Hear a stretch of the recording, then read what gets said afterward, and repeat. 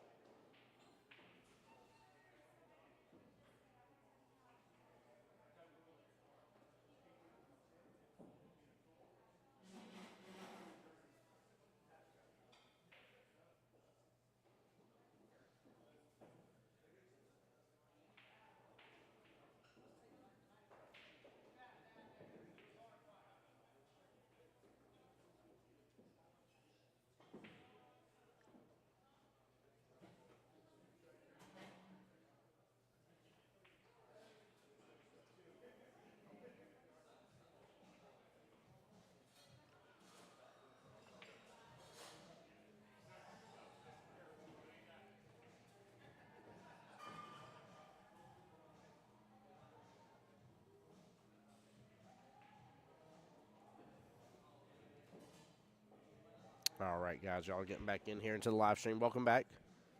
Sorry about having to do a reboot there, but we were just getting too close in time. I didn't want the stream to cut out on you guys and me not be paying attention for a moment, so we had all of like 4 or 5 minutes left before it was going to do it on its own. Oh, sorry, I said it right there beside the room.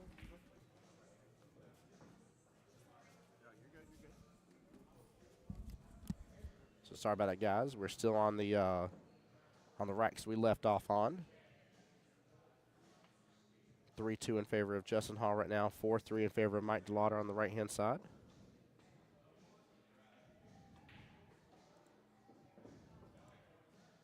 And Justin Hall breaking away now, making it 4-2 on the hot seat match here. Welcome back in, guys. Get the stream shared out for me. Hit the like button again as you guys get a chance. We should be back up just fine on Facebook and YouTube. If I can get a confirmation on YouTube right now, it looks good on my end, but if I can just get a confirmation from anybody on YouTube as well.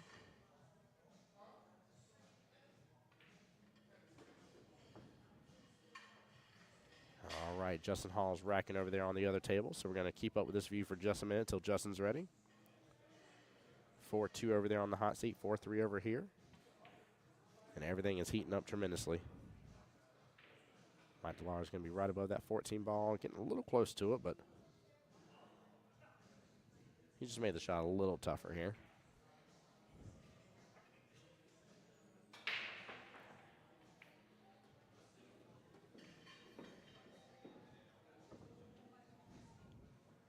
Dave said yes. Lefty says perfect here. Looks good. Thank you so much, guys, on YouTube. Appreciate y'all. Brett says looks and sounds good. Thank you, thank you, thank you. Shouldn't be any reason why it wouldn't, but I figure it's always safe to ask you guys just to make sure.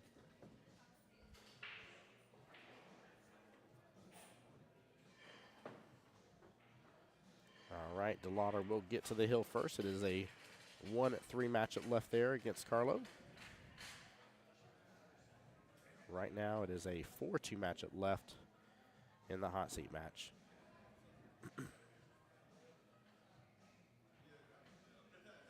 Keep in mind the match with it being a hot seat match for those not used to that and used to the tournaments here.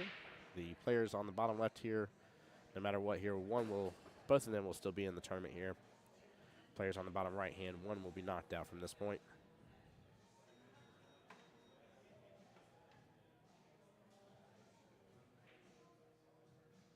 Welcome back into the live stream, guys. Appreciate y'all tuning on back in.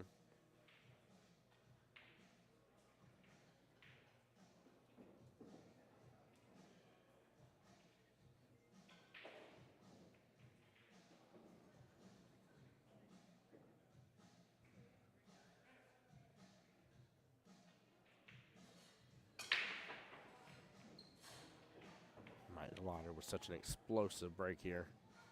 A lot of energy in the step here, being 5-3 ahead of Mr. Carlo here, but Carlo's still got a lot of fight left in the system.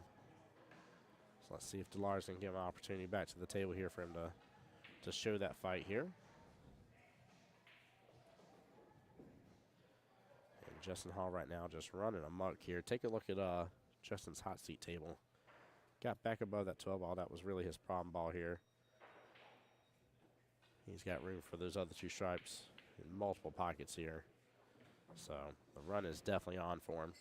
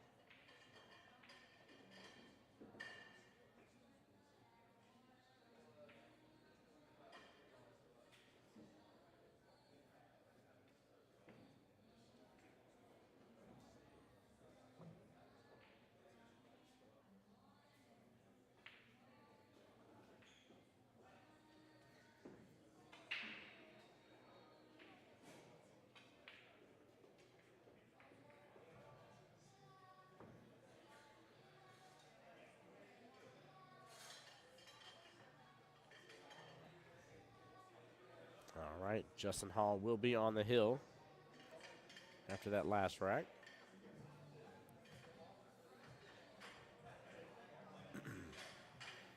That was a very nice out by Justin, too.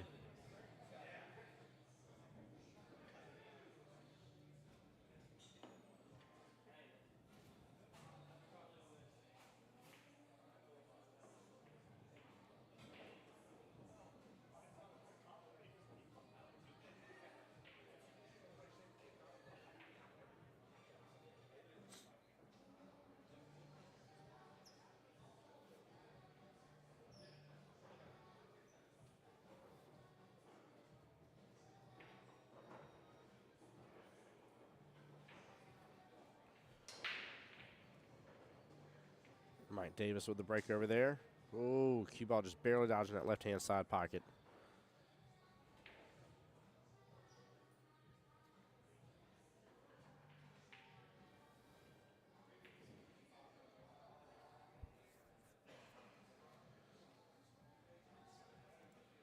Both tables here. One opponent each on the hill. The other opponent here a few racks behind.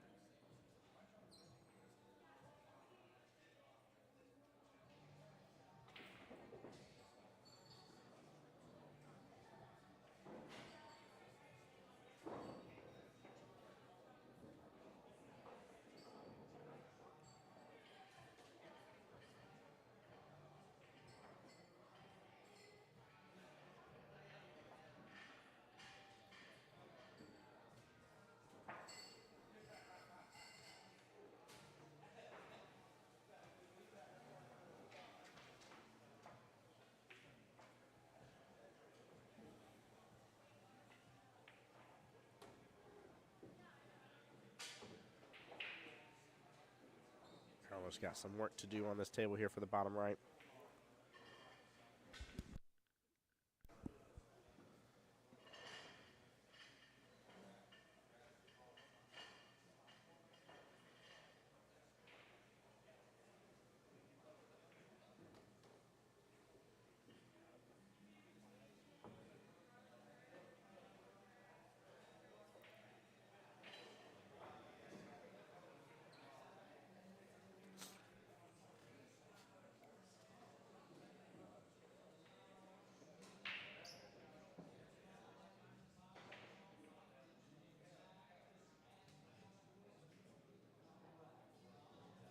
Randy, great point there. He says all them other tables in there side by side makes it easier for the stream here, bud.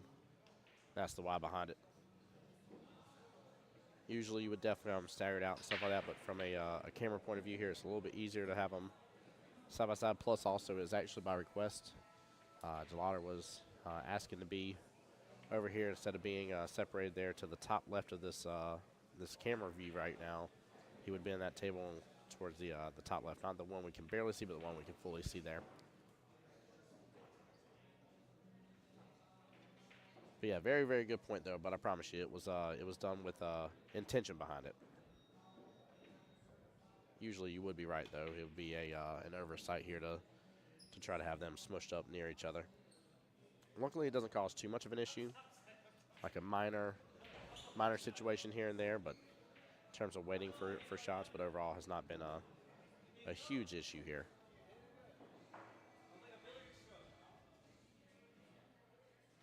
Plus, after this, we are down to where every matchup is going to be dependent upon the past one. So no matter what, we are going to be down to one table left no matter what.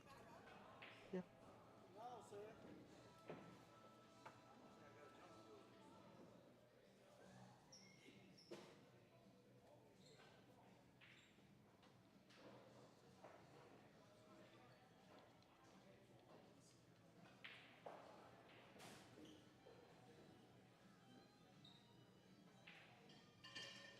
Yeah, with that being said, Randy, on the YouTube side, how you doing today, bud?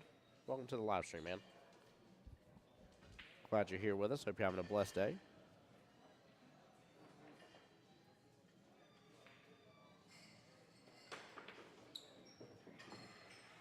DeLauder with a brilliant jump right there. Doesn't end up clipping into that 9-5 situation. Speaking about clipping in things here. Justin Hall getting a hold of the 5 a little bit, but maybe not getting the best leave here. Let's take a quick gander here at what Justin's working with. He should have room for that 6 ball. He should be just fine. Let's take a look at what DeLauder's working with over here. Gets a good clip into it, and unfortunately breezes on by and scratches.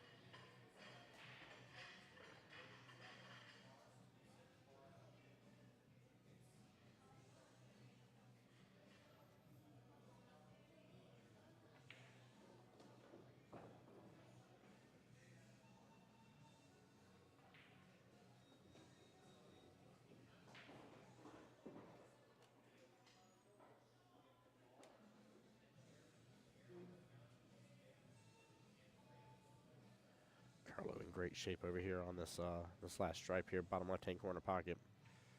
It should drift on back over for the 8. There we go. Would have been nice if it would have came over a little bit more, but 8 top right-hand corner pocket for Carlo here. And Justin Hall for the potential win here. Yep, Mike Davis is going to say you are good. Justin Hall getting the win there overall. So Justin Hall will be your hot seat winner. And we'll be waiting for the finals here. Oh, Carlo rattles that 8 ball here. Doesn't leave Mike DeLauder with a lot here, but Mike DeLauder has no issues with Banks here.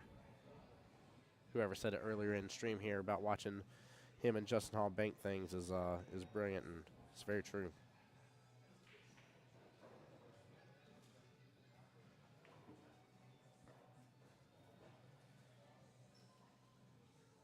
Mike DeLauder said, I ain't swinging for no bank here.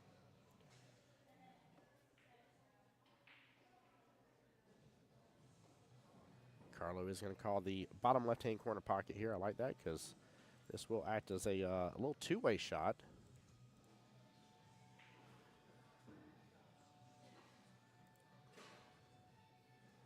That's going to send the cue ball at least 2 rails, and very probable here towards the bottom left-hand corner of the table here. There's 1-2. Carlo getting a good swing at the 8 here. Good try. And 8 ball's going to drift right in the way, and it is. Gonna force DeLauder on a kick or a bank here. So he's gonna go for the bank.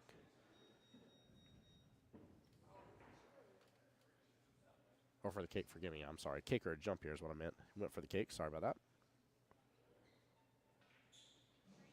He did get a good hit off the 5 here, but he has opened up an opportunity here. Long opportunity, but an opportunity nonetheless for Carlo here.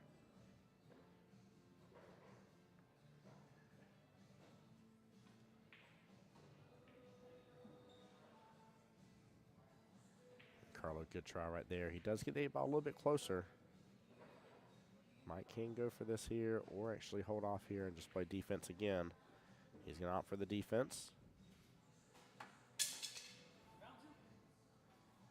Carlo going to have an opportunity here to possibly do the cross bank on the 8 here, but actually could play defense here as well, hit the left-hand side of it, and let the 8 play blocker with the cue ball.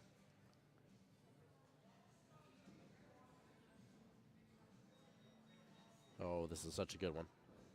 Such a good matchup.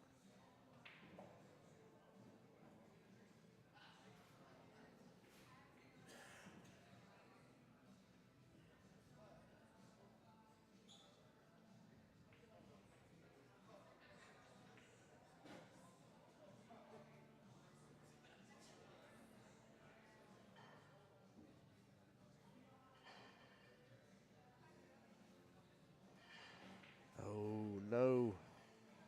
Ball in hand to Mike DeLauder here. And Carlo's going to say good game on that one here. Good try. Goodness gracious here. Good try by Carlo here. He will be eliminated. Mike DeLauder up next against Anthony Mcino as we continue through the one-loss side bracket here.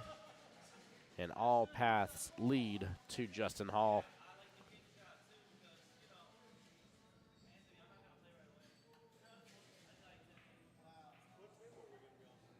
Whichever.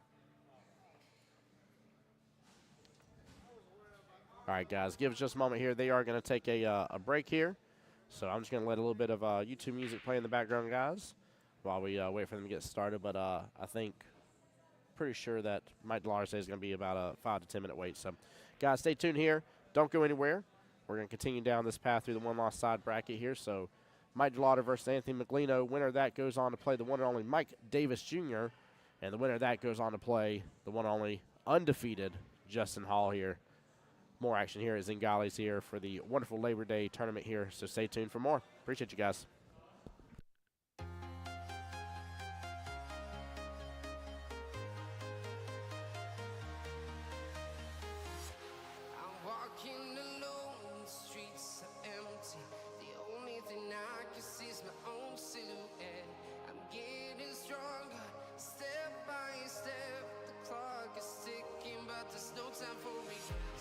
I've been flying from town to town, from London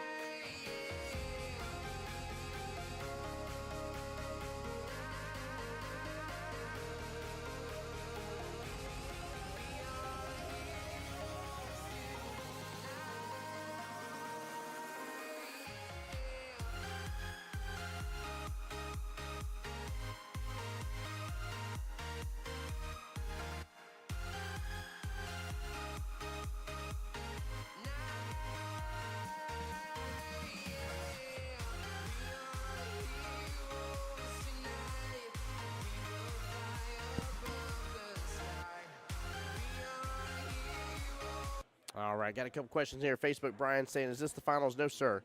This is the third to the last matchup here. So it'll be DeLauder versus Mcino here. Winner of this goes to play Mike Davis Jr. Winner of that goes to the finals to play Justin Hall here. But we're waiting for them to get started here. I'm just getting cameras adjusted, guys, so bear with me here. Take a look here. How our other views are looking. Raise that one up just a little bit here.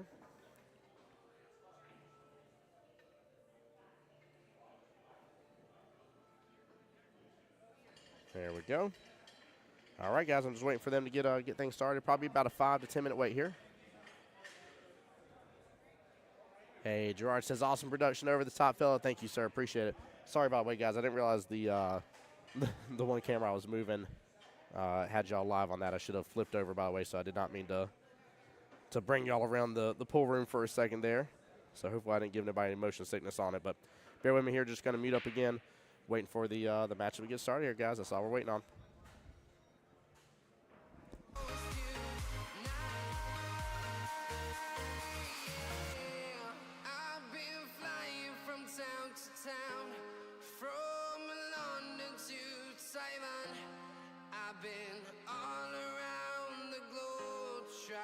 To protect your soul.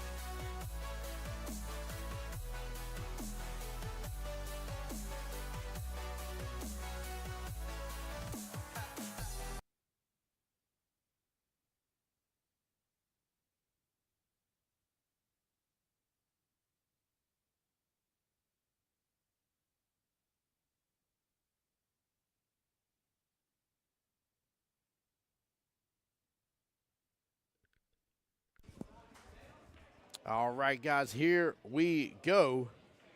Mike DeLauder, Anthony Mcino. The battle of the Giants here begins now. 4 players remain. Winner of this goes on to face the one and only Mike Davis Jr., who just went up against Justin Hall for the hot seat match. And winner of that matchup goes to play Justin Hall, who's waiting in the finals here. 3 matches remain. Only one winner to be crowned here, guys. Stay tuned.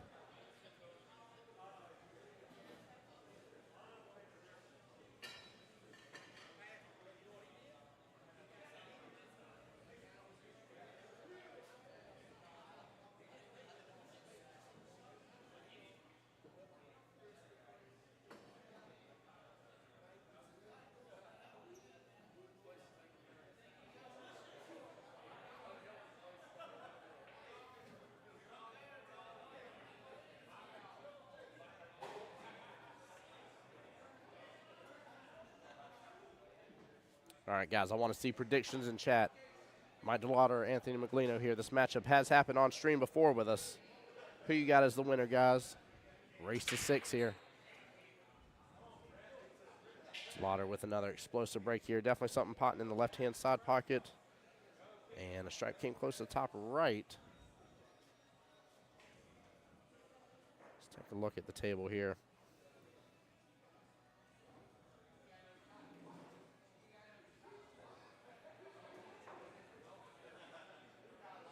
Yeah, so DeLauder will be solids to begin this matchup here.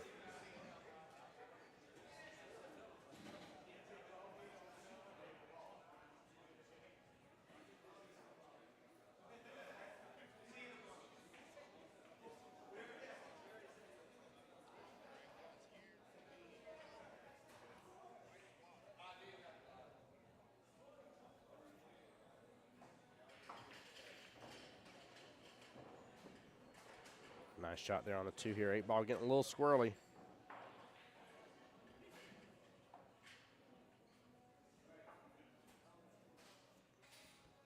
Welcome on back to the stream, guys. I hear nobody in chat. Chat is as quiet as a mouse right now. I know it's Sunday, but y'all ain't got to be quiet up in here. This ain't church. Let me know. I hear nobody screaming right now, whether it's going to be Team Mike DeLauder or Team Anthony Mcino here for the win to go play Mike Davis Jr. here.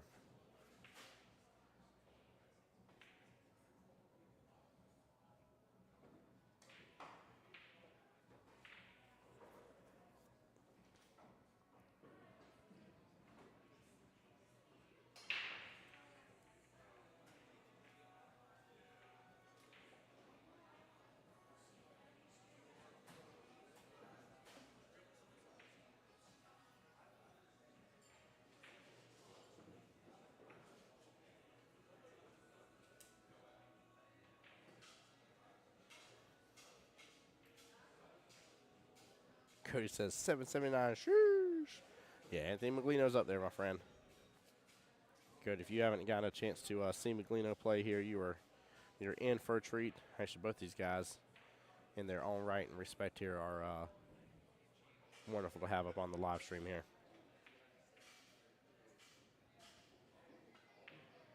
Hey, Mickey, thanks for the follow earlier as well here. Steven, thank you for liking the stream here and sharing it out. Appreciate that. Guys, unless internet or power goes out here, live stream will not be rebooted again tonight. We will be getting through these last 3 matchups here and crowning us a victor.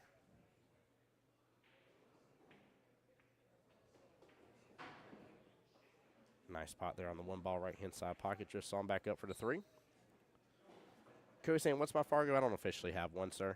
I play APA League. But I'll let you guess. That's for what my skill level is. 3 ball top right here. He's got to be careful to bump into the other stripe here. He hits a little bit, but still gets back down. We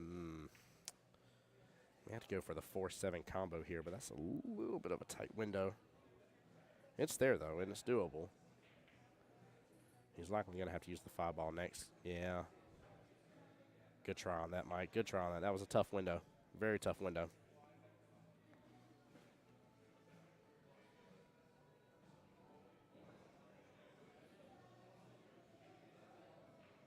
David Burke says, I got a side bet on Mike Davis winning it all, but Justin hasn't missed a ball today. I've seen no side bets in chat. I'm actually a little concerned with chat. I feel like I need to start checking everybody's forehead here, see if anybody's got a fever. There has been no side bet actions at all in chat, and you are welcome to do so. Again, the only time. Give me 1 second, guys.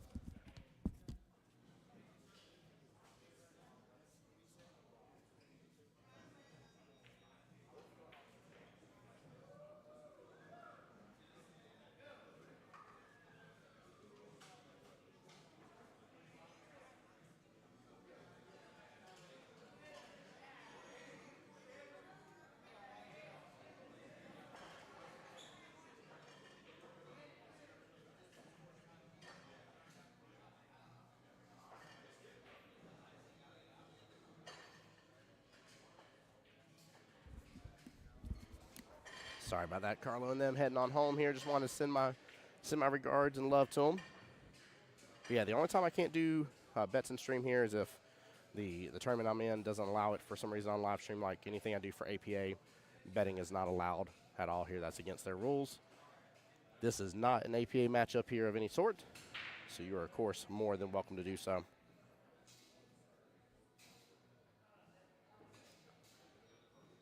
Now, I have heard from a couple people here wanting Justin Hall to take it all.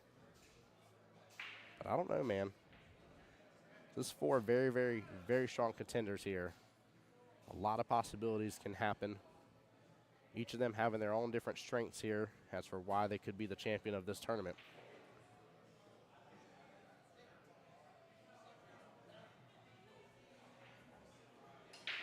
You know, ends up making both of those shots. I feel like he was really trying to still hang one up there, but just up very, very close to that 11 ball.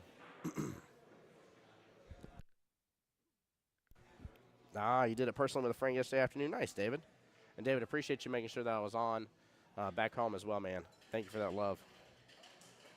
Always makes me so happy to see the live stream pulled up. You know, at another pool hall, especially my Jacksonville pool halls. Orange Park is Jacksonville as well. It still counts.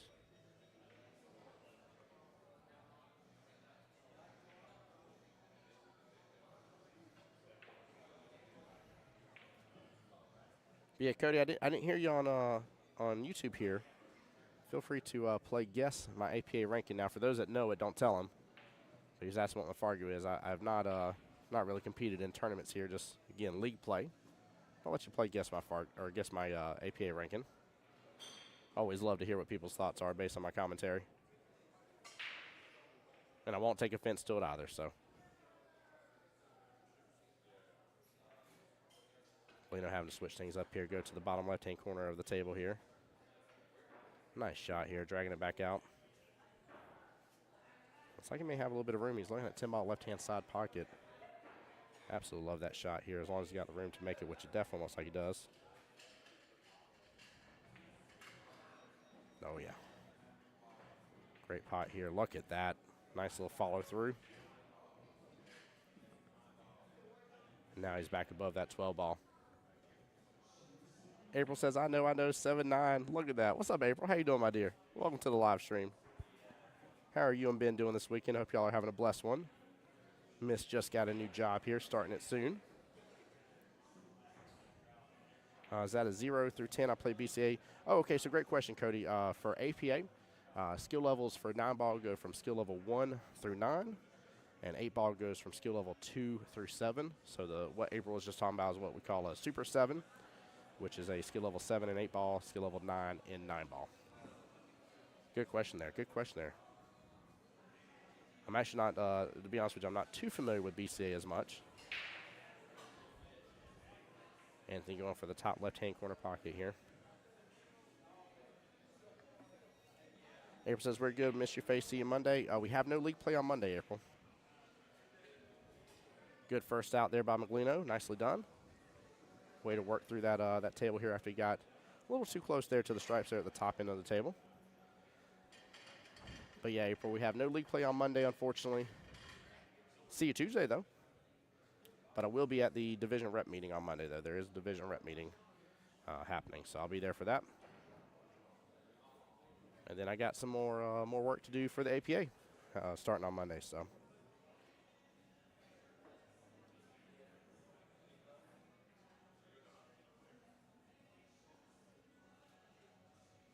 April says, dang it, I forgot. At least you have a day to rest and spend time with the family. I wish, my dear. I'm still going to be busy. Got the division rep meeting at 12. I got to start working on some other stuff for Jacksonville APA after that, and hopefully get an hour or two with the family at night. I want to hug my son, wish him an official happy birthday now that his birthday's said and done. I got to wish him one before he left and gave him the gift that his mom and I got him, which was definitely a pleasure here to see his face light up. But I'm ready to hug my son and daughter for sure here. Give my wife a kiss.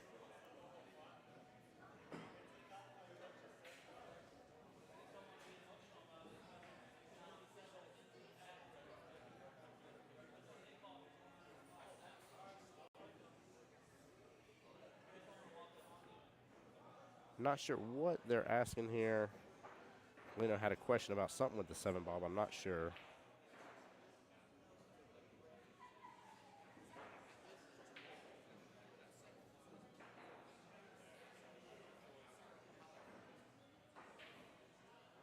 And Leno is solids here. And he is gripped up on top of the 7 a little bit. Aunt Gail, what's going on, my dear? She says, hello, my Tim Jones. I miss you, Denise, and your babies so very much. Love you, Aunt Gail, as well. Thank you for being in the stream.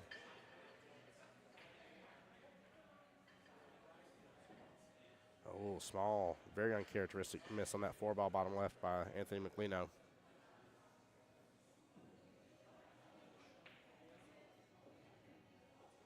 Yeah, Aunt Gail, your great nephew there is 4 years old now.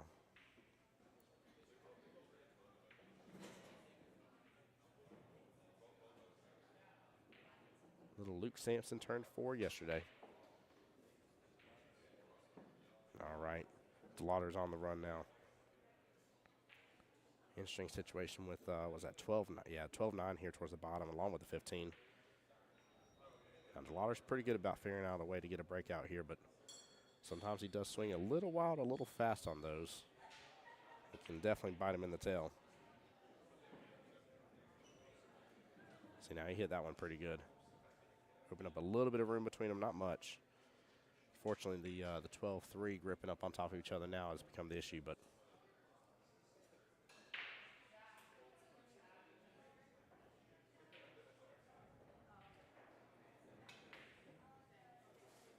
loading up on the 10 here. It is going to come back and clip the 9 and the 15 in the process and break out the 12. And that may have not left Anthony with much here. It is on top of the 3 pretty good. Goodness gracious, what a leave. Let's take a little bit of a different view around the table for him. Definitely makes for a tougher shot if he's going to shoot over that 3-ball.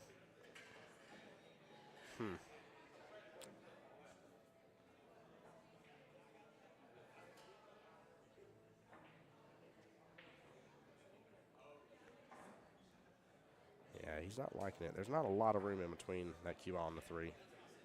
It's not snookered, but it's close. It's very close. Can't take the 2 because the 7's in the way. You're going to see a sliver of the 7 here. 5-ball, that is such a very long distance shot here to be shooting over the 3, shooting a 5 to the top left-hand corner pocket. This is not a fun situation here. I think just play a defense off of the 2 or the 7 and try to leave the cue ball upfield with the 8 and 5. Might be the call. Could also potentially slice down into the 3 and try to see if he can send the 3 towards the bottom right-hand corner pocket. I think that's what he's trying to do here. Maybe see if he can tie up that situation here towards the bottom a little more. And he does. Avoids the scratch here. Gets behind the 8. Gets behind 8. That's going to block access to the 9-ball for sure. Mike DeLauder should have eyes on the 12 just fine, though. I don't think the 5's taking up enough real estate. Yeah, I can look at it from my physical point of view here. It is not taking up enough real estate here. Good pot here.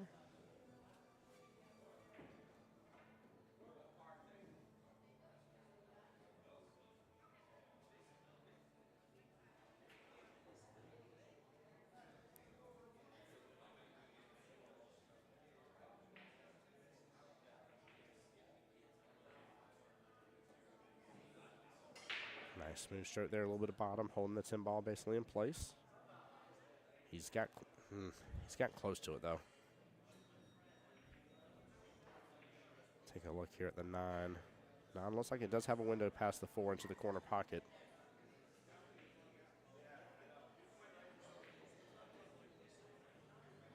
There you go.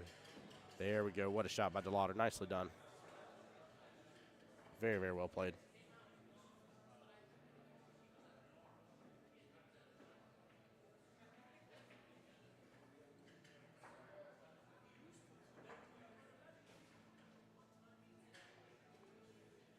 Nice smooth stroke here.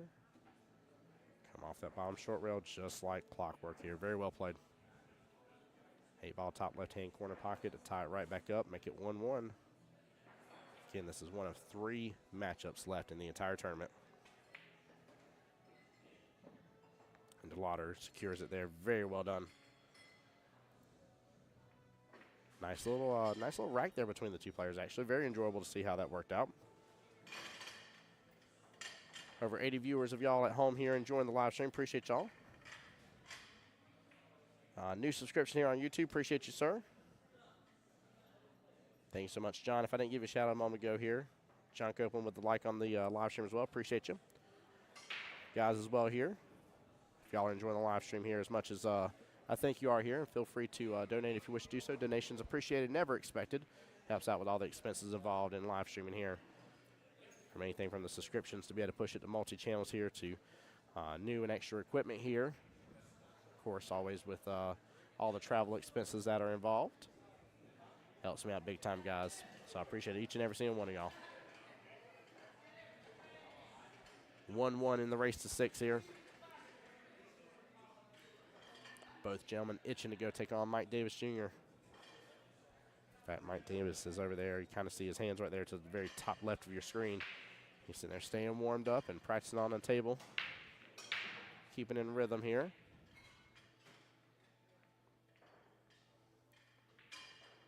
And again, both players have been left with decent breaks here, but nothing from it.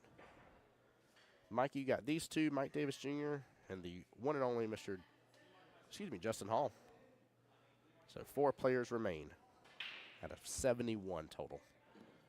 Almost had the full 75 here. Again, shout out to Mr. Michael Zingales as well here, because he still added in the extra 500 cha-ching here. It was 2,500 added, I think, for the 64-man field, and then with 11 more here, he was going to add another 500. Well, we only got to 71 out of the 75, and he said, you know what, we got close enough. I'm still going to add the additional $500. So there was $3 grand put into this event.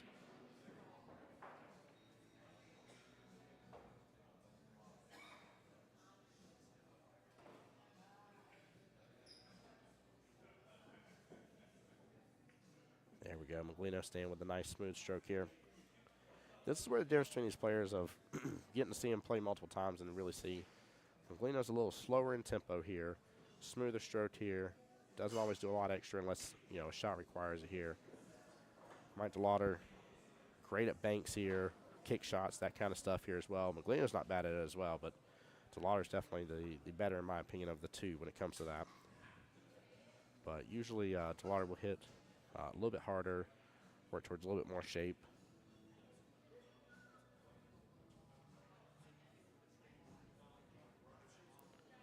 Yeah, John, now I don't have who got bought for what in the Calcutta. I can try to see if I can get that information for you, but in terms of the Calcutta payouts, first place is $4,500, second is $2,200, and third is $1,010. Now, if my memory serves me correctly, I believe it was Mcino that went for the most, though, if I remember correctly. I think it was like $1,800, $1,900. So bare minimal for that one, Mcino needs to get at least second place to recoup the money.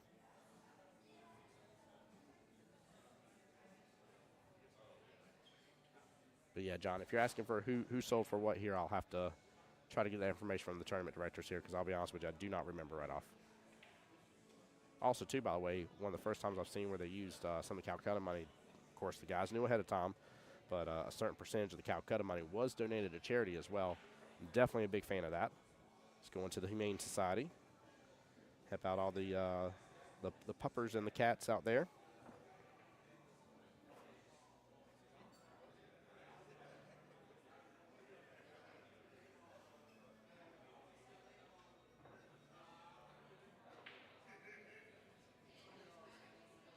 But yeah, let me know, John, if you were asking about who sold for what price. If you are, like I said, I'll work on trying to get that information. If you're just asking for the payouts, got you that already. Interesting here. He's going to go for the 1 ball first. So thank you. Forgot how much they were. Yeah, not a problem, my friend. Thank you for asking. Appreciate you participating in the chat. Also, too, guys, I do have every once in a while on chat as well where people will send me private messages about questions about the live stream, whether it be, what's this person's score, who's playing here, et cetera, et cetera. Guys, just from an engagement standpoint as well, not that I ever mind you sending me private messages, but from an engagement standpoint, very, very important to always ask those questions in the live stream. So I appreciate y'all so much for everybody's participation. I promise you it does not go unnoticed. Just the payouts? All right, perfect. Mike with a great attempt there for the 3-4. Now he did that snooker up to it. 12 and 8 are sitting very close to each other. Unless he's back above that, which he can use the 10 ball there to get back above for the 12, take the 12 bottom left. Does have a home.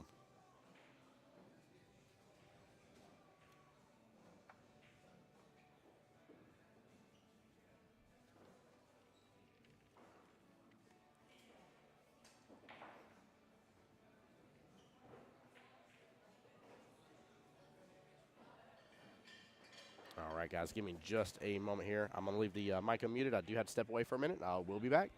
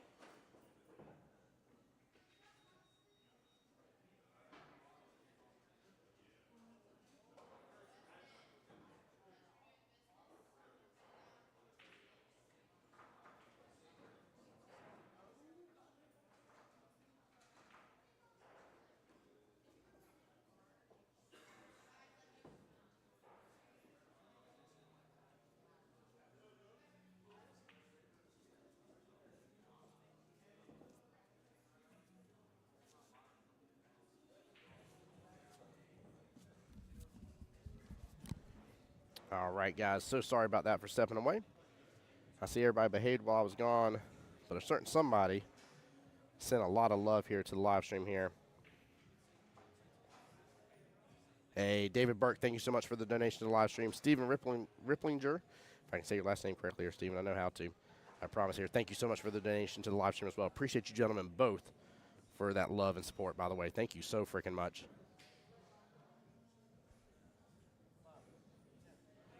One second, guys.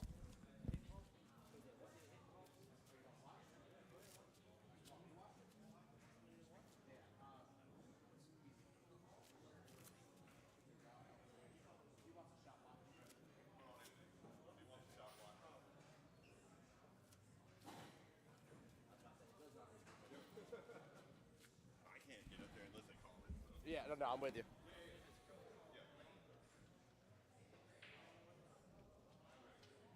All right, so Mike DeLauder asking for the shot to be watched here.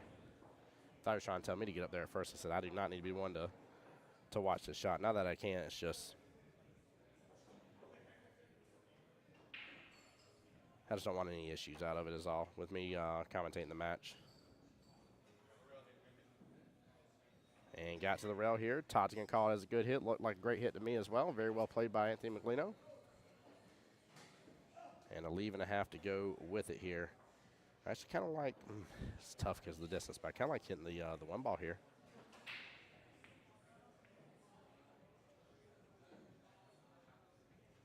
He's going to get a similar leave out of it, though. That's basically where I wanted to be with the cue ball and the one. Mcino might have actually enough room here to do a cross bank here on the 15. Can also just respond in kind with the defense here.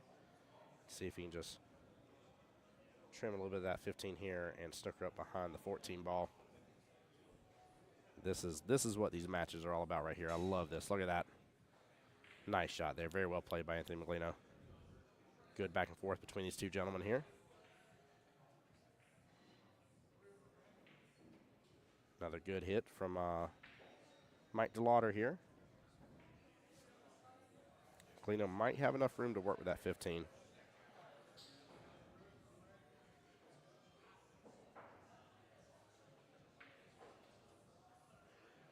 Guys, over 80 of y'all at home here enjoying the live stream. Appreciate y'all so much. Make sure to hit that subscribe button, hit the like button as well. Thank you guys for being a part of the blessing of this experience here in this great tournament here at Zingales.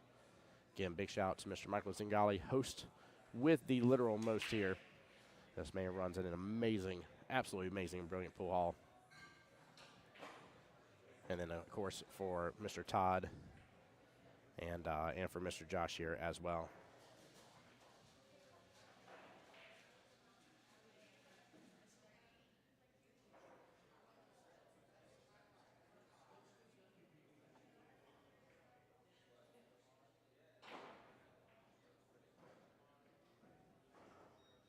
Gary, appreciate you liking the stream here, sir.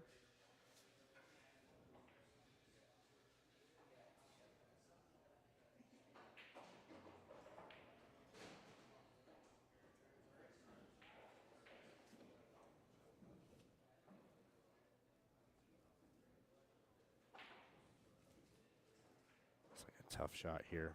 He may end up getting clipped up on the 6. He's got to be careful about this.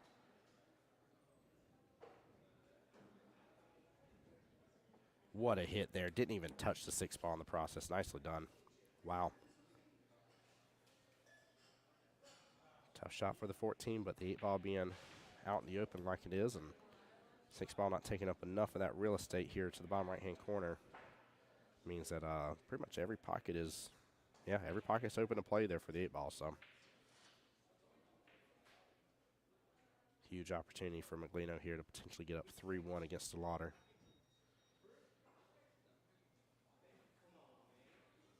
Be 100% with you guys. I would not be shocked and awed if this matchup goes hill-hill.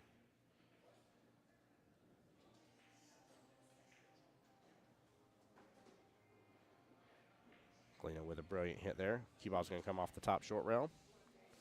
He's going to call the 8 ball right-hand side pocket. Best pocket to go for here, just as close as the 8 ball is. And after a nice little defensive battle from the two gentlemen here, Mcino taking the win there, 3-1. Guys, if y'all just joining us here, again, my name's Tim Jones, the voice of Jacksonville Pool. Appreciate you guys for tuning into the live stream. Thank you guys so much for being here. Big shout out, by the way. Haven't given them enough credit today. I definitely need to do so. My personal sponsor there at the bottom right-hand corner of your screen, threefold. These wonderful people here take care of trophies, engraving, and sublimation as well. If you guys need anything from them, feel free to email me, voiceofjackspool@gmail.com. Without them, I would not already have all the wonderful streaming equipment I already have here. So big, big shout out to them and appreciate them for all that they do.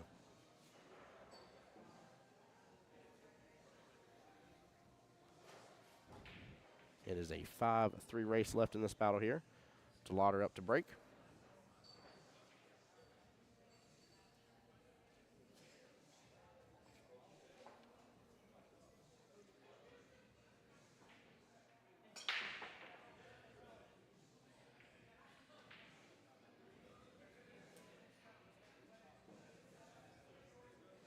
Wait for the dust to settle a little bit here.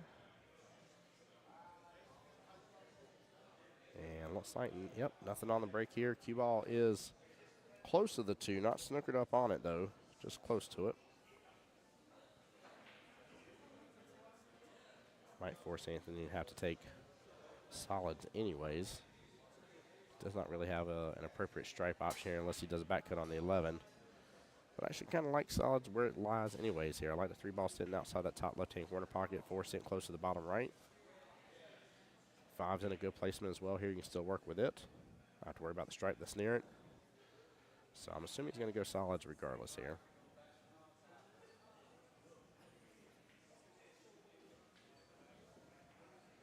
And there we go. We're off to the races now, guys.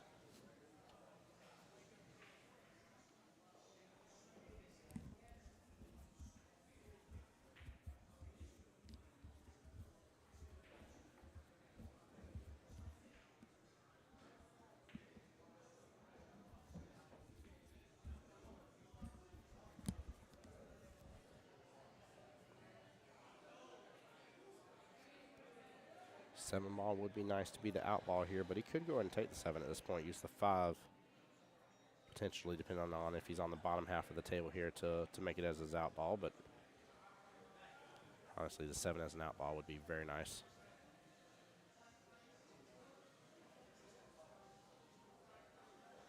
And looks like the 1 may be blocked a little bit by the 4 here. He's going to be taking a look at that. So he may have to go and opt for the 2 here and then go after the 4 next. 2 bottom left-hand corner here, 4 bottom right. And then really depend on his leave there will depend on how the rest of the run goes. But I don't know, like I said, I really like that 7 ball being the out ball here.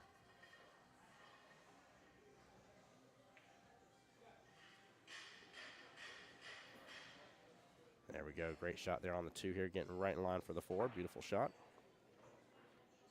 Assuming now with where he's at here, he's gonna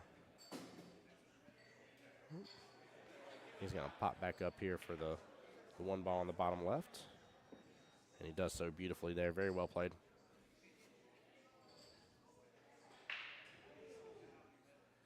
He's taking a look here at the 5.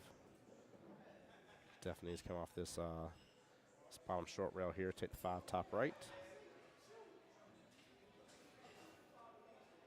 Hey, Miss Wendy, what's going on, my dear? Welcome to the live stream. How you doing?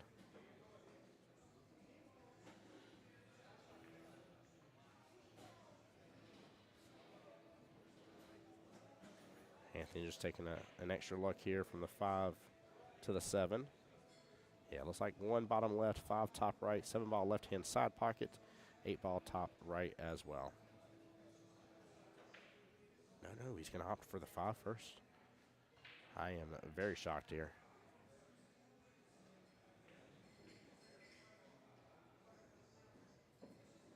Pots it very well here, so he's going to go 5-7-1. Going to try to keep the angle on the 1 ball, come off the bottom short rail. Still take the 8 top right.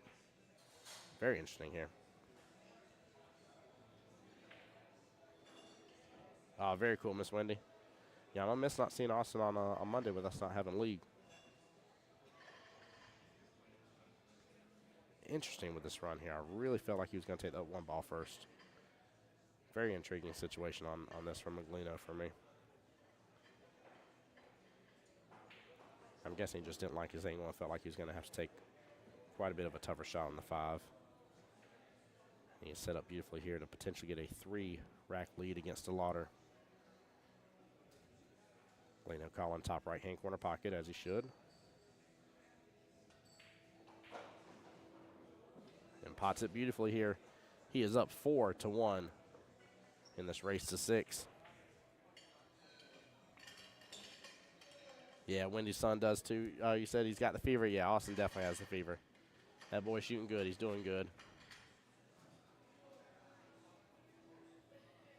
Yeah, very proud of how well he played in triangles for the team, though. Really took it on very well.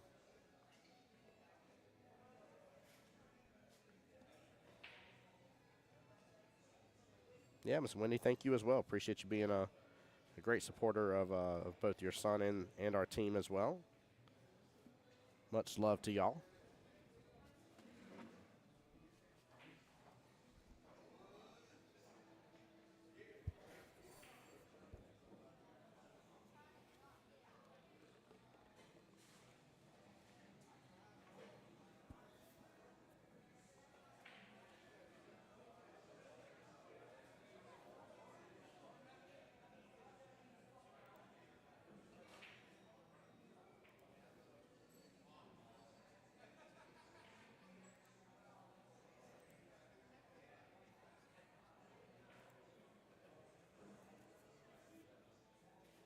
All right, here we go.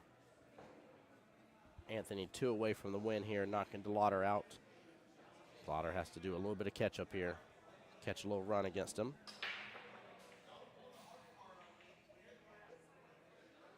Wendy says, enjoy Tallahassee. My sister and Bessie live there and plan to visit this pool hall. They definitely should. Wendy, this pool hall right here has the best food out of any pool hall I've been to. It is absolutely one of my all-time favorites, without a doubt. And Mr. Zingales is just a master at his craft. He's super hospitable, shows a lot of love to the billiards community, does a great job at it too.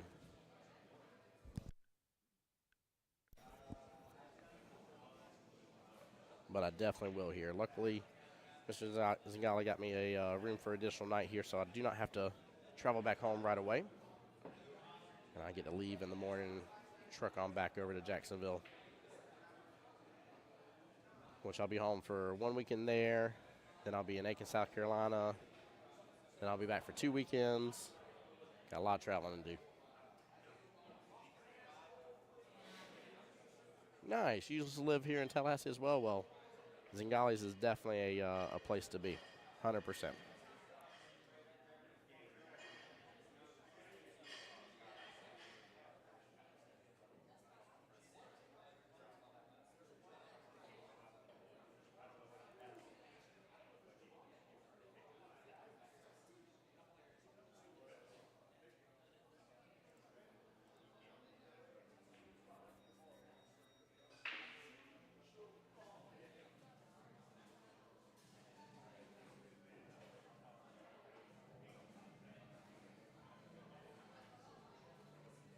A little bit of a difficult situation here, being over that 6 ball like he is. Let's see if Mcino can work through this here.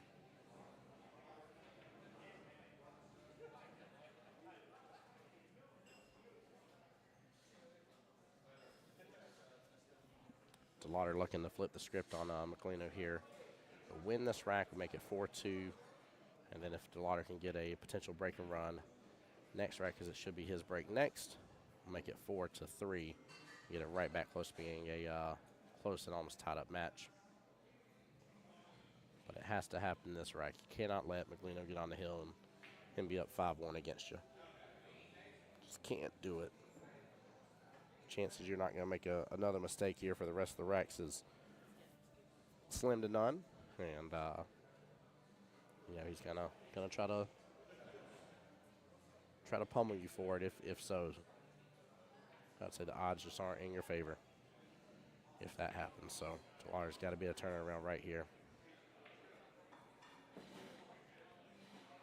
The really cool thing about somebody like DeLauder, though, man, is he is a fighter, to say the least. I mean, this man shoots great, knows pool inside and out. does an excellent job here, and honestly, I'm actually very pleased that this matchup came to be here. It's fun to see these two go up against each other like this.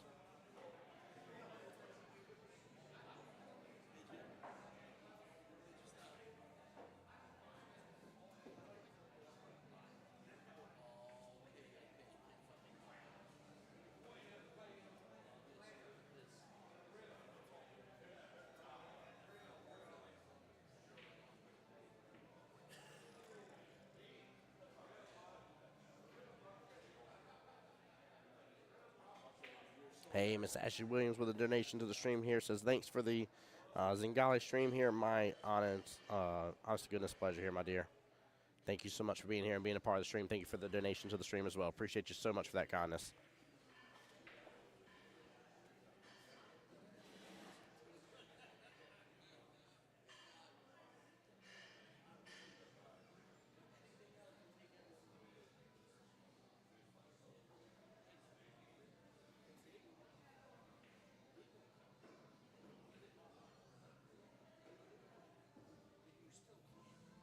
He's going to need to get that one top right-hand corner pocket. So he needs to be setting up for that here soon. I don't think he's just going to use that one to take over that right-hand side pocket, so he might be able to do it here with the 5 ball. Don't know if he can get quite around because the 4 potentially gets locked up on something else instead. But the 5 here, maybe a little bottom left, should do the trick here. Pull it back down to that bottom left-hand quadrant here for the 1 ball here. Actually, no. He's looking just drift between the rails. That's exactly what he's looking at. He's looking at taking the 1 bottom left instead. Honestly, if he can get to the top right of the 1 ball there, that will be perfect. He's got the ability to take the 4 top left as well, come off the top short rail for the 8 top right-hand corner pocket.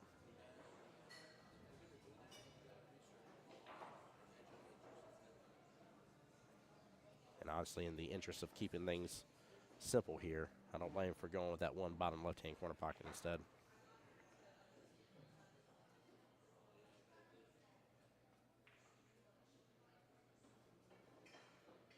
Yeah, just going to drift right between the rails here and gets perfect shape on the 1.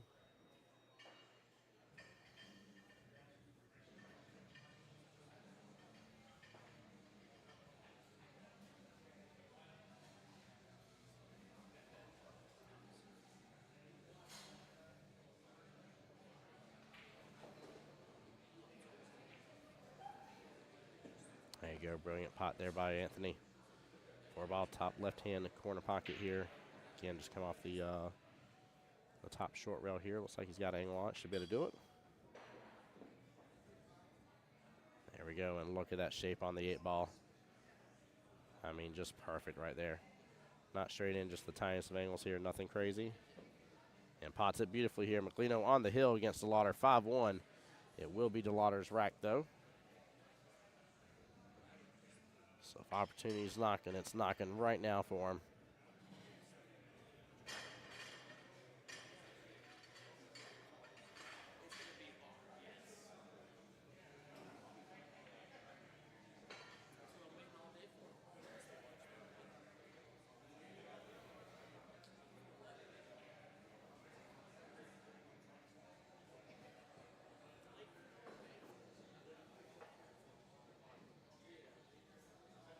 And guys, welcome in here. Just give everybody a quick little recap where we're at here. This is matchup number 3 left out of the bunch here. So winner of this goes to play Mike Davis Jr. Winner of that goes to play the one and only Justin Hall, who won the hot seat match against Mike Davis. John Copeland asking a great question. Race to 6 in the finals. Yes, sir. Race to 6 in the finals from what I was told here. But it is true double elimination. I thought originally that it was planned for it to be a longer race and single matchup in the finals here, but I misunderstood here. I was told otherwise. So we'll see. You know, always subject to change here. I always tell people that as well. Even if the flyer says one thing, if the players agree on a certain thing, I've had a tournament where, you know, the players agreed to split the money and they played 1 rack, you know, to determine the winner. So it really just all depends on that. But right now the way it is set is it is meant to be true double elimination, and Justin Hall will have to be double dipped.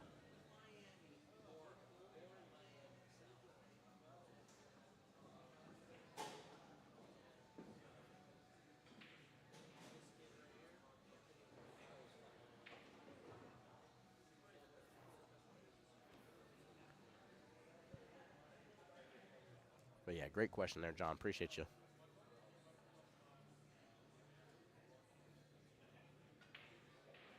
Oh, man, the run is on. Oh, that three's getting away a little bit on the 8-ball, but this table's opened up really well.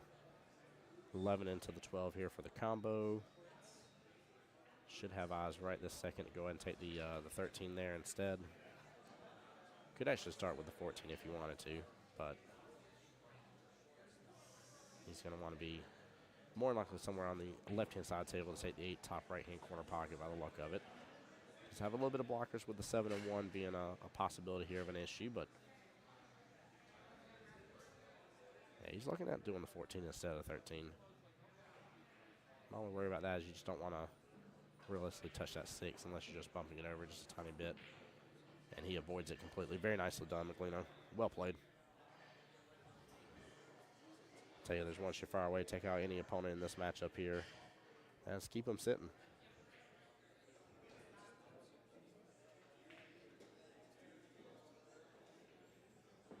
Mcino ends up potting both of them.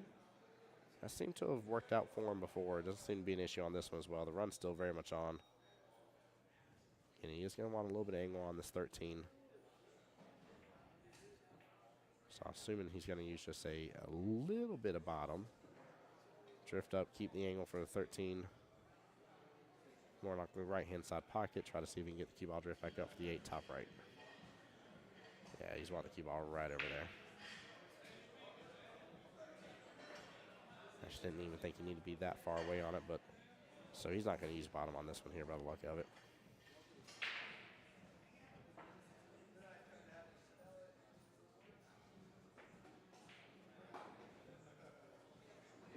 Yeah, he's going to end up being above it. He can work with that, though. He can definitely work with that.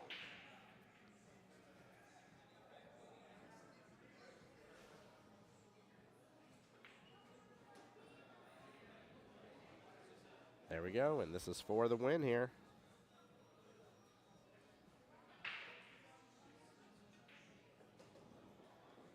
And just like that here, good out there, good matchup here. Mcino knocking out the one and only Mike DeLauder here. Coming up next will be Mcino versus the one and only Mike Davis Jr. here, guys. Stay tuned, don't go anywhere. More action coming here. I'm just going to mute up for right now, play some music in the background. We'll wait for the next one to get started. Again, huge shout out to those that have supported the stream here again with the donations. Appreciate y'all so much. We had a few of them come through this last little bit here. Ashley, Mr. Steven here, and David. Appreciate y'all so much for the love. Thank you guys as well. Tim Jones here, the voice, Jacksonville Pool. Be right back here after some jam out music here. Stay tuned.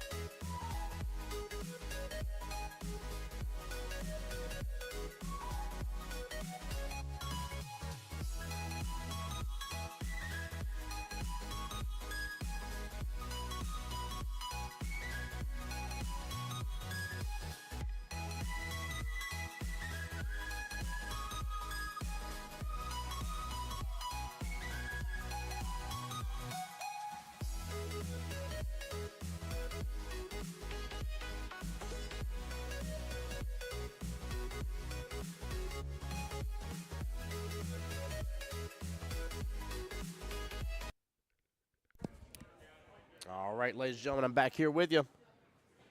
Here we go. Final 3 remain. All 3 in the money here. All 3 in the Calcutta. Let's see who wins it all here. Will it be the one and only Mr. Anthony Mcino, Mike Davis Jr., or the infamous Justin Hall? Stay tuned here, because after this, the finals begins. But I got to know, chat, who's winning this one? I got to know here. I've only had a couple of y'all comment on that as well here. Really interested to know here. Again, seen no side bets this entire tournament. In chat here, nobody wanting to sweat a match. And haven't seen too many people voting on who's going to win here. Only a couple of y'all chiming up. Who's it going to be, guys? I want to know. I want to hear it.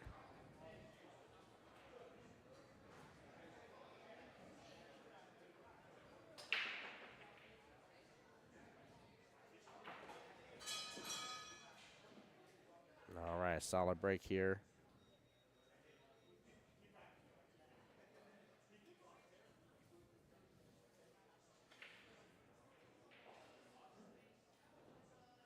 So Anthony will be solids here. You have a little bit of trouble here with the 5 tied up with the 15 over there.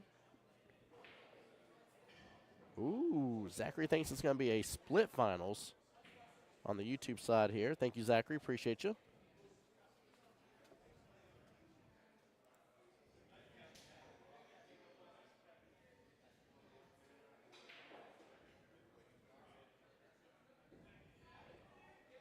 That's definitely an interesting one there, Zachary. I like that.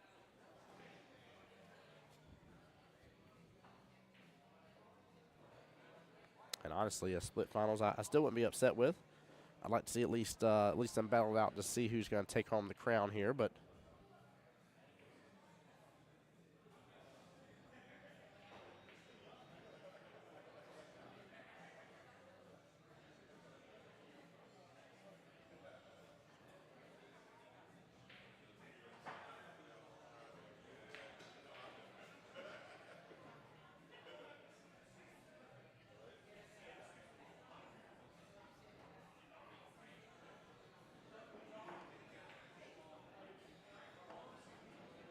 Anthony with an amazing shot on that 5-ball here. Oh, no, 7-15 have clipped up on top of each other. He dodged that left-hand side pocket, though.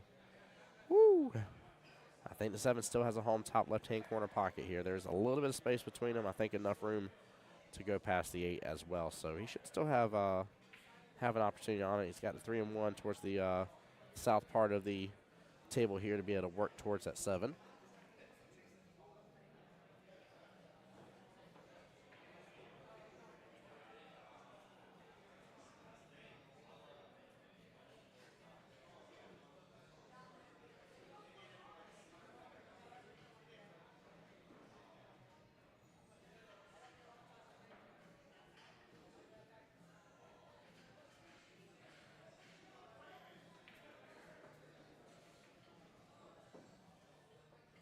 Beautiful stroke there by Anthony. Again, top left-hand corner pocket with the 2-ball here. Has good eyes on the 4. And now he can start making his way downtown.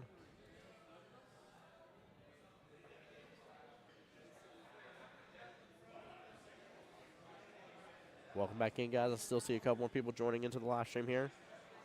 This is the final matchup of the one-loss side, in which the winner here moves on to go play Mr. Justin Hall, who has been patiently waiting in the hot seat there after his win against Mike Davis Jr. Oh,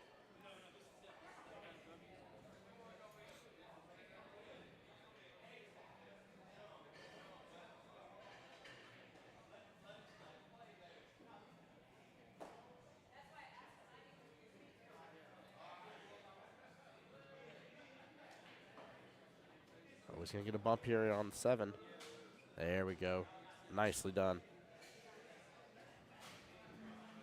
Ooh, Jim saying McLean's going to win this matchup, but Hall wins overall.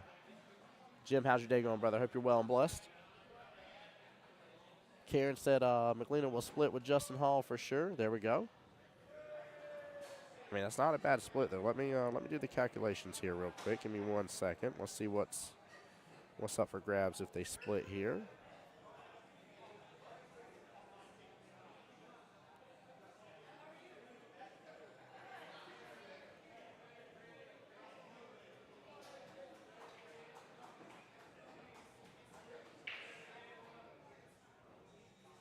So if they end up splitting, it will be a grand total of $5,350 for both players between the Calcutta, assuming they have themselves in the Calcutta, but between the Calcutta and the prize money. Jim said, awesome, man. Been fun watching and listening to commentating. You've been doing a great job. Thanks, brother. Thank you, sir. Appreciate the love, man. It's fun, dude. I live for these weekends. Absolutely live for these weekends. Ooh, yeah, he is hooked. Let me see my side view here a little better. Woo. Yeah, I think he's definitely hooked here. So I'm a little disappointed in that shot.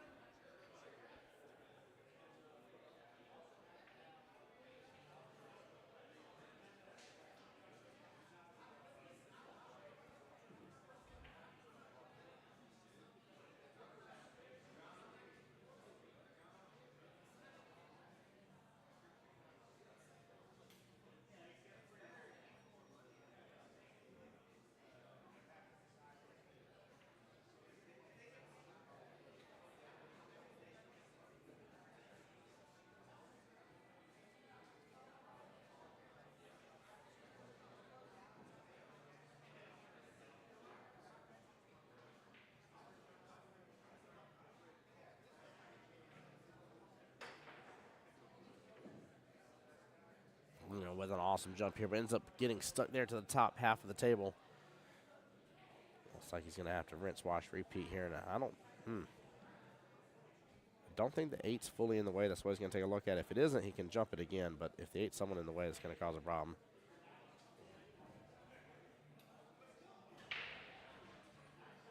After a brilliant jump shot here. No love from the table.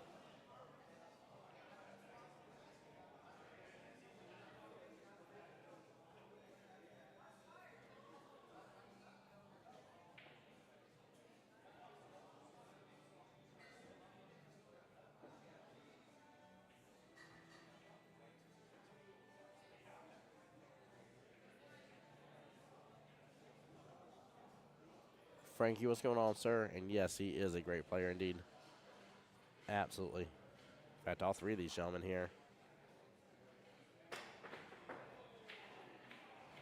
Oh, gets a good hit into it. Pots the one ball. Cue ball jumps off the table, though. And it is a wide open table here for Mike Davis Jr. here.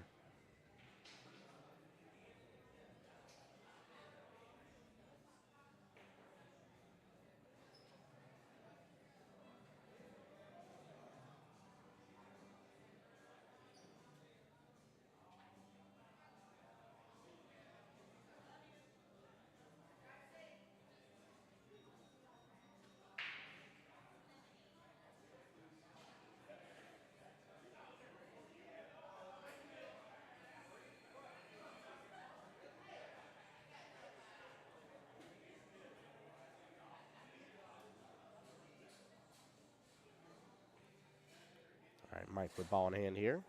Wide open table to work through.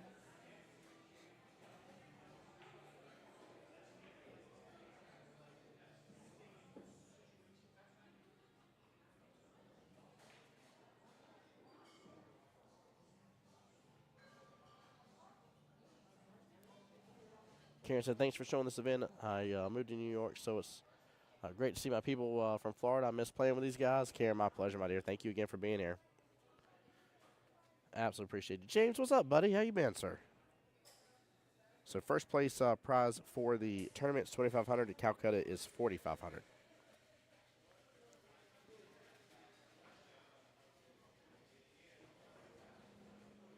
So $7,000 possible for first place here. Again, depending on if you bought yourself in the Calcutta or not, but $2,500 bare minimum for the tournament.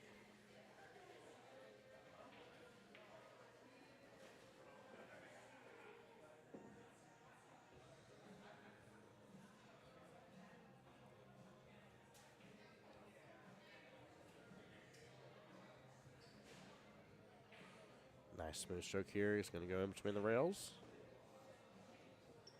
Yeah, not too shabby. 71 people total, but it was a staggered entry fee, though. That's another thing to keep in mind as well, guys. Some players paid $75, $150, and then $225. If you were the 601 to right at 700 here, you paid the $150. If you're below 600, 600 and below, You ended up paying the 75, and anybody above that 701 and above paid the 225 entry fee.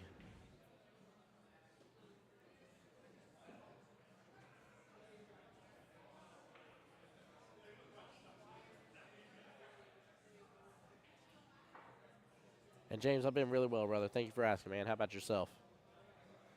How's life going, sir?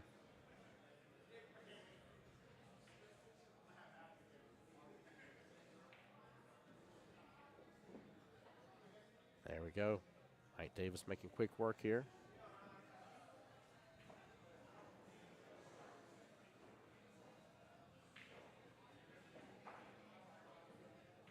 Doing great. Glad to hear it, James. Welcome to the stream, man. Again, appreciate you being here.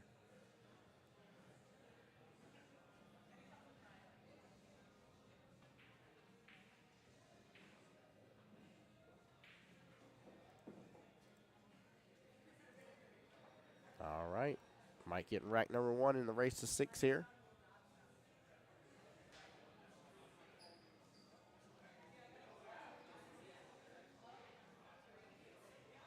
Guys, make sure as well here, don't hesitate to let Mr. Michael Zingales know how much you appreciate the live stream as well. He's the one that invited me out here. Huge shout out to Billy and Lauren of Obsessive Q Disorder. Because of them is how I saw the live stream right away. Or not live stream, I'm sorry, the tournament right away. And through that here, I reached out to Mr. Michael Zingales. I was like, hey, you wouldn't happen to want this stream and commentate it, would you? And he was like, I absolutely would. He's like, come on down. I was like, yes, let's go. Gil Micro watching stream driving down 75. Where y'all headed to, James? Which part of 75 y'all on right now? My wife and kids are up in Valdosta right this moment. Right off of I-75.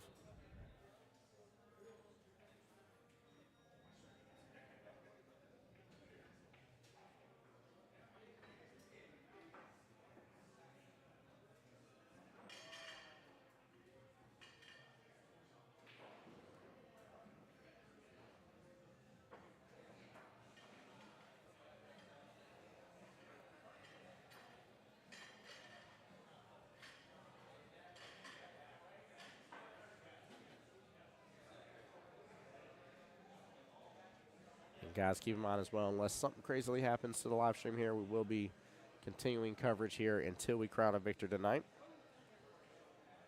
Next event will be next weekend for me, starting on Friday here, Southeast Challenge on behalf of the APA. So we'll be back over at Park Avenue Billiards over in Orange Park, right there next to Jacksonville. Just left Capone's, headed home. Just was watching Mike dog off the tournament again. James, too funny, man. I'm glad y'all had a good tournament over there at Capone's as well, man. And appreciate you being here and a part of the stream.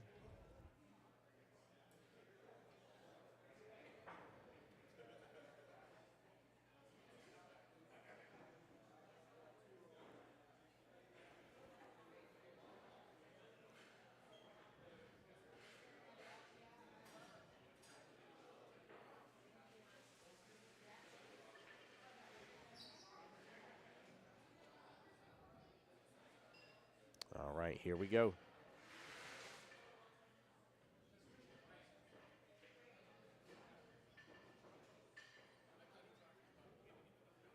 Mike Davis Jr. on the break here. Most players been struggling to make something on the break here.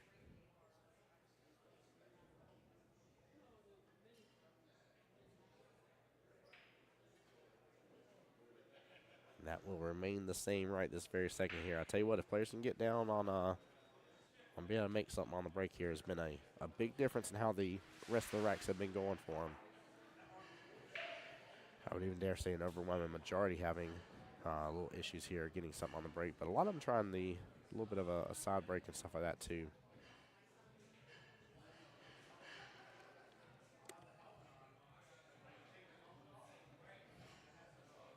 Mcino already staring at solids here, going with the 1 ball, bottom left. He's got to roll forward here, have good eyes on the 4.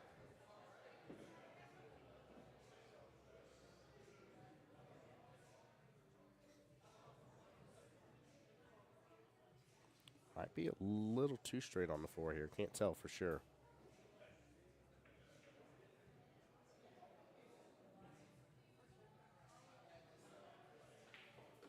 Yeah, he's going to try to pop it, come off this bottom short rail. No, he just pulls it straight back. Look at that. Very well played here. Has eyes on the 3, has eyes on the 2. 7 goes as well, has a couple homes.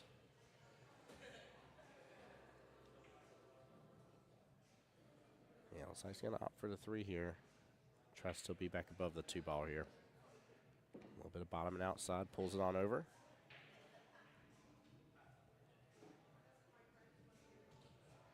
He's going to try to save that 2 as his out ball.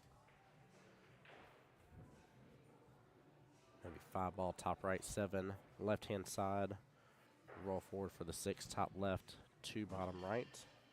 Just come around that other stripe here and take the 8 bottom right here. Yep, this is like set up just fine for him.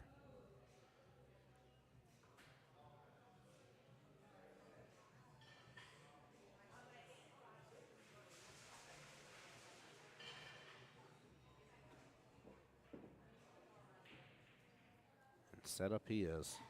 You can actually go 2 first if you want to, and then take the 6, do the 8 next, but pretty sure he's going to take the 6 first. He is going to be a little close to it, but that's still not a big enough of an issue, especially not for somebody like Mcino or Mike Davis here.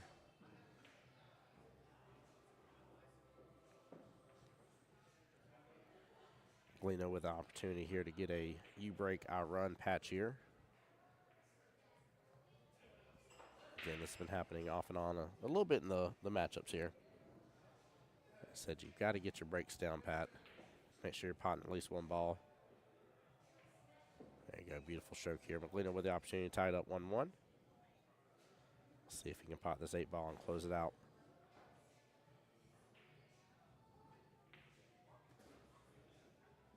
And he does so brilliantly. Very well played. Nice out. What a beautiful run by Mcino, too. Keeping everything just cool and calm here. And again, both players doing what they do best.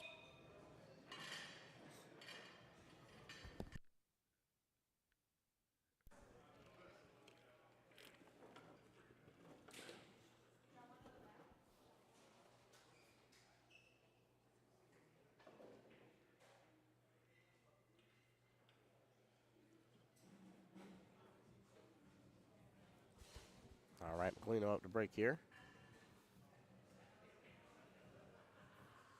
Yeah, see, I like that. He's just barely off center here with where the cue ball is.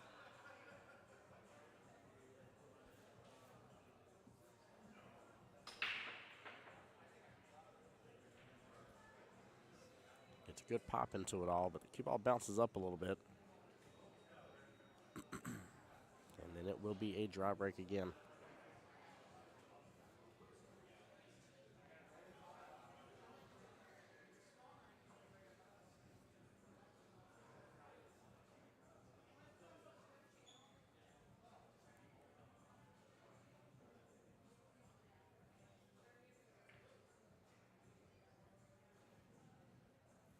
Mike Davis here looking at stripes here, thinking of that 14 ball top right-hand corner pocket.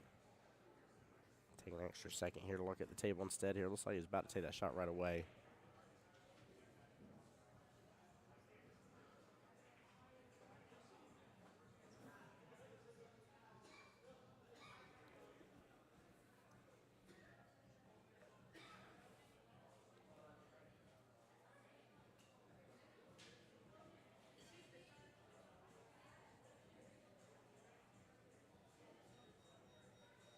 He is going to change up on shots here. Looks like he's going after 7 ball right-hand side pocket. There is breathing room between the 2-3 as well.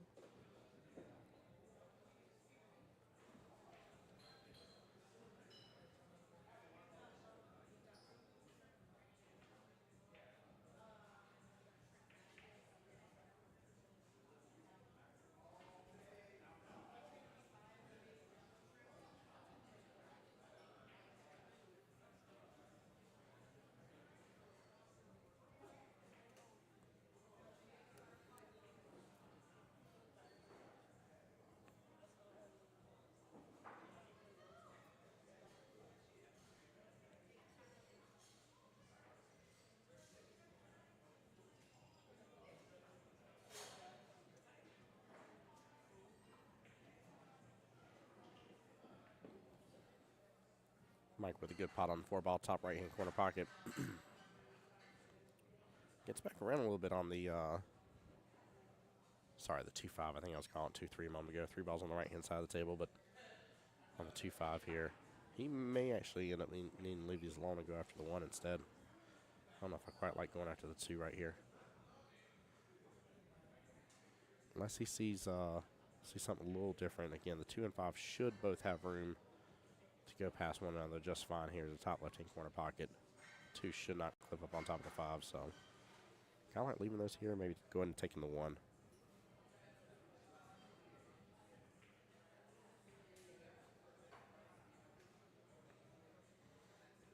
He swings for the 2 ball here, and it will drift right up to the top right-hand corner pocket and hang right in there.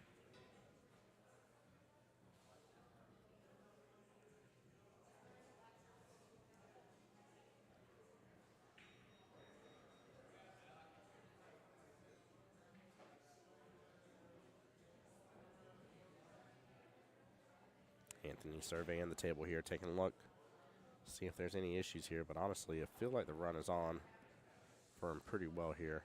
So he's going to go after maybe the 14 ball. Yeah, he's going after 14 ball, top left.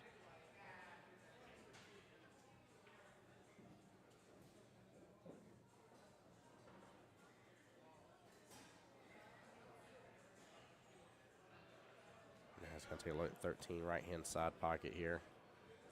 Should go, just gotta let the pocket speed take advantage of it. He does have a back cut potential on the 15, but no reason for him to go swing with that with where the 13 is personally. No reason to swing for it at all here, to be honest with you.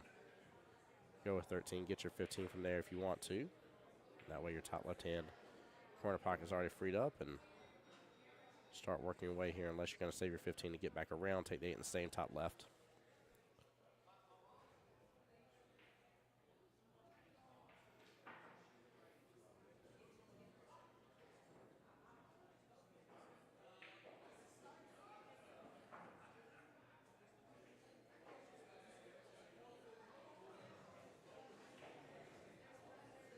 Yeah, Flyer St. Mcino is 9th in the nation. Mcino is definitely one of the absolute top dollars in the entire nation for sure.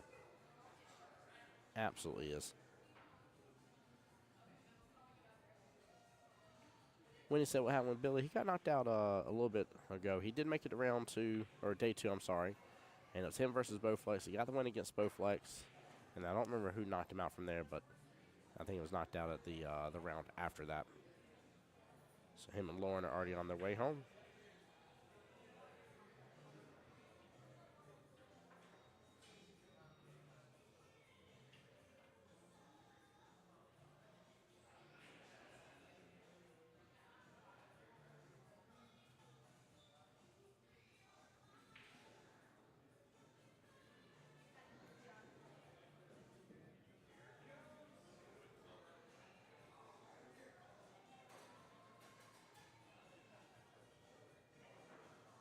It's always so wild to watch these guys with them being so high ranked like they are, to make one small miss here and then just watch your opponent just run the rest of the rack.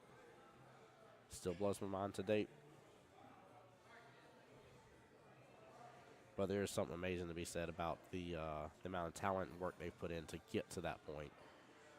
You know, I think that's why the old saying holds true of, you know, you're not playing the other person or the player here, you're playing the table.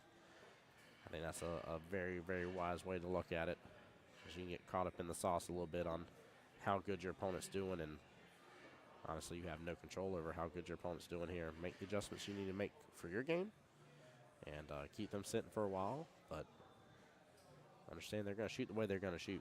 You ain't got any control around that. Matt Wagner, thank you so much for the like on the stream here. Appreciate you. Casey, if I didn't give a shout out, thank you as well. Rob Stewart, appreciate you too. Beth, thank you so much for the like on the stream. Appreciate you guys. Thank y'all for the love. There we go. Set up perfect for the 8-ball right-hand side pocket.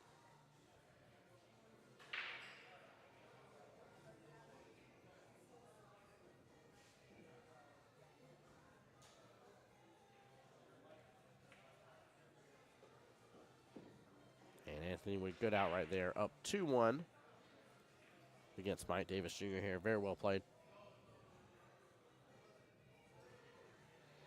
But yeah, Miss Wendy, like I said, Billy made it. Billy made it pretty far in the tournament. He was in the money, that's for sure.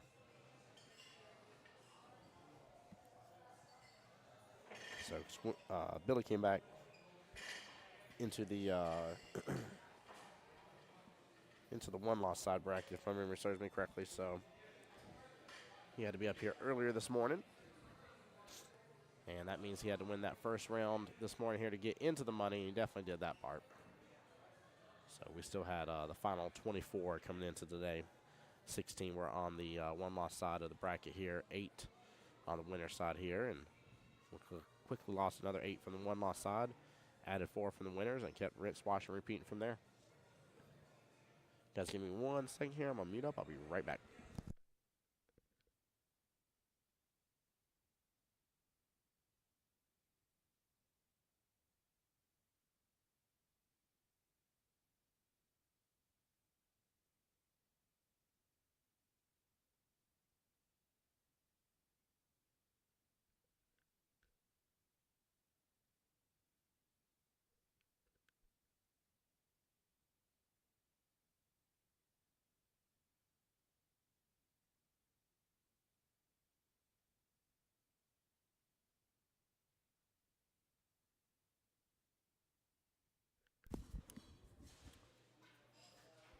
All right, back to it here. And again, another dry break here. I believe maybe it was the very first break. That was the only one that wasn't a dry break here in this tournament, or this matchup so far.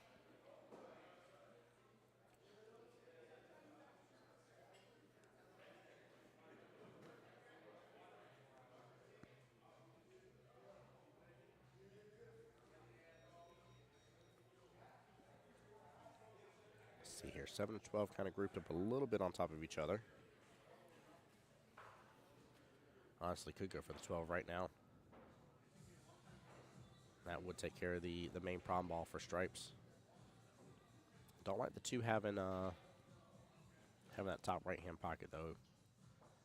But for the most part here, he can still work through it. Yeah, Mcino must agree here. Looks like he's going for the 12 as well.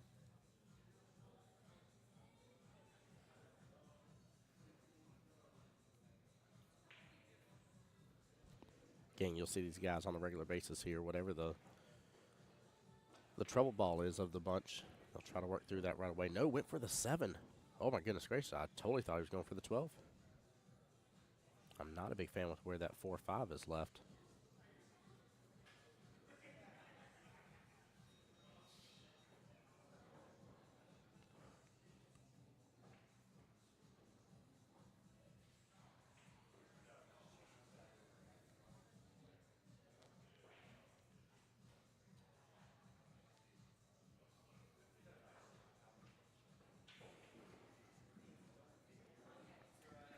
Lino taking a moment here to kind of plot out his course. One of my favorite things he does is kind of points there to show you where he's trying to get left at and put the cue ball to.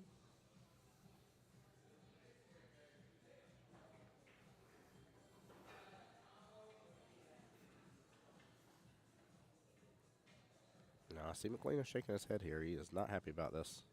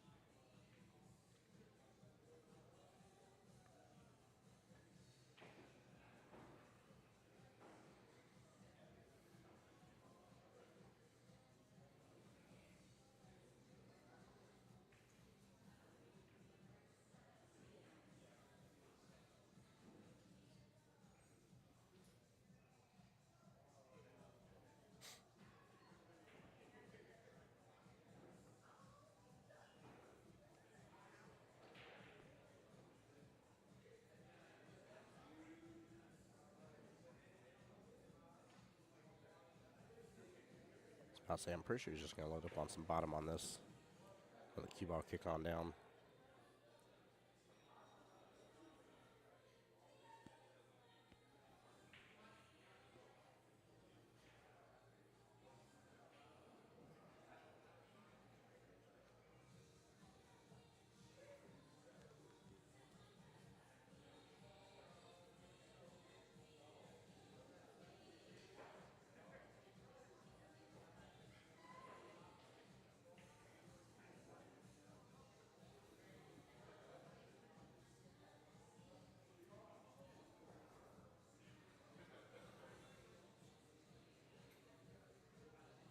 Is Mcino looking to switch up, do the 2-ball first?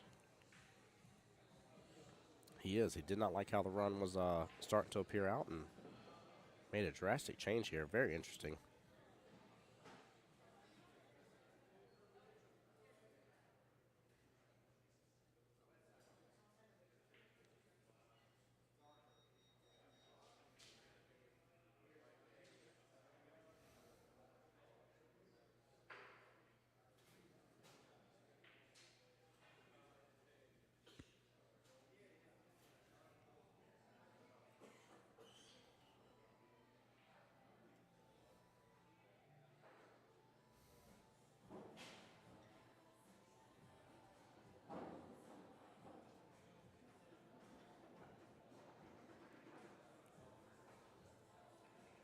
Guys, give me 1 second here. I'm going to set the headset down for just a moment here while Mcino's thinking about it. Give myself a quick refill on a drink here while we have just a kind of pause in between a little bit of the action back and forth.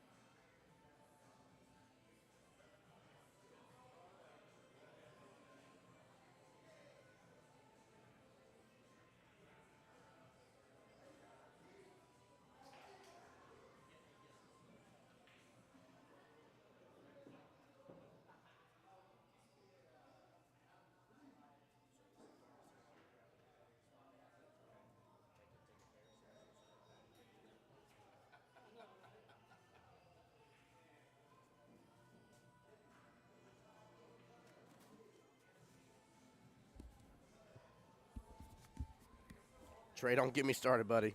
Don't get me started. Brian, thank you for the sub on YouTube, by the way, just a moment ago. Appreciate you, sir. Trey cracking me up over there.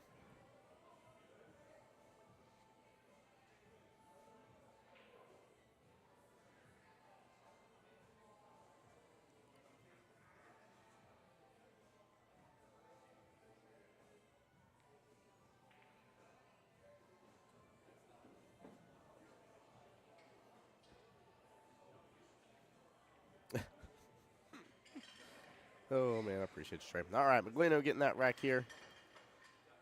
Up 3-1 right now in the race to 6 here.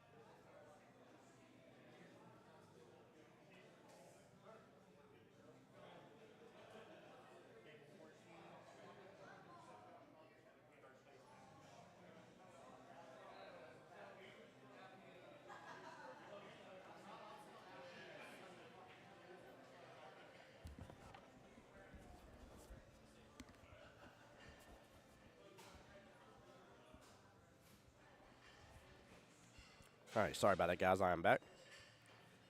Miss Sarah and Bobby from Jacksonville here, heading on out for the night. Had to go give my love.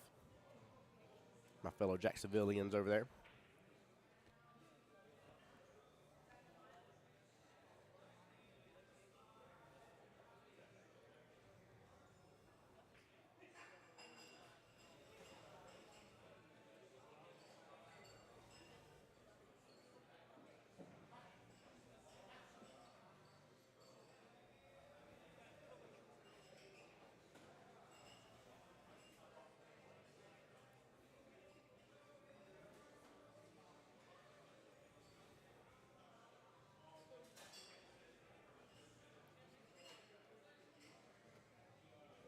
Mcino looking to hit the 15, bottom left-hand corner pocket. A little worried about that 12 ball, though.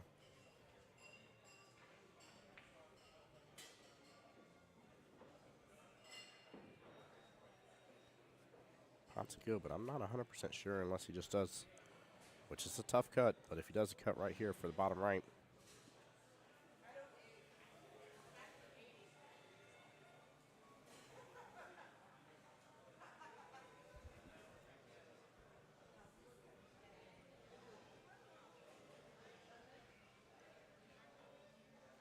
Trey, if I didn't ask you, by the way, how you doing today?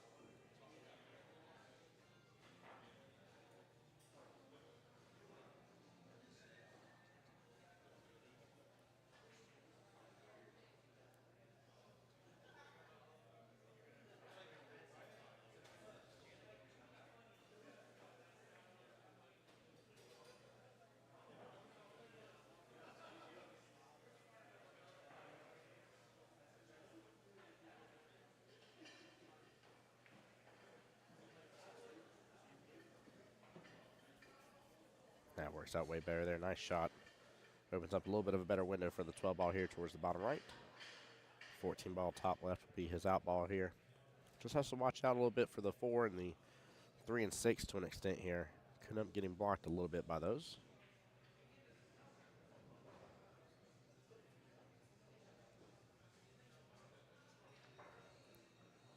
Plus, again, it still is a little bit of a tighter cut, but he's definitely opened up a little bit better window on it.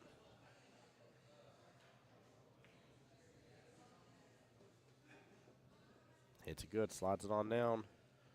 And the 6 will be in blocking view here now. He may still be able to go one rail. Just clip on over, but got to be careful how much energy comes off that cue ball. Trey Dawson on YouTube side said, am I the Trey you asked about? Hey, I'll ask about how you doing as well, Trey Dawson. No, it was Trey Ferguson that was on the Facebook side.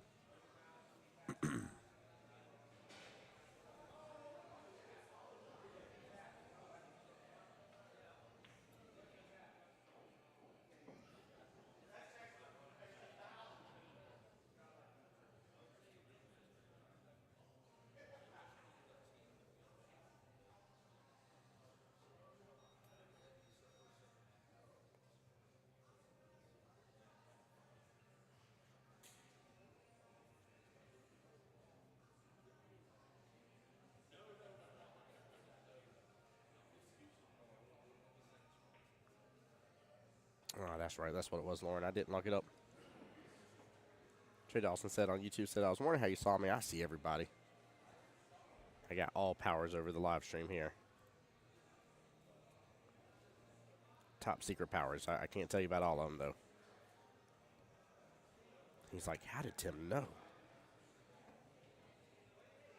Listen, Trey, whenever you go through a historical, traumatic event in life, sometimes you gain some superpowers, okay?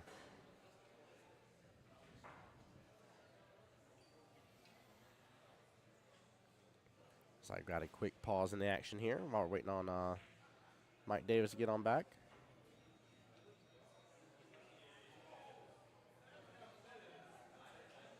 First, second, and third place trophies are being placed over here. Actually, they're pretty cool little trophies.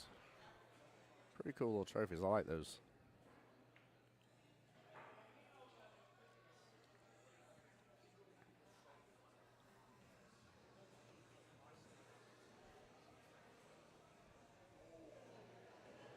Let's see if we can take a look at them here. Hey, Lauren, my pleasure. Appreciate you. Yeah, take a look at those bad boys. There they are. There they are on the live stream, looking good. Looking good. And absolutely my pleasure, Lauren. It was good getting to see you and Billy this weekend. Thank you so much for everything y'all do for me as well. Appreciate Team OCD being an official sponsor of the Voice Jacksonville Pool. Thank y'all for taking care of my cue work for me and showing me the love and support just as y'all do. Give Banks my love as well. And I'll see you guys at the next event. Speaking of Lauren, are y'all set up for Park Avenue Billiards for Southeast Challenge? This coming weekend coming up. So the first weekend of September and the last weekend of September. Zachary on the YouTube side said, thanks for the stream. It is my honor and pleasure. Thank you for being here. Appreciate everybody supporting the stream as well. Even if that's just for viewership, even if that's just for you coming in and commenting every once in a while. From everybody that likes the stream, follows the page here. Sammy, what's up, my dear? I see you on the follow there. Appreciate you, Karen. Thank you for the follow as well. Appreciate both of y'all. And then especially for the subs on the YouTube channel, getting the subscribers here, big deal. So thank you guys so much. Again, we're just waiting for Mike Davis to get back here. 5 racks down. Mcino needs 2 in this race. Mike Davis needs 5. And then we'll have the finals right after. Now I'm assuming there may be, again, a minute or two pause in the action in between. That way it'll give Mr. Justin Hall a moment to get warmed up here. But, of course, again, as always, I know what the finals are supposed to be. But keep in mind there may be a split situation, whatever it is that goes on between the players. It's things that are outside of my control. Some of y'all love seeing the finals happen. Some of y'all are like, hey, let them split. Doesn't matter to me. So just understand, I just don't want to see any pitchforks or riots happening in chat.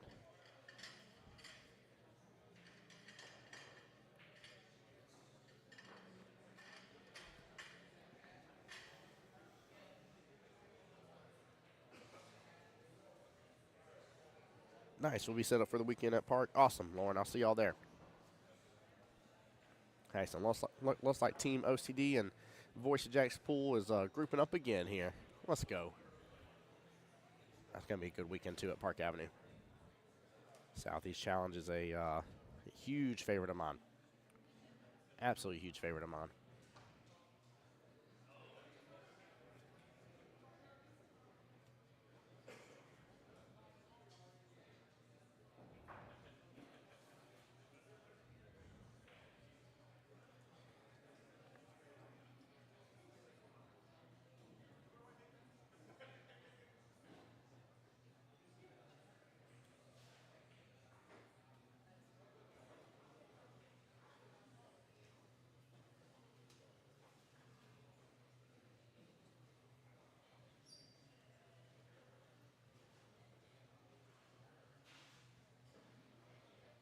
All right, guys. Mike Davis back to the table here on the break.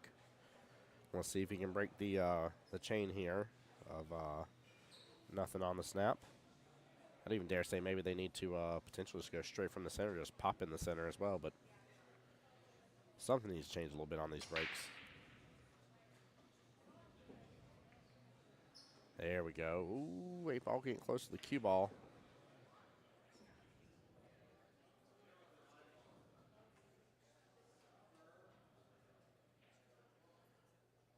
So Mike Davis will be stripes here, and he is locked up. Oh, goodness gracious, locked up with the 8-ball here by the look of it, yeah. Oh, goodness gracious. 2 stripes potted here. Actually, let me go back to that view, just double check. Yeah, I don't think he can get proper eyes on the 14 without going a rail or 2 here.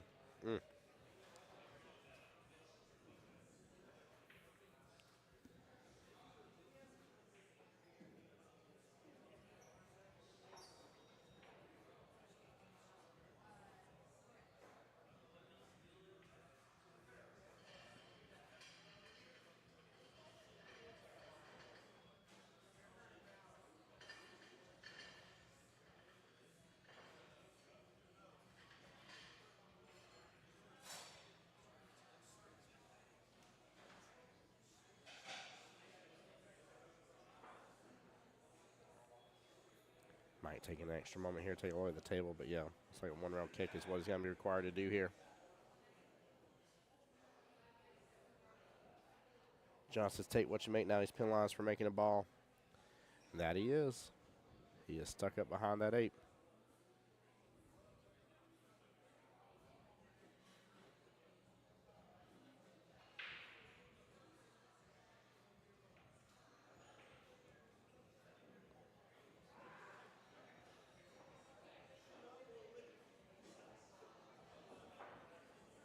All right, you can shake your head about it, John, and disagree. I mean, it is tomato, man. Every rule set has its pros and cons about things.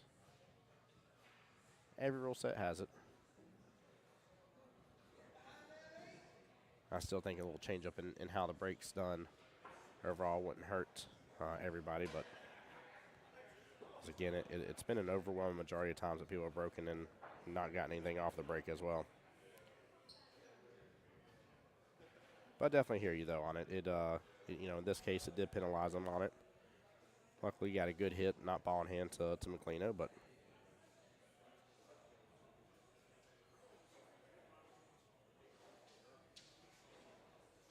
I'll tell you my favorite rule in this tournament, though. I definitely have enjoyed the alternating breaks, though.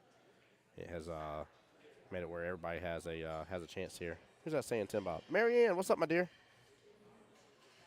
It's funny, I couldn't see it in the pink here right off on my monitor screen. I had to look over on the other one. Marianne, how you doing, my dear? Welcome to the live stream.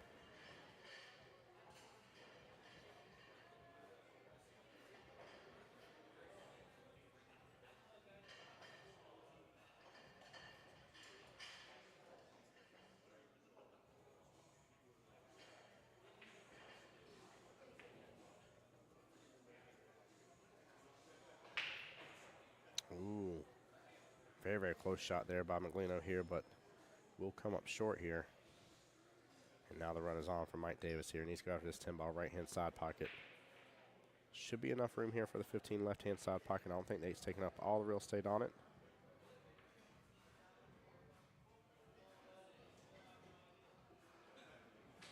That is true, Marianne. Very much so. Two great competitors.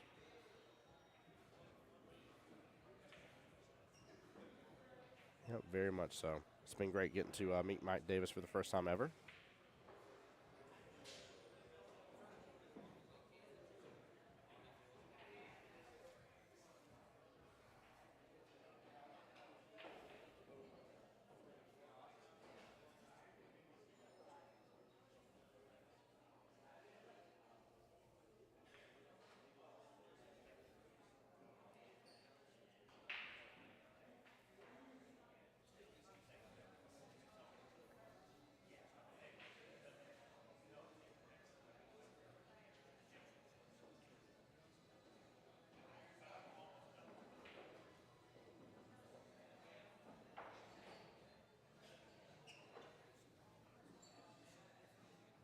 Let's take a look from the side angle here.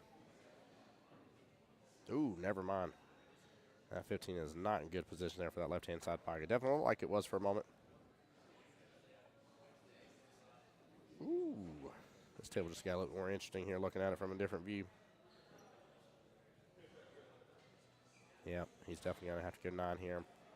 May have to go with the combo for the 14-11. I don't like it, though. If he can drift up enough. I say if he can drift up enough, he'll have better eyesight to cut the 11 in instead. But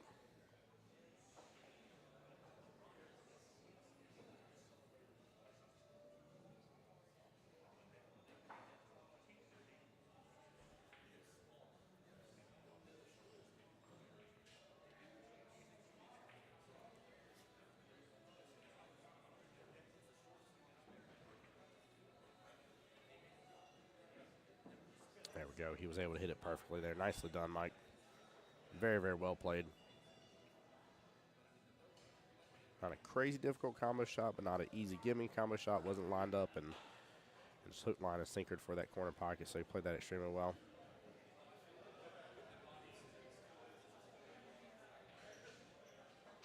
Realistically, it'd be optimal if he can take that 15 in the right-hand side pocket.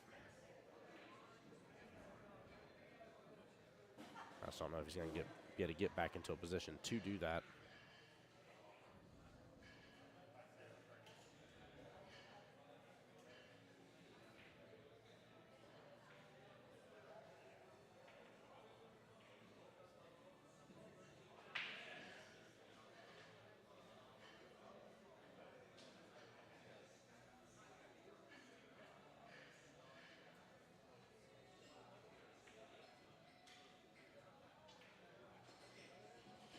Yeah, Marianne, how's your weekend been, my dear?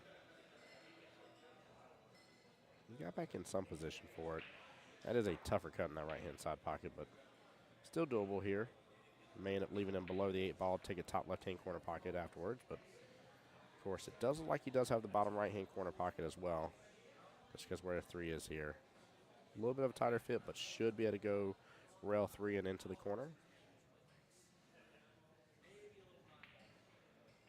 Just a little worried about that shot, though. He still hits it good. 3 ball pops out, and he has great eyes on the 8 ball left-hand side pocket. Very well done. Marianne said, so far so good. Are you streaming to YouTube as well? Yes, ma'am. We're both live on Facebook and YouTube. Good out right there. Mike Davis getting his second rack here. It is a 2-4 race left in this battle.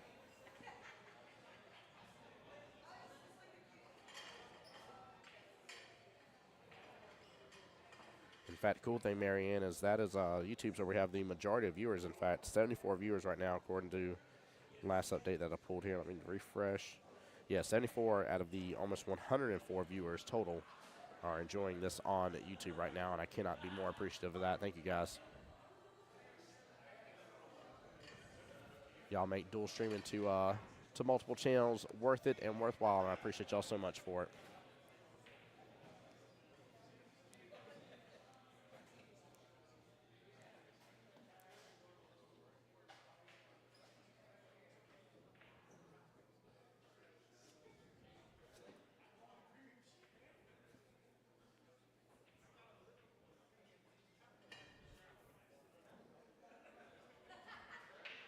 Hey, George, I see you in there liking the stream. Appreciate you, sir.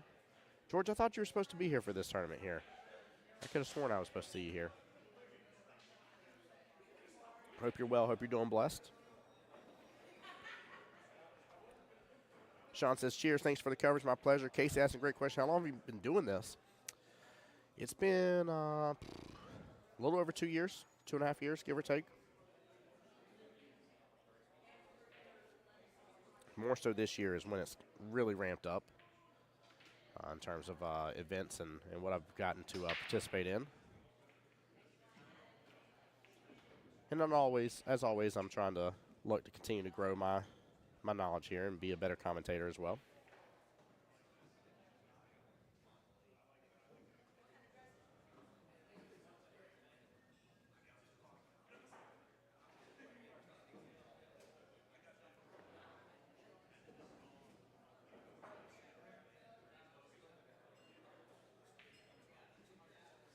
So Anthony will be solids here. Oh, George, that's bad at the bone, man. He said my daughter had her first club volleyball games yesterday morning. I hope everything went well with her volleyball games. Hope she did well, had fun. I'm sure she was appreciative of getting to have her dad there. So I definitely don't blame you for missing this weekend, brother.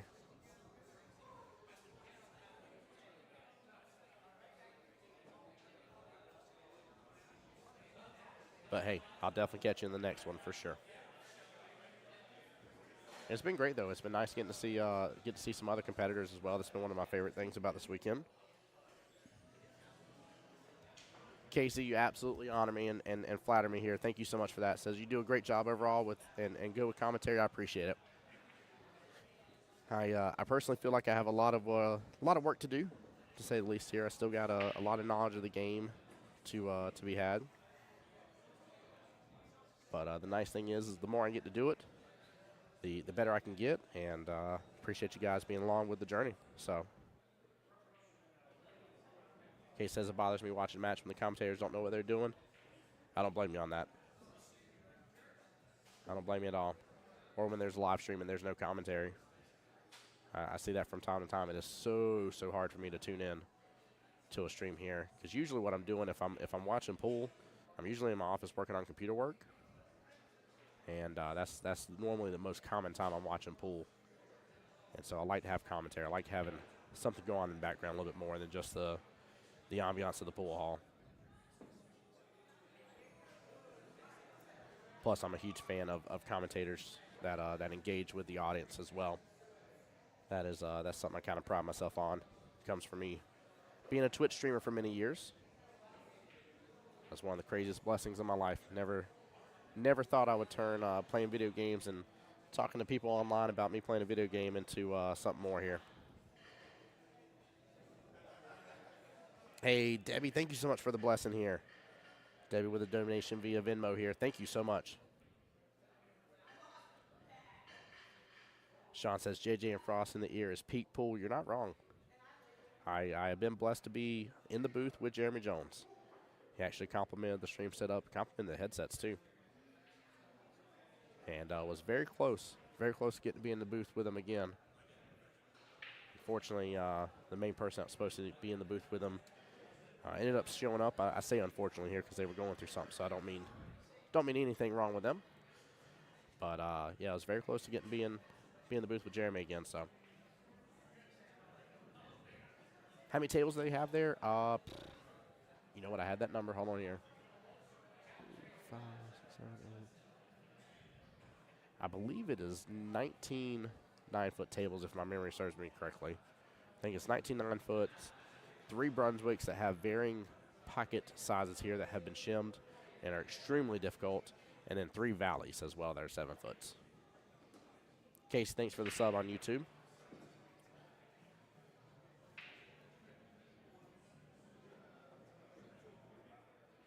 Let's see here. I missed another question here. Why do you think pool wasn't taken off on Twitch? Does no one try it? Sean, I will be. I will actually be pushing this stream to Twitch as well. I'm a little cautious about doing it, just because you get a lot more bots, a lot more issues on Twitch here. So, is it 20 of them? Thank you, Sean. Sorry about that. 29 foots.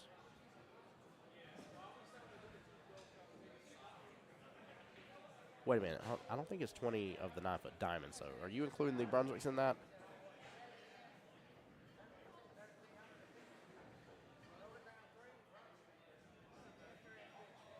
Yeah, I think it's 17 9-foot diamonds is what it is. And then 3 of the Brunswicks, and then 3 of the 7-foot valleys.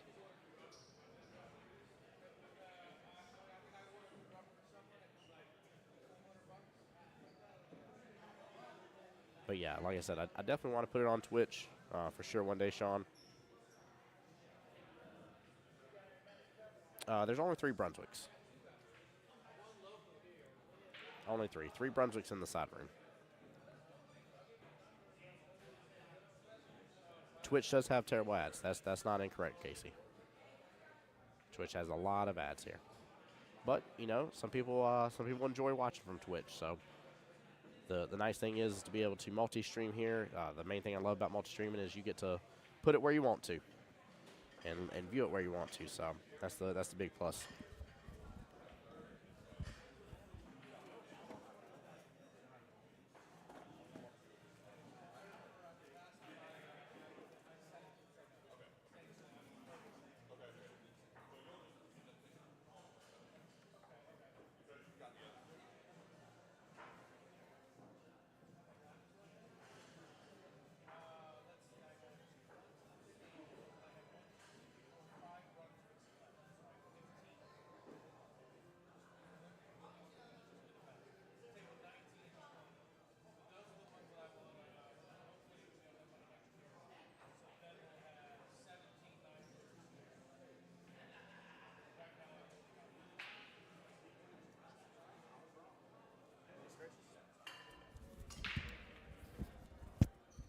Guys, disregard. I don't know what I'm talking about here. You're 100% right, Taylor, on the YouTube side. 15 diamonds, 5 Brunswicks. Yep. He is wanting to swap out 2 of them over. 3 are on the side hallway. That's the 3 I'm used to seeing. That's why when you said 5, I'm like, there's only 3 in that side hallway. But, yeah. John Copeland asked, how about TikTok as well? Yep. Thinking about getting to TikTok, too. Now, what's nice about the setup that I have is there's actually a way to manipulate to where if people are watching, say, on TikTok, it views differently on their phone from watching vertically versus horizontally, which is really, really cool and interesting. It's something I got to play with, but definitely something to do so. And Mcino saying it right here. Prime subs and Twitch Turbo to make things better if you use Twitch enough. Yes. That's a nice thing, too, Mcino. That's kind of why I want to get into Twitch here is because a lot of us here have Amazon Prime. And what's nice about Amazon Prime is on Twitch, you get 1 free Prime sub every 30 days. It may not seem like much to a lot of people, but that's $2.50 of revenue for the streamer. And that is something that I used to get on a regular basis when I was doing live streaming and playing video games over there. So, but no, eventually I hope to be able to have just multiple venues. Like I said, I love Facebook, love YouTube. I'd love to have multiple venues. That way people can, again, watch the way they want to. Everybody's a little different depending on what, what age group you're in. It may depend on which way you enjoy viewing the content. Some of us have been on a couple different platforms, enjoy it from said platform for different reasons. So I just want to be able to push it out there and, again, allow the viewers to enjoy it and consume the content the way they want to. Plus, I need to start getting some stuff as well rolling here in terms of some extra content. So, Sean Meadows, how'd you know I was an Escape from Tarkov player? Used to be. I got away from it. Got away from it as of recent. That's so funny. He's asking that.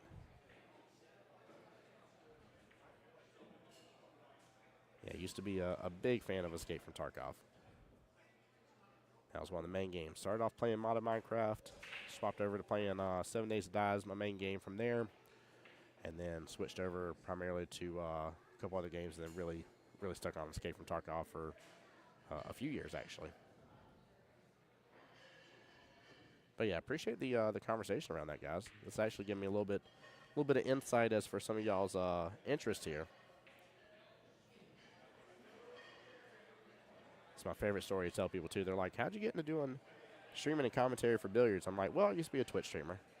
And that all started from a conversation, walking into Apple, talking to a buddy of mine about modded Minecraft, and him convincing me that I need to be a streamer. Sean says I'm playing it right now, winding down from the tournament. There you go. Yeah, I used to be a fan. I don't know. I broke away from it. Got kind of upset with the whole dev situation. So, and I play Rust right now. And what little bit of free time I have, Casey. It's been my kind of go-to game here. Still has a good PvP aspect to it. Has a fun building aspect to it here. That's really what I enjoy about games, right? That's kind of why I started modded Minecraft, is I really love the building aspect, getting into some of the machines and complications and stuff. And then I found out they made 7 Days to Die, which is a zombie building Minecraft game, and kind of went from there. So. Yeah, you play some Rocket League. There you go. Rocket League is actually kind of, as weird as it sounds, I've never played it in my life. It's actually kind of enjoyable just to watch. I've never once played it, but I'll actually watch it. That's the funny part about that one to me.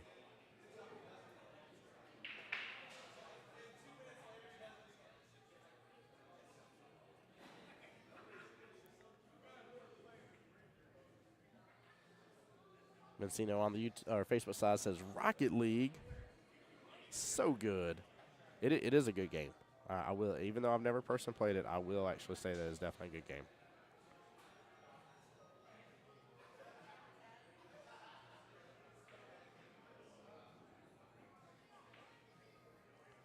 Casey, I enjoy Rust content too quite a bit.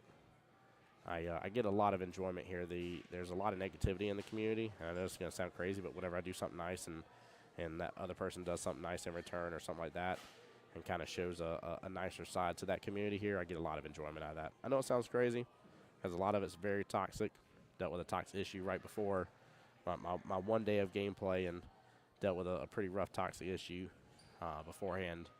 It was a little rough, it was a little aggravating. But no, the game can be a lot of fun, though. And there's multiple different ways to play it.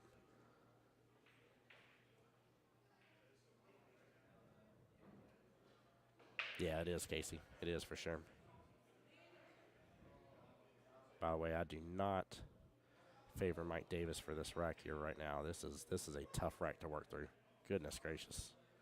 9 ball sitting as a goose. You got the 10 ball, looks like, taking up some real estate there towards the top right. 3 is hooked up on top of the 8. 13 is sitting right outside that left-hand side pocket. Man. This is really tough. Really, really tough of a rack here.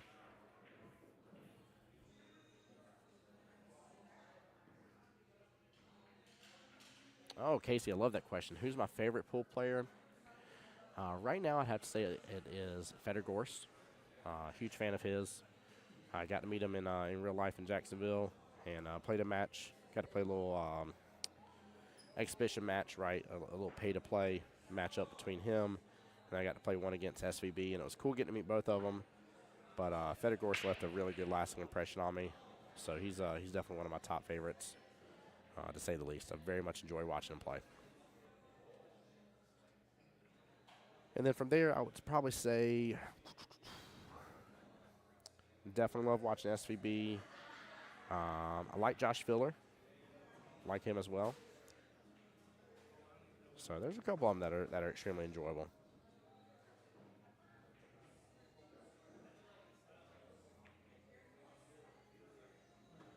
But yeah, how about yourself, Casey? And in fact, chat, who is all y'all's favorite pool players to watch? If somebody's on and has a matchup here, who is that you really get enjoyment out of?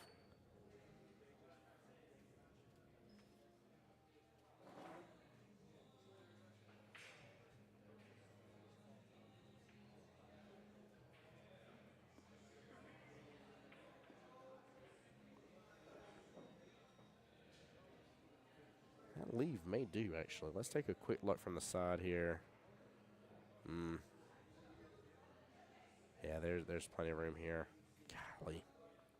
Good try from Mike. I don't know what Mike could have done differently on this right, to be honest with you here. He was just left with such little options here. Will Smith in chat. What's up, my dude? It was great seeing you, brother. Hope you're well.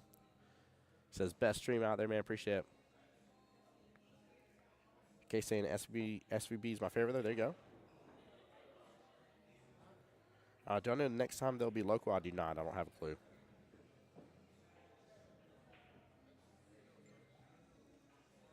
Hey, there you go. Influenzo says, Justin's the homie, though. I love it. Love it, love it.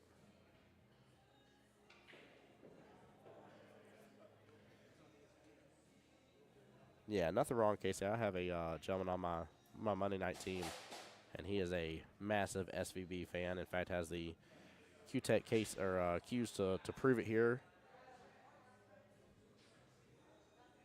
No, don't blame him, man. Yeah, SVB is definitely one of the greats of all time. You know, he's definitely up there. So.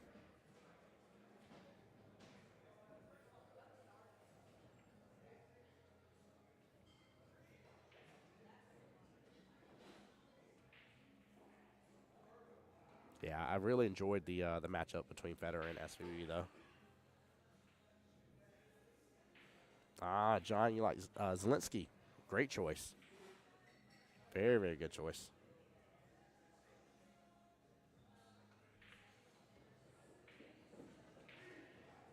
What an out. Nicely done here with the win. Anthony Mcino winning 6-2 against Mike Davis Jr. Finals are up next, guys. Stay tuned here. We'll give them a moment to get relaxation here. But definitely stay tuned for the rest of the action here. Finals are coming up to you next, though, guys. Appreciate y'all so much. What a good match, man. What a good night.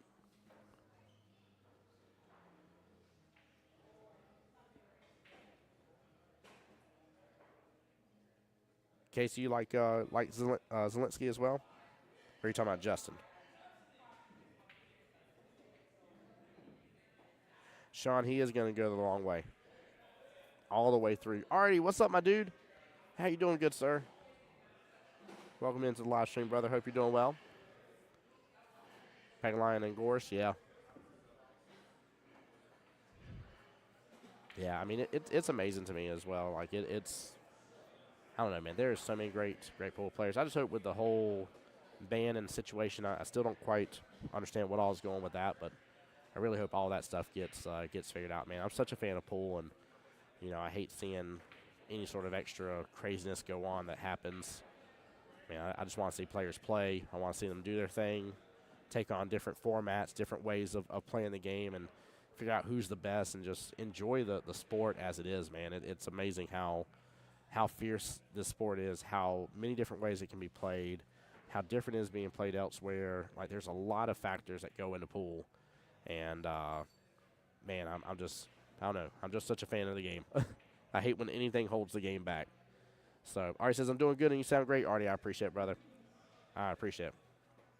Oh, your wife and I both have an SVB stick. There you go. Justin's looked automatic this weekend, though. Justin has – he's not giving up much of nothing this weekend. Justin has been a absolute beast here. Influenzo here says, I don't see Anthony beating Justin twice here. Yeah, you may be right about that. He does have to double dip. I do need to find out from them if they're doing anything different, though, guys. So if y'all bear with me here, I'm going to just set the headset down for just a second. Y'all don't go anywhere. You stay tuned. Finals is here. This is what we've been waiting for all weekend, guys. 71 players, 2 remain. 69 has been knocked out. Let's get this party started.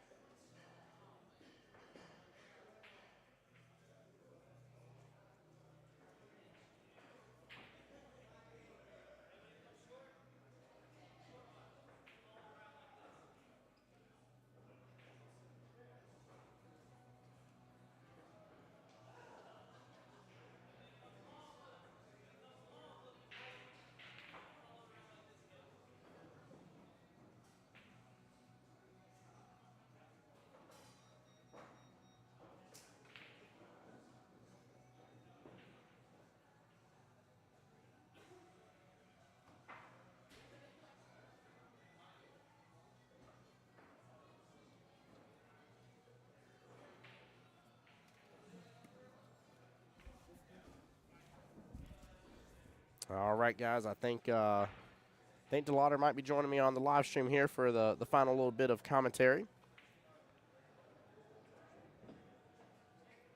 Brett on the YouTube side saying Mr. Zingales is the absolute best owner in the business. Straight class. That is 100% facts. Absolutely is. Mr. Zingales is amazing. I just spoke with Justin Hall just a moment ago. I said, hey, I was like, do I need to know of anything special going on? Are y'all doing any sort of like split or anything like that? He said, nope. I said, okie dokie. So we'll see if they get started here in just a minute, but make sure and stay tuned here. Case on YouTube says, love how much Michael has been a part of the tournament, putting it together, running the Calcutta, playing in the tournament, and even cleaning the equipment. How can you not love that man in his pool room? Yeah, 100%, Casey. 100%, man. He takes pride in every bit of what he does. So, absolutely takes pride in every bit of what he does. I mean, the man just dresses up and shows class alone, so. Yeah, okay, how can you not respect it? Yeah. No, there's no way you can't not respect it. 100%.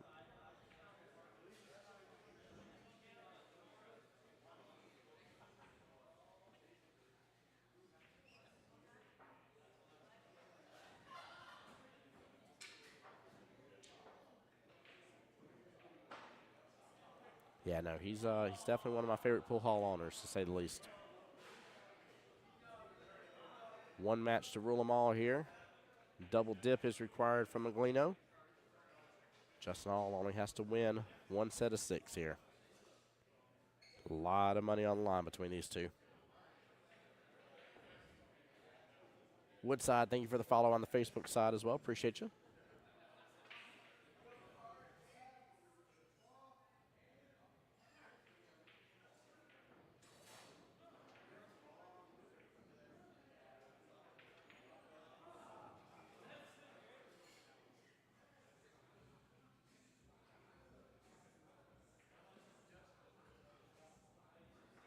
Casey saying best pool room I've ever been in. He does absolutely top notch. And again, I apologize about earlier.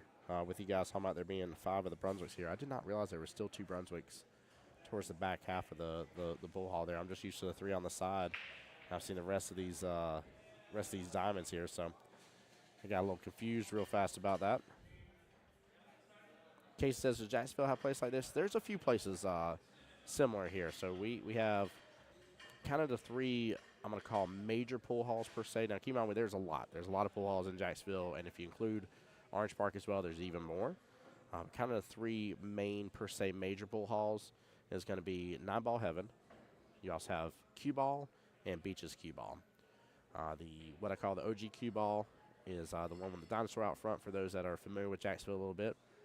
And they have a ton. I do mean a ton, like 16-something 8-foot tables in there for diamonds here, and then a good handful of 9-foot diamonds on it. Beaches Cue Ball has quite a few 8-footers as well here. It's I think it's 16 8-footers if I remember correctly, and then it's 4 of the 7-foot tables here.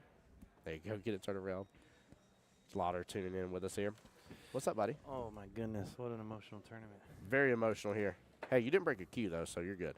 Well, only time I've ever broke a cue was when I found out my sister passed away, and I only felt that was the right time to do it. I would have broke cue then, too. I was upset.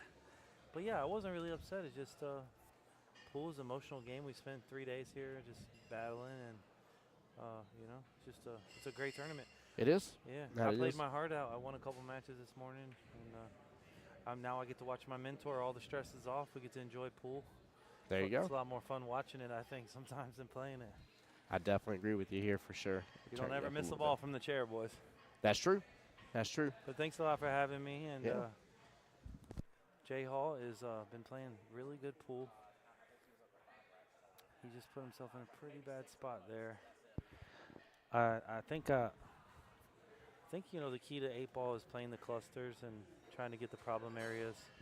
I'm not the best 8-ball player, but you want to get rid of the problem area. So which the pink stripe would be for me would be the #1 problem area. That it would be here. Got a couple questions on YouTube. Brett asking if Zachary asking if this was in Jacksonville. No, we are in Tallahassee with Zingales here. Park Avenue Billiards is pretty nice as well, Don. Yep, they got some diamond tables in there as well. Like I said, Jacksonville has a slew of pool rooms, so. Hard to hear, Mike. Mike, try to get just a little closer to the mic. Mouth there. Yeah. There we go. If you have to, sometimes I have to, move this up on my ear a little bit to get a little closer. Okay, that's great. Yeah, Anthony's gotten really fortunate several matches to beat Joselito. He played Trenton. Trenton didn't play his best set. Yeah. So, landed the opportunity, guys. Sometimes you play bad and win, and you play good and lose. Well, here's the deal, right? Anthony got super lucky, too, and you forgot one major aspect of this whole entire tournament. I'm really surprised you didn't bring it out. He didn't have to play me at all. You know what I mean? Yeah, well, we needed to send you in there to take him out. I would have taken his kneecaps out. Protect the money, please. I would have cried about it. Yeah, I mean, I think the key to any game, but especially like straight pool and 8-ball, where you're dealing with clusters, is working 1 ball at a time, 3 balls ahead. Yes. So you're always going to play the angle from the second to the third ball, and yeah, it's important to visualize that. I don't always do it my best. Pool's such a emotional roller coaster, but Anthony really does articulate that part of the game really well. So it's fallen a little short, but I think he'll just stun for the 7 in the side next, the 3, 7, then the 8. So he's going over there taking his time. He's not playing good, and the conditions are a little clammy. So the bed is kind of playing like skittish, and the rails are playing a little bouncy. So it's kind of intermediate conditions. It's just, what that means is, some shots are sliding and other shots are actually inducing. So it's kind of like you're getting variations of both conditions, and yeah, that's kind of the adjustment for great players. It'd be like kind of putting on a green. One way is fast, the other way is slow. You're just, just trying to adjust what all your starting points are, and then identify what works and add to it. That is true here. Don saying, I know Mike D from Corner Pocket from about 15 years ago. Uh-oh. Oh. Somebody knows your past there. 5 years, almost no alcohol. There we go. I think it's 5 years. It's over 4 years for sure. There we go. But, yeah, Corner Pocket was crazy. It was wild times. A lot of fun times there. There we go. I broke and ran 2 racks of rotation on that tight table at Corner Pocket. It was pretty Goodness amazing. gracious. Yeah. I mean, the ball's just kind of laid up. It was Yeah. pretty amazing. When I say rotation, I mean 1 through 15. Yeah. Casey, when you said what's your Fargo, I'm assuming you're not asking Mike DeLauder. If you're asking me my Fargo, I always love to play the game here. You can play the guessing game as for what my Fargo is. Yeah. I will take no offense either way, I promise you. Is this a race to 9? No, so when I asked earlier, I was told they are going to do a double dip and still a race to 6. I thought originally it was supposed to be a race to like 9, a long race and one race here, but from what I understood when I talked to Todd before here, he said double dip.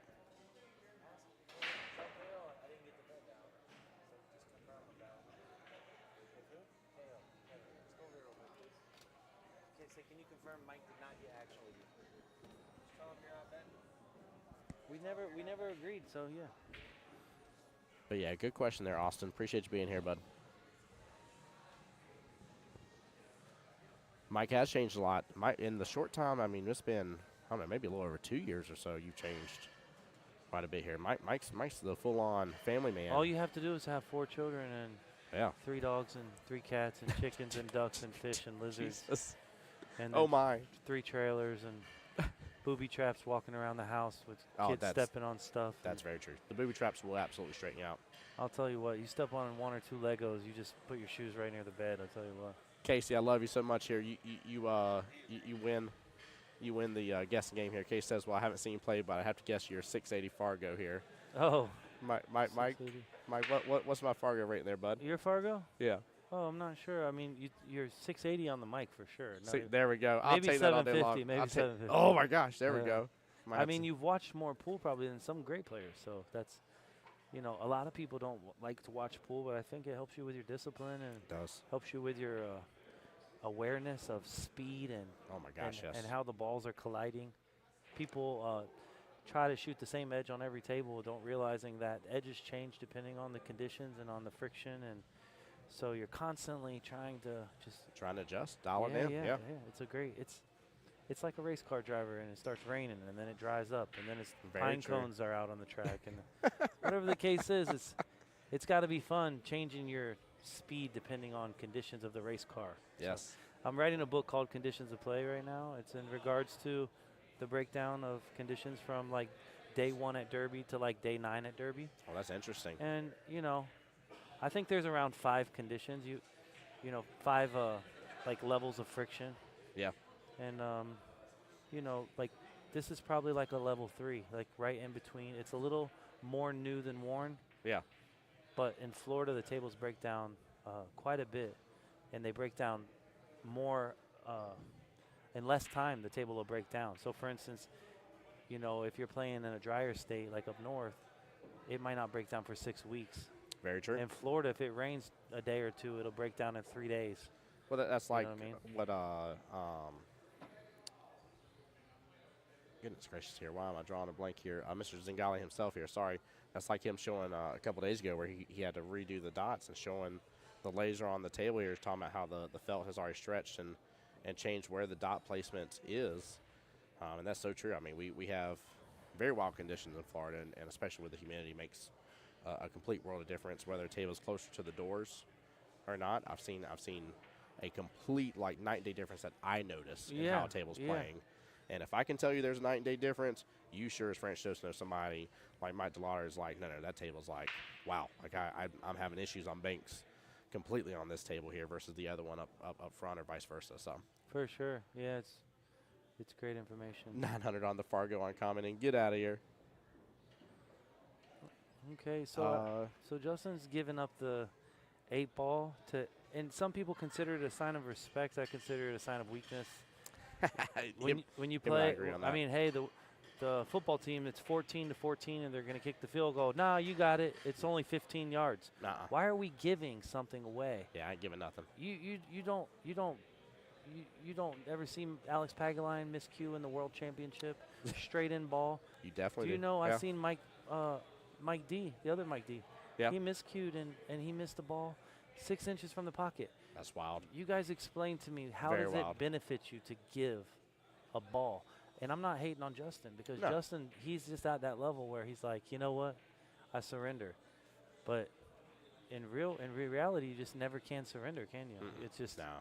it kind of tells your opponent, hey, I'm here, I'm in your face, gives them a little momentum. It cracks me up to hear you say this, and the reason why I'm saying it is because usually where the argument comes in with this whole conversation is normally if I'm talking to somebody that is I'd say a 650 plus Fargo player, they look at me and they're like, no, Tim, you'll learn it's a sign of respect. Just do it as a sign of respect. No. And yet here you are over the 700 range, Yeah, and you and I are in alignment on that. well, in the U.S. Open, you lose an additional game. Yeah. And it's a sign of disrespect to yourself. Mm. Because I what agree. happens I is agree. the I'm guy's with deading you. on the 8 ball, and what do? You make them shoot it. Yeah. There should be a T-shirt company that says, "Screw you, make them shoot it." Make it shoot. There we go. Because you got to earn your money. Your money. You got to earn your jewels. You got to earn your reward. And Yeah. surrendering sends a psychological, presence to your opponent. I agree with that even more so. Yeah. I love this here. So Casey's saying my bad condition was that I don't get to play on 9 foots. 9-footers, my game was on the 7-footer, and I went 2 and out yesterday. That does suck for sure, Casey. Yeah, I mean, Casey, I want to let you know something. I think people are in the same boat as you, but it doesn't make sense, because all the difference is the distance. Yeah. The angles are the same. Everything's relative, Casey. People think the smaller table, well, yeah, you might have a smaller stroke on average on a smaller table, because you're not sliding your ball as much. So maybe you need to work on your intermediate strokes, like if your bridge is 10 inches, bring it back halfway. There we go. That'll slide the ball more than that smaller compact stroke. So maybe you need to take the cue back further to compensate for the distance, because the angles stay relative. So you should focus on measuring distance, and that'll help you solve your riddle with the 9-footers. I do like that a lot here. A couple shout-outs in the chat as well. You're already saying earlier that he likes the double dip. It's more pure. I agree with you. I'm a huge fan of if you're going to have a double elimination tournament, I do like the double dip. I can say from a lazy aspect of me, because I need to call it what it really is. It's me being lazy and be like, I'm tired after a long weekend of commentating, where I'm like, man, just one longer race. But, man, there is something to be said about double dip, because if that other person double dips, I mean, they truly earned it. Like, they really took the crown. Yeah, for sure. So I definitely agree. Michelle saying inventor of the Legos should have to pay for foot massages on every parent's purchase. Oh my goodness, we have Facts. It's crazy. Oh my goodness, J. Oh my gosh. Why you do that, J. No. So that's a lesson for you guys here on that smaller angle. When you use outside English, you have to hit the ball twice as hard as you would as if you were to hit inside English. Yep. Inside the bed is going to move the cue ball further than outside. So outside moves it the least, then middle ball moves it the second zone, and then inside. And I'm talking about hitting at the same speed. Yeah. So if he was going to use outside, he would have had to hit it twice that hard. Realizing outside kills the ball. It does. So why would you use outside on a shot like that, where you can use below center? Oh, It allows you to cut the ball more. Oh, he just banked it beautifully and just got hooked up with the 8 and 9. He might be able to cut it in the corner. Oh my gosh, hold on here.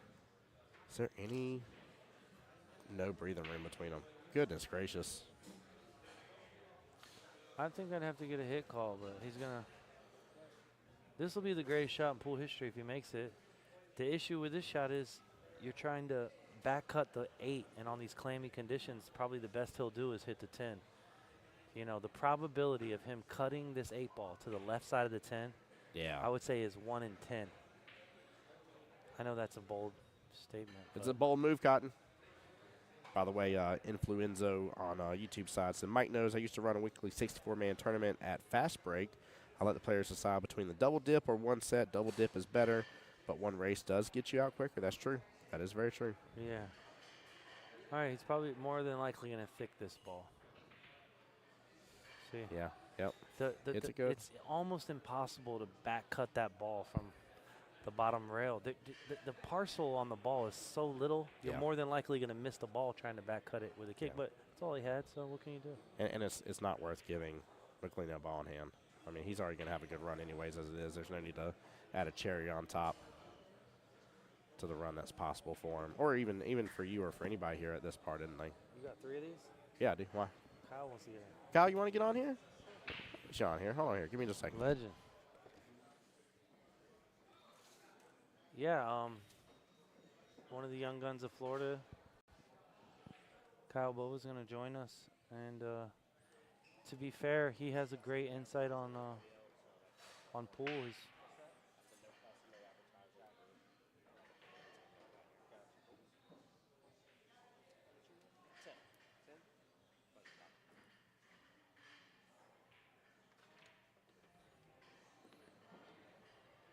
So if you notice on that shot, guys, he used a touch of outside. Oh, mine went out. No, mine went out for sure. Okay.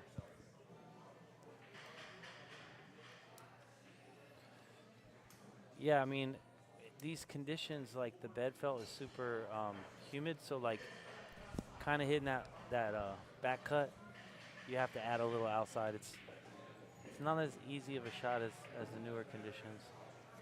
Kyle, talk for me for just a second here. Yes, sir. There we go. Perfect here. All right, guys. Well, we got Kyle on the mic. What you up to today, brother? How you doing? Oh, man, these are the 2 guys that knocked me out of the tournament today. Well, you're not wishing well on either of them, are you? Yeah, I had a pretty tough draw. I had a pretty good tournament, but, you know, both these guys played great on me today. Justin played a perfect set, broke and ran 3 games on me. Didn't really miss a ball. And then I played Anthony the match after, and it was basically the same deal. They both played phenomenal and knocked me out of the event. So I can't be too mad about that. I definitely agree here. Let's see, Don over on YouTube side, and Kiss Me, there's a place called Mad Hippo. They have a whole front open, so it's like playing outside. Interesting. Oh, I would not. Yeah, my buddy Sparky, he plays there in the leagues. Yeah. And the owner is a great guy. I was supposed to do some like lessons over there. Mad Hippo's cool. You're right. The conditions are like playing in the Philippines because they have a garage door and they leave it open. Oh my gosh. The tables are super boingy. Soaking wet. And you think you know like how to use your spin, and then it gets away from you, and you're like, what the heck? Oh, you got to have a super stroke to play under those conditions. Yeah, that you do for sure. Ignore the lag here for a second, guys. It'll balance out in just a moment. Yeah, so, you know, when you're playing a match and you're down 3-0, your goal is to draw comfort from the chair. And when you get an opportunity, you know, you just put the pieces together. It's like solving a puzzle at the beginning. It's really not fun. You're trying to get all the edges and you're trying to get all the colors in one order.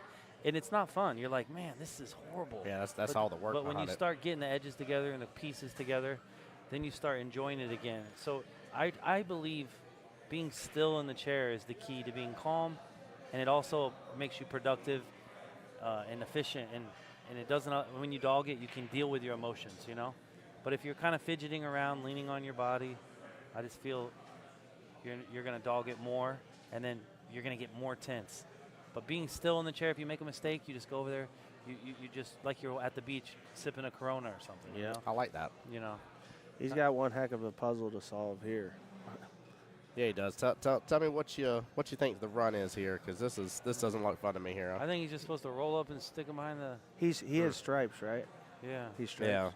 Yeah. He can't just roll up and stick him behind 8. This is one of those spots where you really don't want to eliminate any of your balls because you're probably not going to run out. So you're almost better off just putting your balls in a better position and playing defense here, I think. Yeah, I definitely agree. I think He might it's time be to keep thinking it simple. Yeah, try to improve the position of your balls and don't do anything crazy. He's shooting a 14 on the side, running into the cluster, and he's going to work his way back to the 10. Yeah, that's a great shot. I mean, I like that shot. if it opens up and the 15 stays out in the middle. Oh, he hit the 2 first. Oh, no. No, yeah, clipped right above the side pocket. Man. Yeah, it's a foul. There's so many times I can tell you in my career where I've literally been kind of hooked or impeded, and I'm so focused on the object ball, I just hit the ball right in front of me. You feel stupid, but it's, you know, it happens. Yeah. You know, it happens. It's part of the game. You know, you can't cry over spilled milk. True. Justin's going to go to his chair, and he gathers himself better than any human. And he's going to, you know, he's going to make – He'll bounce back. Yeah, Yes, I he mean, will. this is a race to 6, and he's got another opportunity to play another set. And the Yep. great thing about this, guys, is all these reads that he's processing, all of his mistakes, he can use these for the next match. Yes, he can. So it's like, so why would we be upset right now? We're getting free information. If you miss every ball, you might not miss a ball for another hour because you've missed all you've made your ground stroke errors, Yeah. and now you've defined your edge. You understand what's going on, and you can move on. But Absolutely. if you got pain in your heart and you go back in the chair and you cry, and you're not going to remember what you did wrong, are you? You know? No, and you're going to play my favorite game in pool here where people are like, yeah, but that's so-and-so, and they did this, and they got that, and you're sitting there just worried about everything they did, and I'm sitting there looking at you. I'm like, you missed 3 ball in hands. Yeah. Or I don't know what you're talking you about, what missed they 3 got. ground strokes. And Like, yeah, you, I'm you like. know, when Justin's the person that's influenced me the most in pool, and he told me, Mike, you just have to make your ground strokes. I was like, what do you mean? He's like, the shots that you're supposed to make, Yeah. just make those. Right. There's going to be times where you're gambling, you're missing a tough shot, you're trying to run into balls. It's not going to work out. However, if you miss a ground stroke, it really deflates you. Yeah. Oh, it definitely what I does. mean? That Kills is the confidence. Yep. Well, it's like being at a green light, or you got a red light, it turns green, and you sit there, and you don't go anywhere, and then you like lost your opportunity. You feel silly, right? and now it's red Now light you're at again. the light for 5 more minutes. Yeah, you're you like, are. what the, you know what I mean? And you can't say that's never happened to you either, right? That's a good analogy. Yeah, Man, if you can't tell of us being around Jacksonville and Orlando here, we've dealt with that plenty, haven't we? for sure. So solid. He's solids here. Yeah, he's, solids, He's yep. got to take a little chance here and break these balls out. That 5-7 situation. Yep. Oh, gets a little love into it. Yep. So for me there, I like to split it through the stripe. You know what I mean? He got to. Here he's got to rub the 8. It looks like you got to rub the 8 and get shape for the 6 in the side. Let's take a little different look here, maybe from the side. Yeah. So you need to hit high ball, and you might. Man, this is gonna be sketchy right here. yeah. Bro. This is sketchy. I like just rubbing the 8 and playing for the 6 in the side. The 7 may go on the side also, and he can get a better angle. You know what I mean? The 6 is still insurance. It would probably be smart to take the 7 right now. Oh, if the 7 You goes in the side, yeah, you might be right about that. It yeah. can create a better angle, and you have insurance. You clear the 5 in the side in the middle. No, that makes a lot of sense. Yeah, here's the wrong time to do this because if he doesn't dress up on the 6, Well, I always like to take care of problem balls as soon as possible. Always. You know. By the way, Casey on YouTube asking you, Kyle says, where are you from? Pennsylvania originally. There we go, and- okay. And I live in Clearwater now. Okay, there we go. Yep. Kyle's a collegiate champion wrestler. Yeah. Yeah. Oh, really? Yeah. Bat of the ball, man. Excellent. Yeah, absolutely. When we were like younger, we used to drink, and he would do takedowns with guys that were 6'6". I always challenge anybody in the building. One for guy some he takedown one action. guy he beat up, right? He was like, his name's Ty. He's like the biggest guy you've ever seen, right? Yeah. 300 He pound sent him to the linebacker. hospital. Like, Oh, goodness it was- gracious. Not like because he beat him up so bad, but Kyle. He tore his bicep. Yeah, Kyle Oh, wore him no. down. Yeah. Oh, my gosh. Oh, that's got to hurt. yeah, That's for- painful. Yeah, Kyle's a great player. He's put a lot into the game. He's got a great mind for pool, and Thanks, Mike. yeah, you articulate it. I've always said, and Kyle as well, is you should be able to talk about it, be about it, execute it, Yes. sing it, dance it. Yeah. Pool's is the essence of your being, right? Like, Yep. Right. if you can't talk about pool, then you're probably not enjoying it as much as we are. Right. Very much so. You know, I've Yeah, always very said the true. same about Mike. He always puts into words how to play the game the right way, better than anybody I've met. Just Mhm. about, he just explains everything so well, and really puts it into words. Got to. Mm-hmm. It's like the old saying, don't just talk about it, be about it. But There you go. if you can't talk about it, you really don't have the knowledge to be about it, do you? No, Right. no. 'Cause 'cause it is all knowledge. You've got to have it up here first. Even if you before talk can to produce yourself, it. right? Yeah. You know no, what I mean? you're not wrong. You're, Yeah. you're absolutely right. That's why I laughed my butt off. I forget which event it was. It was one of my long weekends I had, and I come back, and I absolutely just decimated a guy in APA League. And he looked at me, he was like, sandbag. And I was like, Bruce was like, do you know what I do? And like another guy looked at me, he's like, Tim just spent like 40 hours behind a computer screen talking about all these great people shooting pool, right, for the whole weekend. Yeah. And I was like, dude, I get such an itch to play on Mondays. Like, I don't think you understand. Like, my pool cues are sitting right here. before I leave and fully take everything down, I'm hopping on one of those turntables for a few minutes. Like, I don't care what it is. I'm going to set it up. I'm going to have some fun for a second and then leave. But, like, I get such an itch after watching people play so much. I'm like, man, it's like a couple of shots this guy's landing. I'm like, I want to make it. I want to do it too. George, Luis Vieira could talk about it. He's the one that taught me how to divide the object ball in half like an apple. And he's the one that taught me how to aim spin. I never understood it until 10 years later. You're right, but, I mean, he was influenced by Crown and uppers. So, yeah, he's one of the best pool players I've ever known. Luis Vieira. He said he didn't talk about it very well, but really, Luis Vieira, when he talks about pool, man, he talked with his cue. I'm trying to tell you. Hey, there's some of the artists that paint with that paintbrush, right? They ain't got to say a lot of things, but you see the end result, and you're like, never mind. I saw Luis Vieira one time shoot spot shots with the cue ball on the rail, on the side rail, one-handed. Oh, even get out money. of here. Get out of here. Wow. Just making them over and over again. I swear upon Jesus. So. I love it. Yeah, so I love it. John Copeland said, I learned so much from watching people play pool. That is a great way to absolutely increase your game, 100%. Yeah. But, well, back to that, Tim, is when somebody says that you're a sandbagger, you know that they're really complimenting you, but they're just being emotional. Yeah, huge compliment. They don't, I love it. You know what I mean? laugh, like, but people are so judgmental. Yep. They think that, oh, this guy's a pro, he shouldn't be able to play. Hey, that pro, I've seen a lot of pros have a lot of bad shots this tournament. Yeah. I've seen a lot of pros miss a lot of ducks, and they look like amateurs. People are just too judgmental of and just need to just play. Yes, they do. Just, you know, if you notice Justin, he could be up 4-0 or down 4-0. You never can tell a difference. He's just plays. His demeanor remains the same. I try to be like that as hard as I possibly can, and I'll tell you, it's a chink in it's a chink in your armor if you can't get over it. And that kills your opponent's confidence when you just remain the same same demeanor throughout, whether you're struggling or not. You don't want to show your opponent that because all that does is feed their confidence. You know what I mean? That Ocean guy, he does that real good, doesn't he? Albin? Yeah. Yeah. He's kind of level-headed. Yeah, and he's just real groomed and plays the game correct. Absolutely.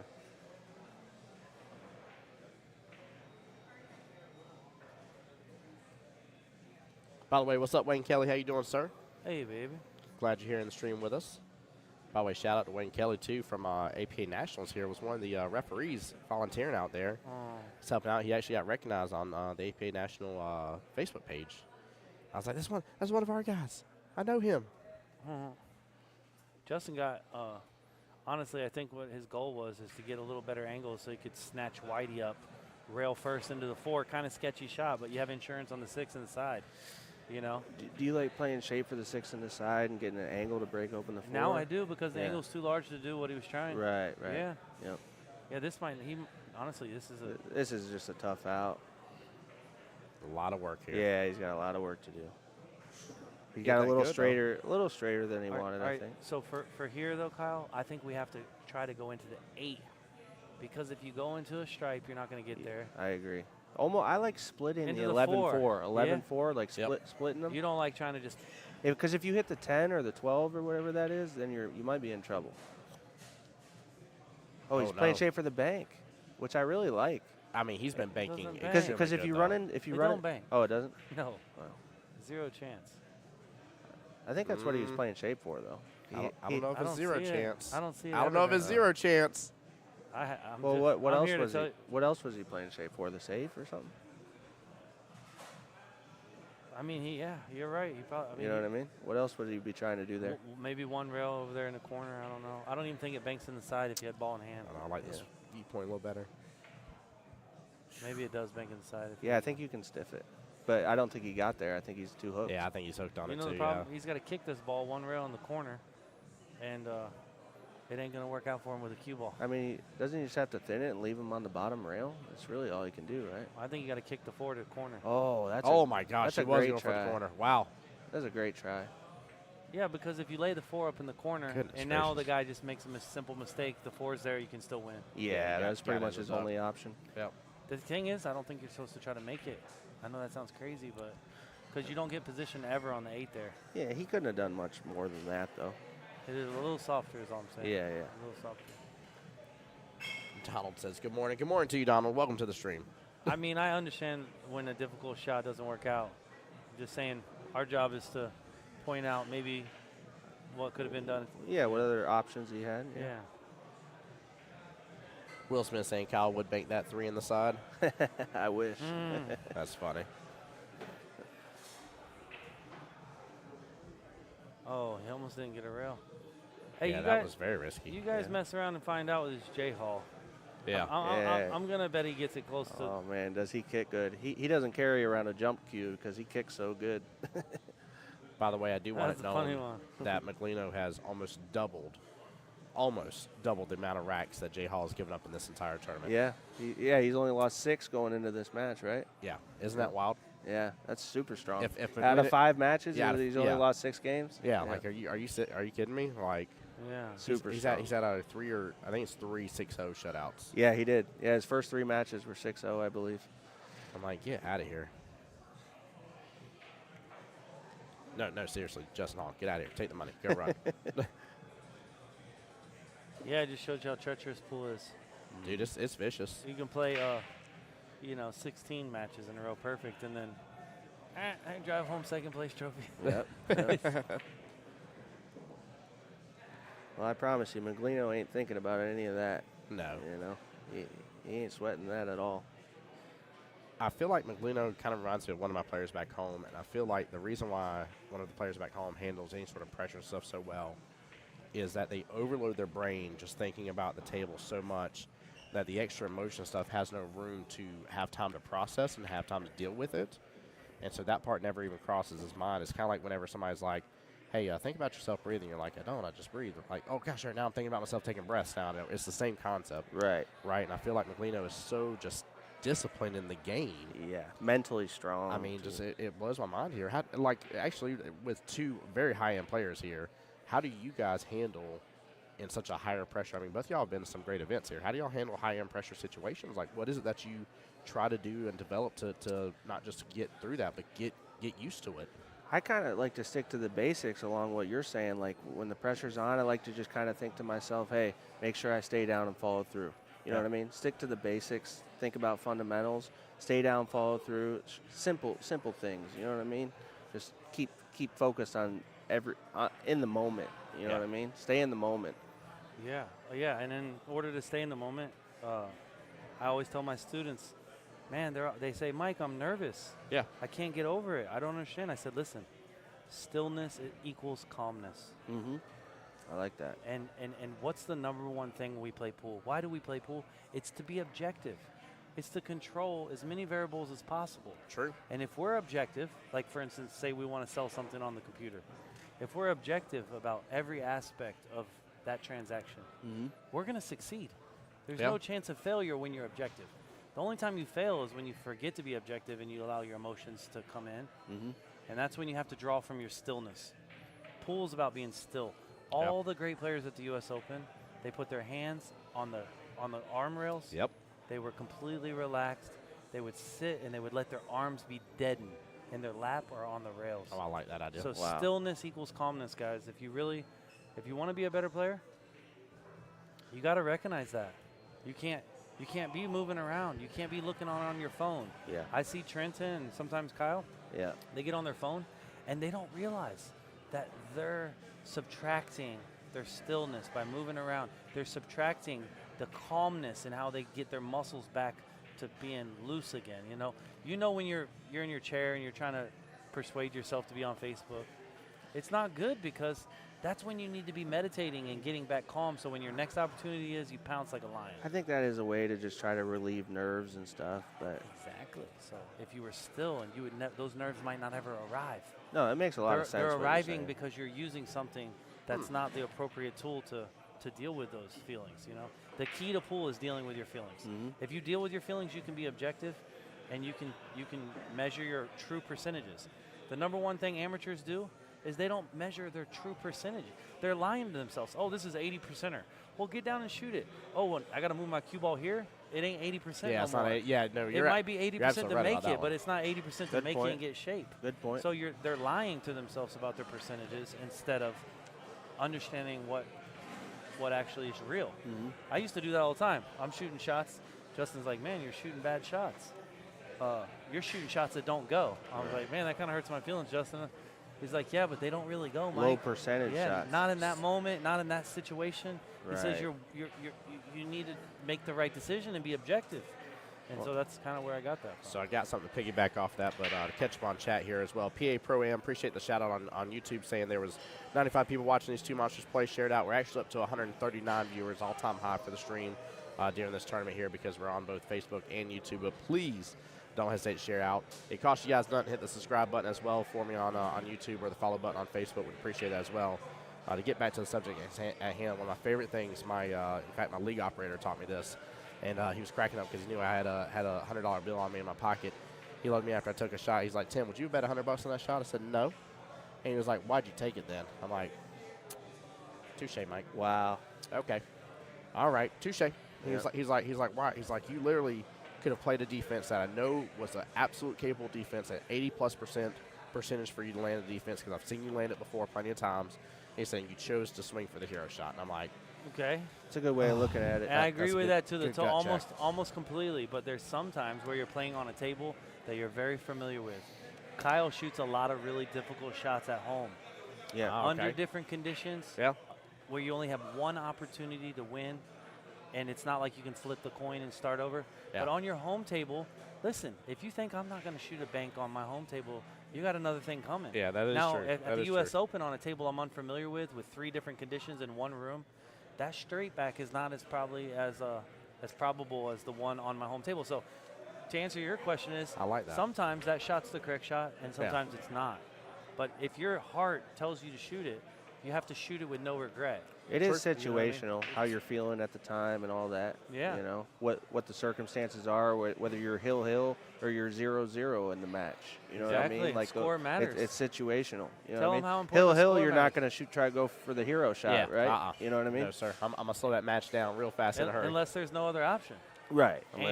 Unless you've got a really good read on the table. Right. If the pockets are accepting the balls or it's real clammy. And your confidence is high and you're feeling good or whatever, you might go for it. I do agree. We got Neuerfeld on the 9-footers back home at the OG key ball, and there was a couple of shots that I went for because I knew it. I knew even if I didn't hit it pure in the pocket that it would still. They'll tuck it up. It would still do the job for me. So you're not wrong. I have had a couple of those. I absolutely did that last week. Mm-hmm. Was having fun doing it too. And Justin's, you just never know with Justin, but he hasn't done a lot wrong. Anthony's played his best set here. Anthony's playing great. Yeah, he is. What's amazing to me as well is Anthony has went the complete longest road to get here, and Justin has went the complete shortest road to get where he is right now. Right. You literally have the complete two opposites here. Right. Yeah. In the entire ball. It's hilarious. And if you are on the side that Anthony's on, one would say that he's the favorite because he's dealt with so many emotions. Right. And he's processed his feelings. And even though I don't think he handled himself to the totality, I think that he's worked it out. Yeah. Do you see what I'm saying? He handled his business, but earlier he was falling apart. Joselito had pressure on him. Yeah, 2 matches ago. 2 matches. Yes. I mean, both of his opponents both had chances to beat him. Yeah. And you know what? It worked out for him. I'm happy for him, but don't think that he's mastered every aspect of his emotions today, but he's got through them. So that's where his experience came in, you know what I mean? Yep. I give him a lot of credit for that because, hey, it's easy to just give up, right? It's easy to just say, hey. Yes, it is. But you know what?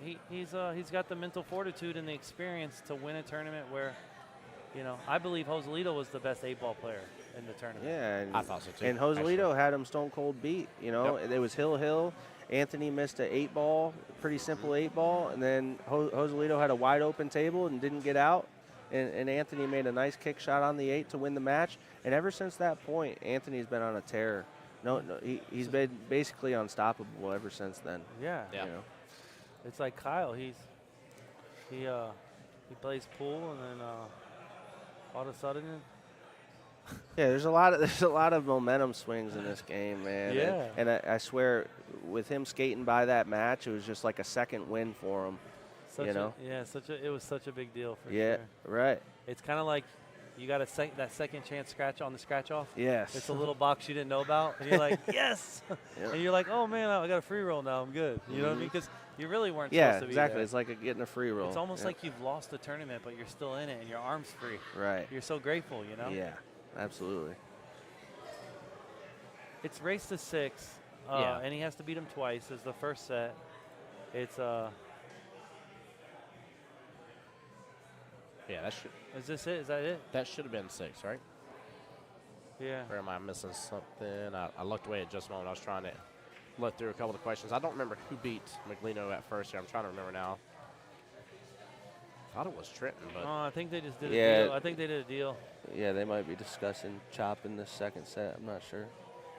Oh, Justin's looking like he's a little fatigued.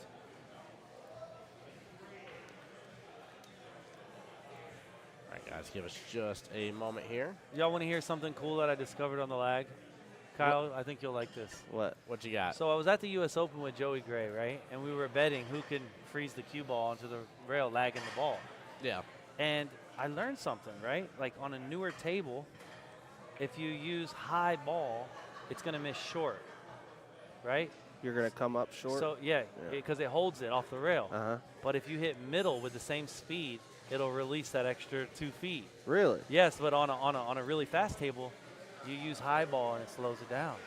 So you can hit the same speed but change your vertical attack, and you get different distances with the cue ball. Wow. Yeah. Isn't that awesome? Yeah, I never knew that. Because you're hitting less of the ball. It makes so sense. it slows it down. It makes sense. Yeah, when you hit the middle, it travels further. So if you just imagine what stroke matches the English on those conditions, I'm telling you, I've been lagging it so good. I don't think I should have shared that. So, with you. so on new cloth, you're recommending do what? Middle. Go down on the ball because the high holds it right there. Okay. Because the slide, it grabs it.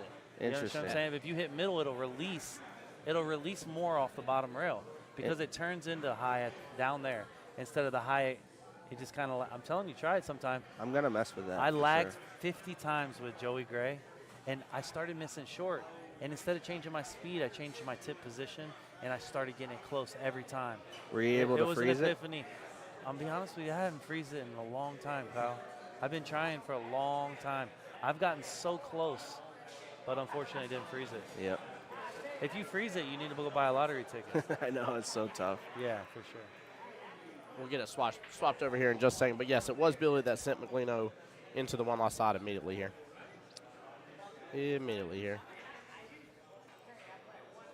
Donald, I appreciate the love. Shout out. Yeah, switch it over like this. Yeah, I mean, so, yeah, just as Kyle discussed earlier, the problem areas are obviously something that need to be discussed. So we have the cluster near the 8. So the first question you need to ask yourself, does the 8 pass? If the 8 doesn't pass, like down the road, we have to address that, Oh, right? you have to bump. Well, it looks like the 8 goes in the bottom 2 corners, though, so if he has to play shape that way, he can. No, I'm saying if it does, that's what you know, that needs to be addressed, right? That was a great shot getting that 2 ball bumped. But he got a little unfortunate here. It looks like he's going to have to shoot a The combo. 2 went, man. The 2 went. Oh, it did? Yeah, Oh. I can't believe he. Well, it looks like he was trying to bump it out of place, though. I think he thicked it and hit the long rail. That's what created it. He was trying to hit less of the ball. And Well, if he makes this combo, I think he's in pretty good shape. Babied it. I like that shot, Justin. I don't know if you guys noticed, but the speed he played there, the 5 is now his insurance. The 6 is sketchy, so we got to get the 1 out of there. Yeah, so that- the 6 has a hole. You can get to the 6 from the 3 as long as the 1's removed, right? So That was a good two-way shot for sure. He accomplished a lot there. a lot. Yep. Anthony's sneaky, so look for him to play a little dink shot, maybe down to the bottom under the. He can go down to the bottom rail under those strike balls behind the 8. You think? I like, accomplishing a couple things with one shot. I like shooting the 15 into the 9-10, opening up this this cluster here and The that 15, cluster. it's touching another ball behind it. There's a ball behind it. Oh, he can't shoot the 15 like into the no, 9. they're stuck together. Okay, I was mean, if just he I was just gonna try to open up both those clusters with the same shot. Okay, shoot that orange ball down by the corner. Play 2 rails behind it. Yeah, that's Hit a great 2 rails shot. behind oh yeah, the cluster. Yeah, absolutely. Like a 3-cushion billiard shot. That's Don't even try to make it. Oh, that's a great shot. Oh no. Holy cow, he went all out for that. I didn't even see that to be a possibility. Me neither. That was an unbelievable try, Anthony. I mean, to cut that ball was like, Yeah. How can we not even ever even thought of that? That was unbelievable. Yeah, I didn't see that.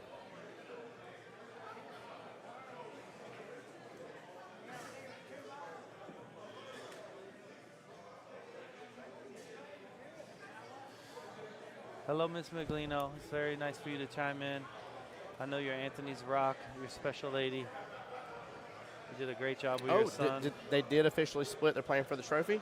That's what it seemed like, yeah. I love that idea. I talked to Justin earlier. He said if he lost the first set, he's probably going to try to split.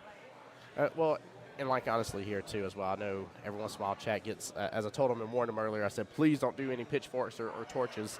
But some people get really passionate about it.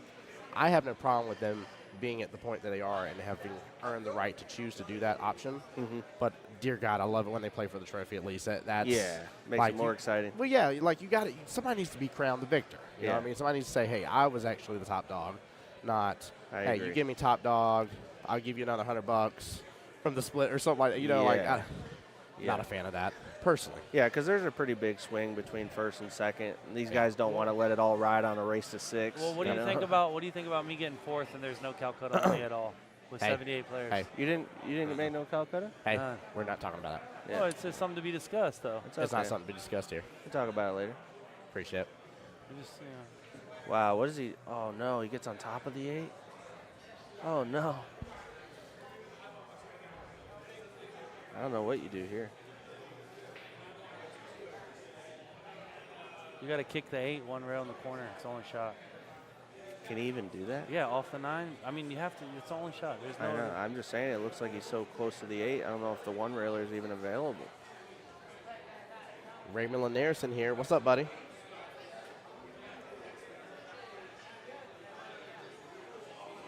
Might be able to bank it one rail. By the way, HJ on the YouTube side said he didn't know who's commentating here. We actually got a couple of people on the mic here. I stepped away for just a second. That was a great shot. Just getting the 8 in front of the pocket, jacking Anthony up over the 9. I mean, look how much pressure he just put on Anthony. He The just 9 went. might go. Yeah, but that was about the best Justin could have done right there.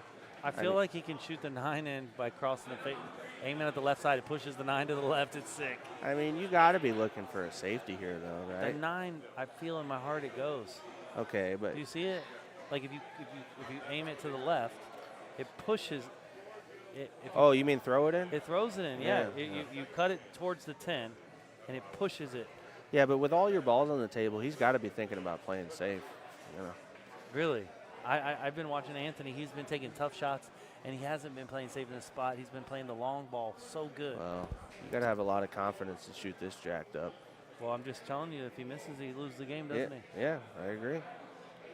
What do you think about? What do you about think coming about- off the 12 and going kind of 2 rails behind the 15, kind of like that, or 1 rail behind the 15? What about shooting a 9 and trying to stick him under the 8, but then Justin will just duck him under there? That's Yeah. it's tough. Wow, how good he hit that. Very I'm nice. telling you, he shoots that shot jacked up so good. That's incredible. Makes no sense. He was practicing earlier today. It's one of my favorite things he was kind of warming up on. He was shooting off the rail all the way to the top left-hand corner pocket, full table distance.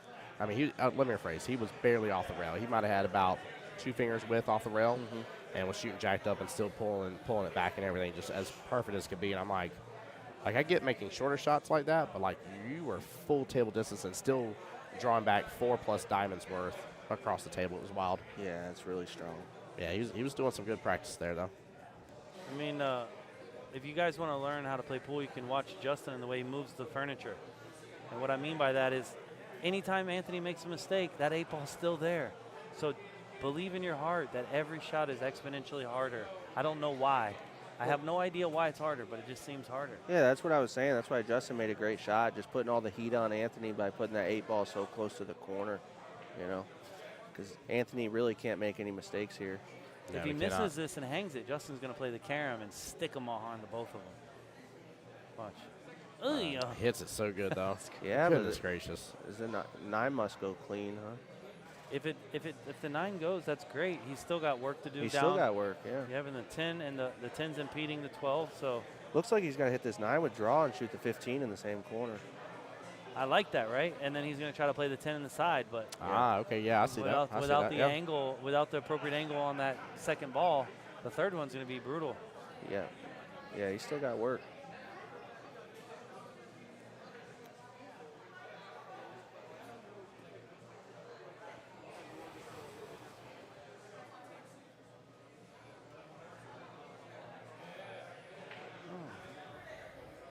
Let's see if he can pull this off, though. So the key here, guys, is not to overhit the ball. Focus on backward rotation on the cue ball.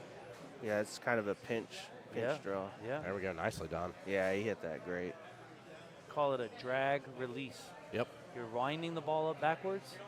It slows down, and then it releases to the destination you need. Now, if you were to hit that without the drag, the cue ball would be another 3 feet down table, and then it would put you in a very, very comparable position. I almost like bumping the 10 here, but it looks like he's going to go around it. Okay, he bumped it. Oh, we still got a hold of it. Kyle, good call, buddy. Yep. I think it was a call of the day right there. Because I'm definitely playing in the side. I was There was taught- really nothing that could go wrong with bumping it, you know? Yeah, you weren't. I mean, unless you just somehow. You're going to have a noticed. shot at one of the two balls. you Yeah. know? I was just taught, like, by a great straight pool player, you only Don't bump it unless it's completely necessary. Yeah. Bingo. Yeah. Yep. There we go. Anthony getting rack number 1 here. Race to 6 again. This is it. This is for all the bells and whistles. Again, we're taking some assumption here. We don't know for sure what they may or may not have fully Mama agreed Duke upon said here. they split. I'm pretty Yeah. sure she's right. So, yeah, 1-0. It's like, hey, it's like going down in a basketball game. It's cool, guys. You got you got 9 points. Yeah. I mean, you think I'm not gonna let it's about to pop off. The only thing you can do to beat a winner is to put pressure on them. Yes. Yeah, 100%. Pressure bursts pipes, literally, figuratively, emotionally. Yeah. Don't allow your opponent to freewheel on you, you know? Yeah. I mean, Mhm. I can name a few players in my life that, you let them get that Get too little- comfortable. Yeah, like Josh Lewis is one of the greatest players I know. When he He- starts that freewheel stroke. He yeah. beat a Filipino like I think 11-2 in the U.S. Open in like the final 7. I think he beat Warren Kimco, Wow. and he beat him so fast, right? that the next match they all bet on him, and all the Filipinos unloaded on him. Said, "Oh, bet on this guy. He's playing good." The guy shot his liver in. Oh, no. Yeah. So, just goes to show you, the Pool's funny like that. up and downs, Yeah. Yep. Oh, it's definitely a roller coaster. Zero doubt. Raymond, what you been up to lately, bud? Feel like I haven't been able to catch up with you, man. That guy's going everywhere. Yeah. Talk about me traveling. He puts the work in. without Yeah, a he doubt. does. Have to say, he puts the PR work into it as well, man. I always love the fact reading his Facebook posts and the good photos that you take. Yep. Yep. Just tell him I'm available to play some banks or one pocket.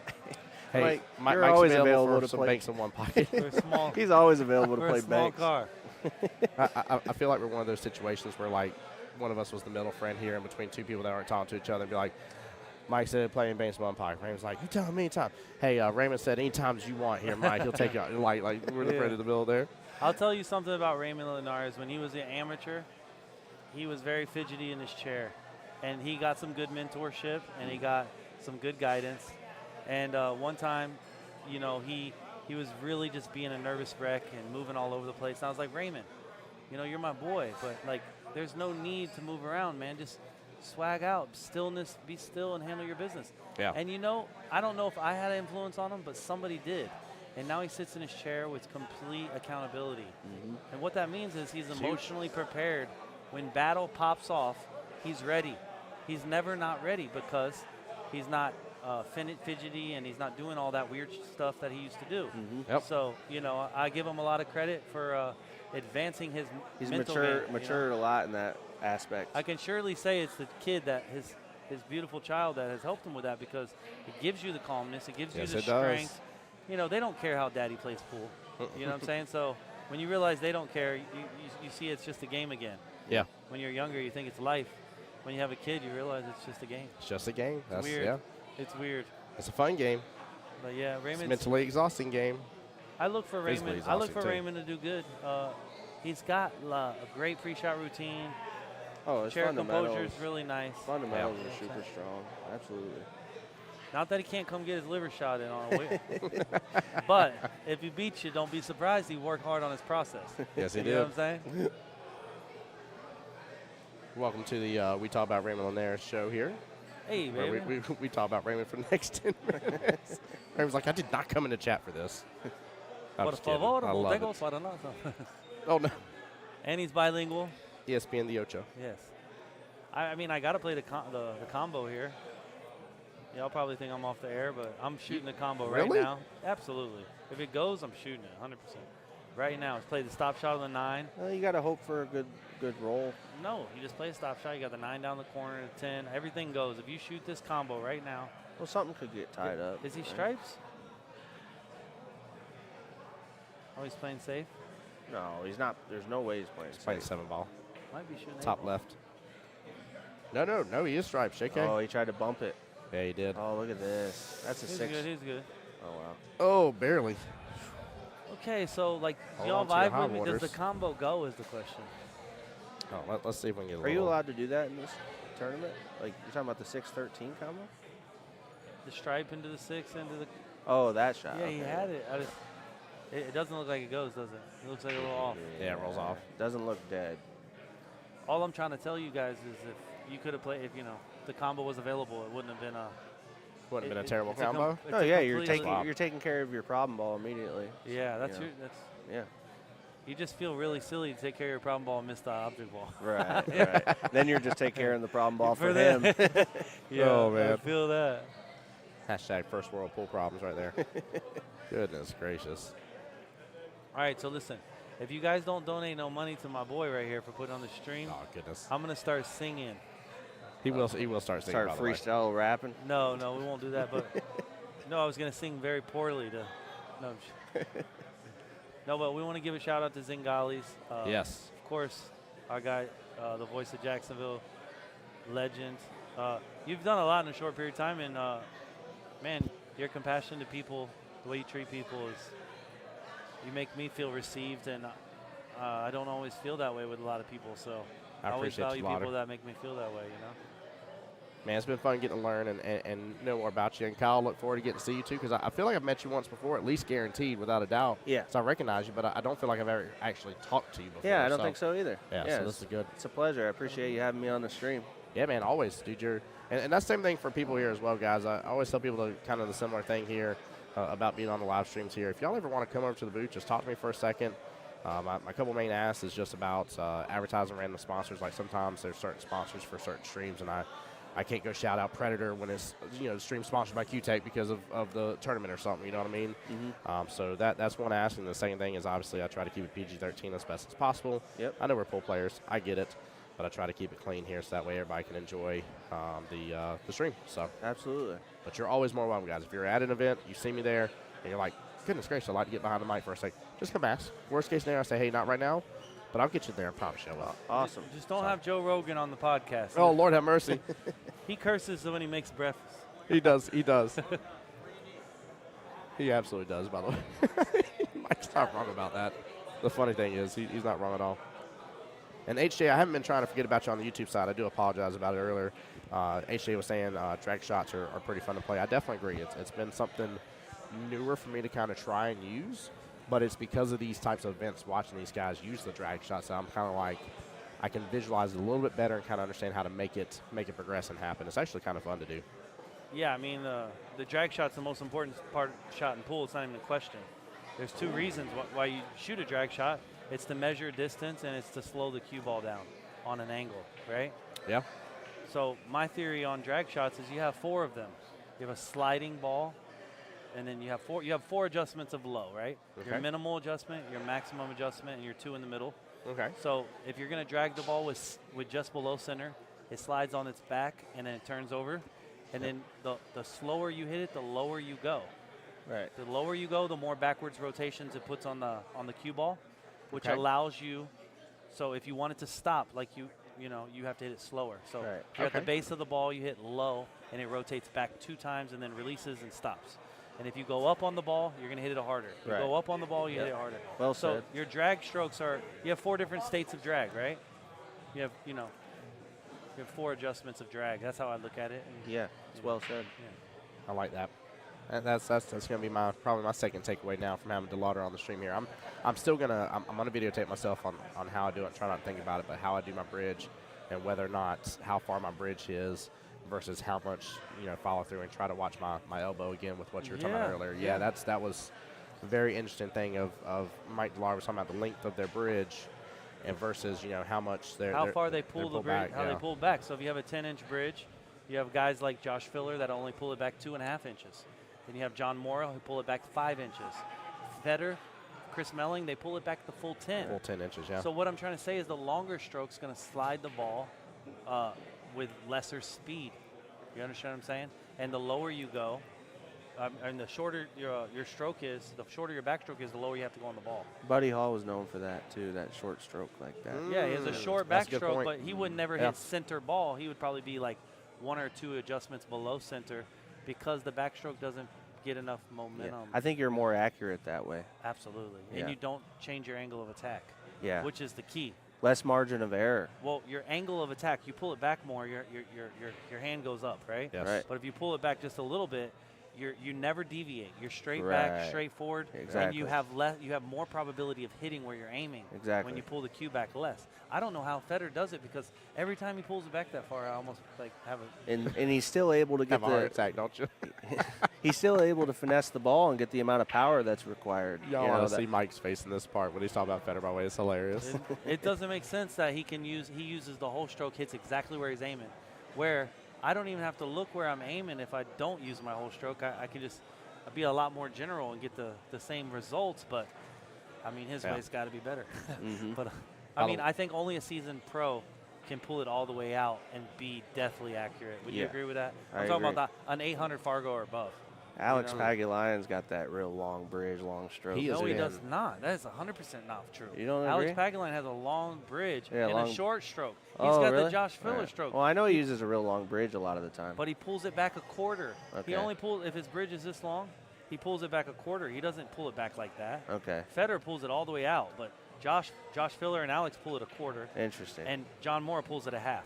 Okay. I'm trying to tell you. No, I I'm believe- going to be looking these They up now do it because I can't wait to see this. They all This do is it such an the interesting same. I'm concept trying to tell you, to they me. all do it Yeah. different, but they get the same result. Yeah, which is huge. I mean, you do got to work around like your abilities and also just the way you do things as well. There is a sense to it. You're not making up, like some people would call it potentially making up for your, a bad habit or something, trying to fix a bad habit in a certain way. And that's Compensate. Yeah, you're trying to compensate. That's not the case in this situation. You're working with what works with the rhythm of your body. Yes. Yeah. So I'm just telling you right now, if we've learned anything, the longer stroke for an amateur, you're less accurate hitting the cue ball. Yeah. Your angle of attack changes. I agree. So you can definitely accelerate better. But Yep. I'm telling you, it's something to think about for you amateurs at home. Reduce your backstroke, and you'll get through the ball, and you'll hit where you're aiming. That's a great starting point. by the way, Carl and Michelle over there saying hi to you, Mike. Hey guys, what's up? We also got Kyle now. Don't leave Kyle out of the love as Kyle well. Bova, I got you Yeah. saved as Kyle Bova in the Range Rover. I know. You never answer my calls. I'm really Oh, that's bullshit. I'm over all. No cursing. Please. My bad, my bad. He said bull stuff, guys. Yeah. All right. Yep. Come on now. You heard him. I take it back. Bullfrog. Bullfrogs. There we go. Landon Fox. Well, Anthony finally missed a ball, seems like. Finally hung the 7 up. So here you're gonna kick this ball real. No, he can't kick it soft. 7's hanging. He's got to go for it. That's kind of It's cool. a full- Oh, he got a good roll. He tied Lost up up the the 8. 8. Yeah. That was kind of a little bit Touche. cold because the cue ball was actually gonna spin under the 15. Yeah, that's pretty sick. I guess you you got see to it? spin into the 1 ball here, huh? You try to run into the 1, right? Yeah, I'm probably gonna go. You probably don't agree with me here, but I'm probably Rail gonna first? go rail first. Yeah, it's not terrible. And I think but it's if you gonna catch it, if you catch it fat, you're gonna go right around it. That's the problem with going rail first. Yeah, but then you got guaranteed shape on the 5. Yeah, that's true.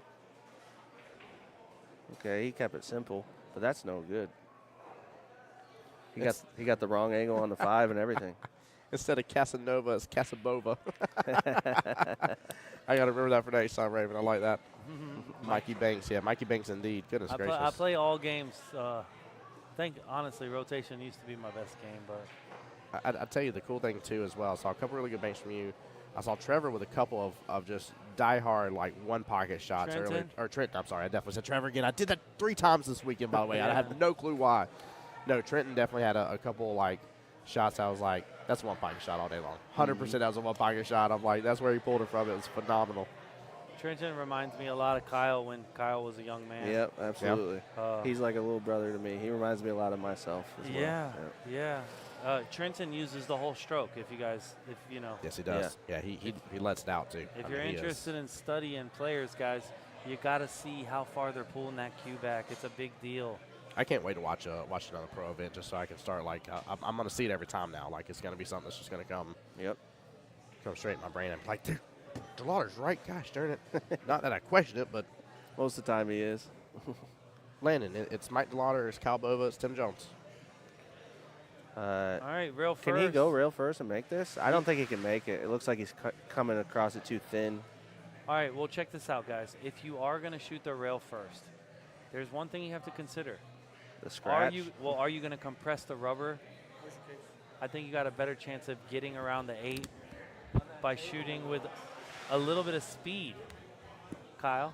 Because if you hit it with a little speed, it's sketchy. This is a sketchy shot. But what I'm trying to say is, if you can get through the gap and you can compress the rubber, you might be able to just hold Whitey there or make it. He's got the jump cue out. Well, I like going rail first and hitting it soft and just landing the cue ball on the bottom rail. The problem is with that, though, Anthony's shooting the long ball so good. I think I agree Yeah. with Justin. Jump the ball. Jump don't, it, yeah. Don't What do you tie mean? it. What are the chances you get I a mean, shot? this is wild. No, we're not Yeah. trying to make it. We're trying to bank it up table and just play Whitey over to the long rail. I think Yeah. the rail first safety is a lot more. I like the rail first I safety here. disagree. What he's doing, What do you you don't mean? you don't tie him up. You know, he hit that pretty good, I guess. That's but- what I'm saying. There's Balls- Whitey over there on the other side. 14's back down table. There you So go. now whatever defense he's got a chance with a 4. I'm just saying, if he breaks up the 8 ball cluster, he loses. Either way, he was gambling there. There And he's wasn't. losing if he breaks up the cluster. Am I wrong?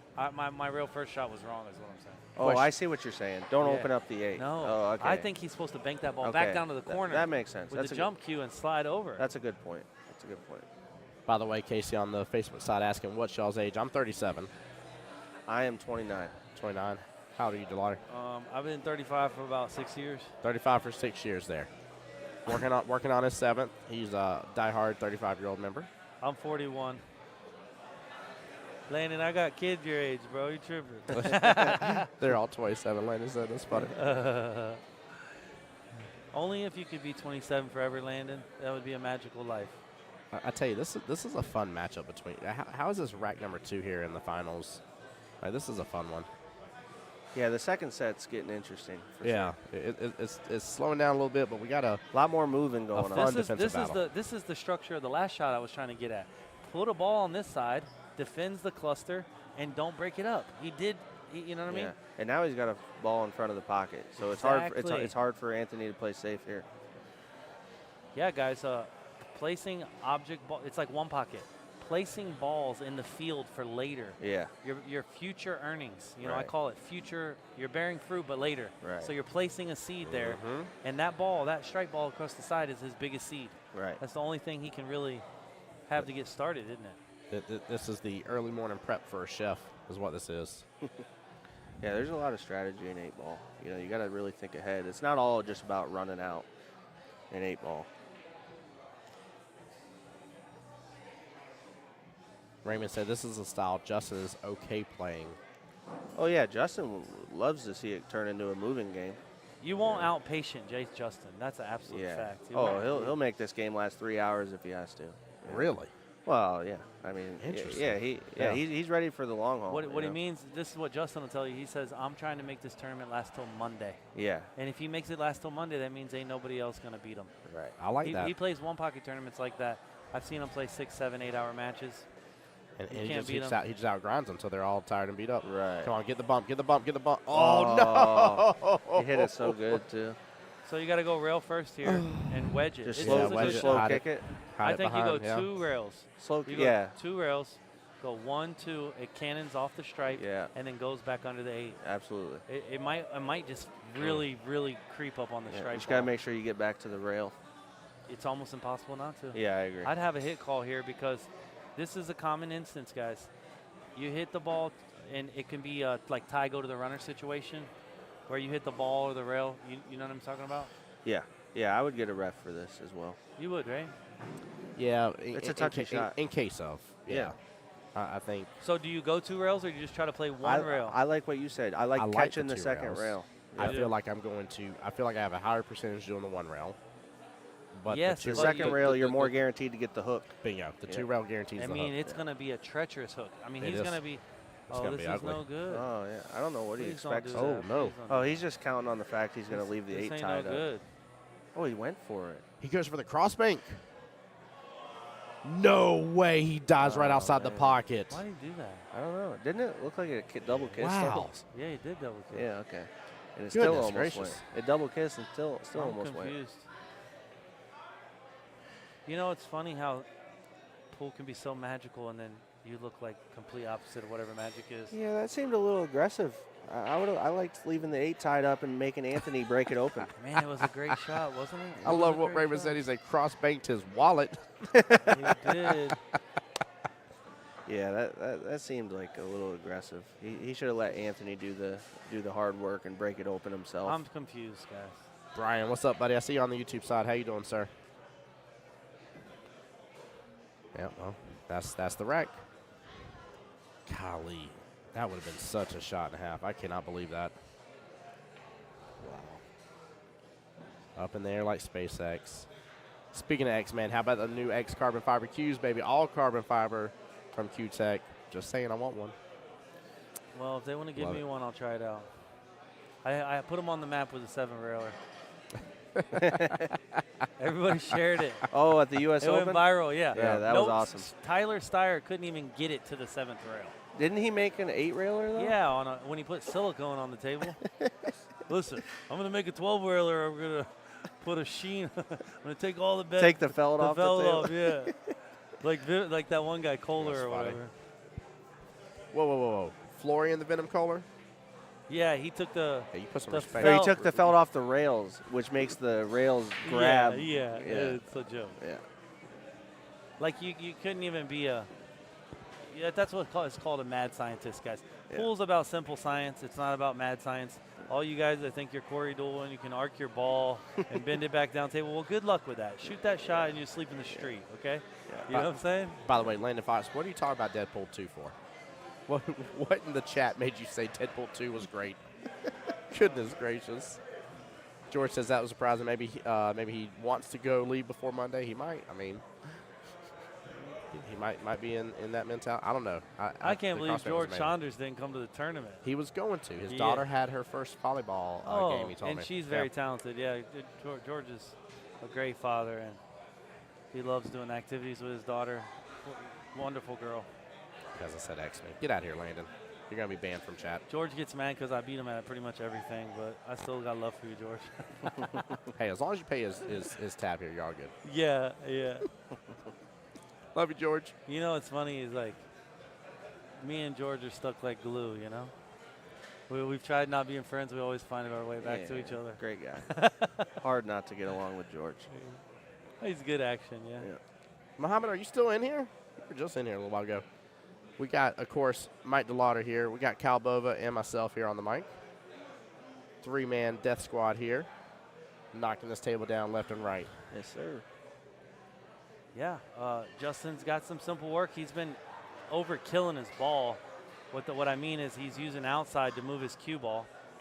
Outside's good for killing the ball, but it's not great for moving the ball. And a couple times he's like really like decelerated and killed Whitey, and it only moved like an inch when it's supposed to move like 6 inches, you know? I like it. Raymond said, best love story in pools, Mike and George. Oh, Man. Casey on the YouTube side said Justin's going just going all in. I mean, he did. I mean, he did swing for the fences, and he wasn't. I mean, realistically, that shot almost went. It was Me and George do a quarter of an Rogaine. inch away. We do a Rogaine commercial. He's the before, and I'm the after. That's funny, right? It's like, look what you can do. Bam, full head of hair. Sponsored by Q-Tech. Next thing you know, DeLauder's gonna look at me. He's like me and Tim doing a Subway commercial. He's the before, I'm the after out of nowhere. I'm like, gosh darn it, he got me. He got a game. He did. He got the crowd's going wild, by the way. He's on the scoreboard. He is. He is. Guys, why don't y'all subscribe right now to my boy? Do yourself a favor, share the stream. Stop knitting around. I know y'all hear me right now. Go ahead and share it. Let's put Tim on the map. He's been sitting here. I haven't made a wooden nickel. He tries to give me a couple drinks. He's a great guy. I want you to make some money. You know what I mean? I'm going home in the negative no matter what. I want to see Tim go home with some bread. Thank you. Y'all hit him with the Venmo. He's done nothing but support Pool, dedicate his equipment, his time. Shout out to Mike Zingales and obviously Mike's mom that makes the best cookies Oh my in gosh! the world. I have my small stack of 3 because I got none yesterday, so I already took them and hit them. She always saves me a plastic Little plastic container or something. container of Yeah. cookies, right? Oh my gosh! And I bring them home to my kids, but the problem is by the time I get home, they're all gone. I don't know. I don't know where they go. I mean, you know what? I don't blame you on that, man. Somehow or another, they just disappear. I'm gonna be honest with you. I've ate about $27 in cookies. You remind me of the Tootsie Pop Owl where he's like a 1, a 2. It's gone. And you're like, where'd it go? South Park's like sitting there, the guy's typing in the background, and he's like, and it's gone. And you're like, I just handed you the money. What do you mean? There's too many options. I have to try them all.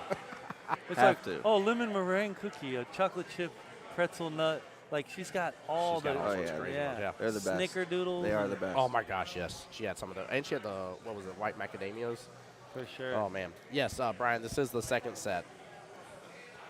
Yeah, don't think that first set means anything, right? I mean, Kyle, you've been it's a whooped test. before on the wrestling mat, and you wrestle the guy again, and you beat him, right? I mean, Absolutely. it's just because, sometimes this just doesn't work for you. There's so many momentum swings in pool, and these guys play at such a level where if one guy catches a gear, Anthony won the last set 6-1, but Justin can very well get up and win the next set 6-1.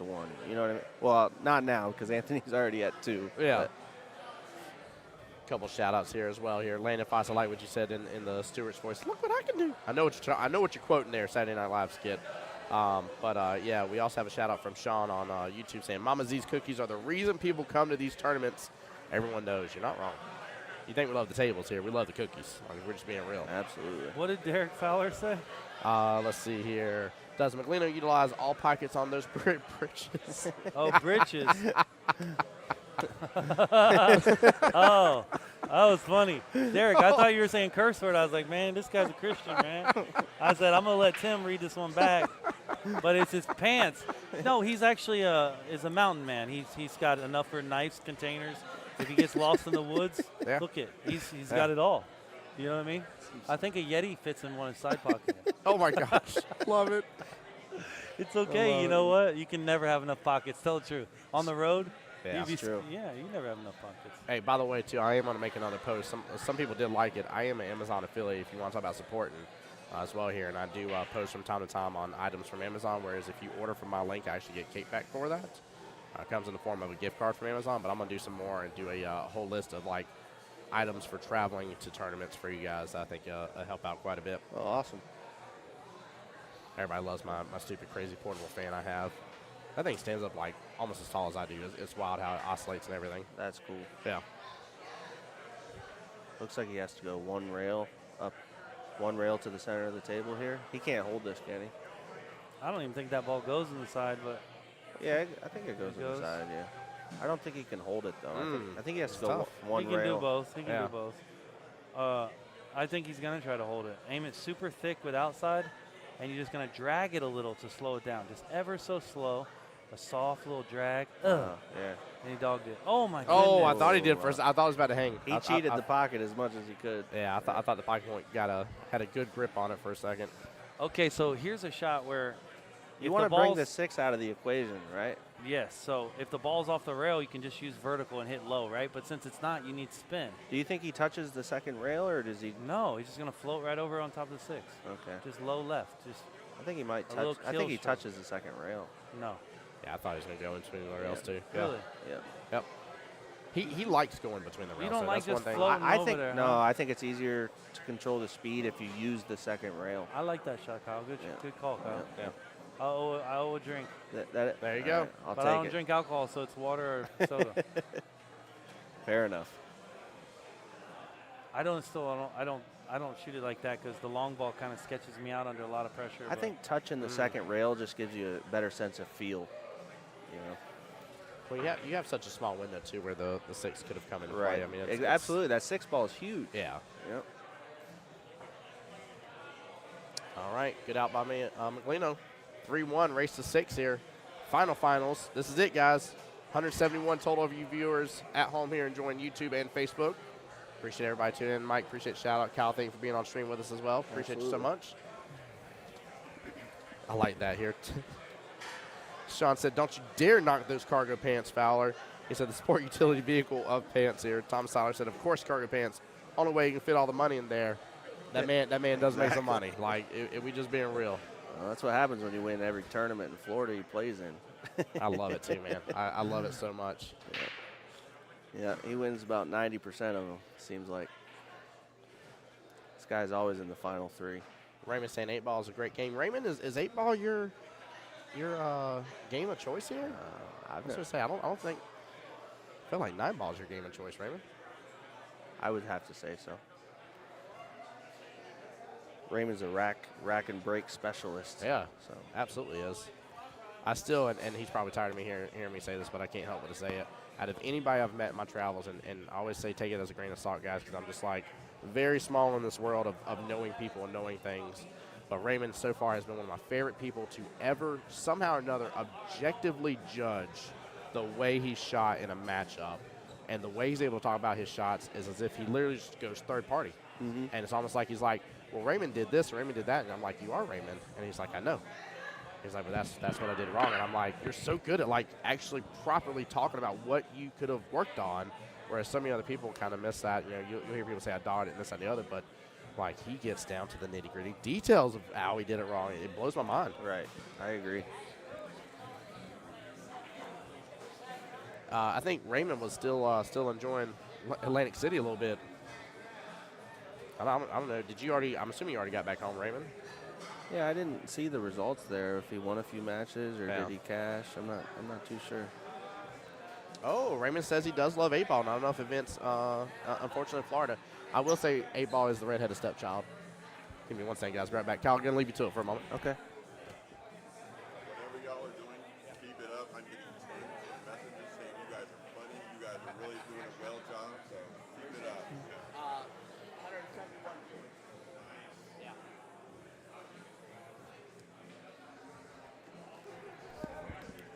By the way, we're getting huge compliments from y'all. For those that know Todd here, he says his phone's blowing up with compliments about the live stream. Thank y'all so much, by the way. I can't stress how important that is. When people ask me, they're like, man, why aren't you doing this? Why aren't you doing that? Talk to your tournament directors. Get me involved. Get me connected with them. If you love the stream here, that's the way you help me grow, but that's how you get more of these streams. Yep. I want to be booked every weekend. Getting great support, and it's well-deserved. Putting on a great show here for everybody. It's fun, man. I love this. In fact, what time is it? 9. It's supposed to be 10 o'clock at night. Good Lord of mercy. Why am I drinking another Red Bull? Let's see. I got in this building at 8:30 this morning. Really? Yeah. I've been in this building since 8:30. Yeah, it's a grind, man, these tournaments. Yep. Oh, George giving us a little insight here. He says, Anthony used to come to the Sunday night 8-ball tournament at Beyond Billiards in 2002. Robin's Sunday Florida tournaments is nothing new for him. I love that. No doubt. I never would have guessed that that 8-ball was your cup of tea, Raymond. But I guess to your point, though, how many events have I actually been a part of that was an 8-ball style event? And it's few and far between. No, I agree with Raymond. There's not many 8-ball events in Florida these days, it seems like. So it is nice to switch it up, play a different game. Kyle, I will ask your opinion. I want a good, honest opinion from you here as well. Now, what's your Fargo again? 716, I believe. Okay, so you're in. This is why I want to ask this question. You're in the upper tier for the entry fee for this tournament. Yeah. What was your thoughts about having the low, mid, and high entry fees?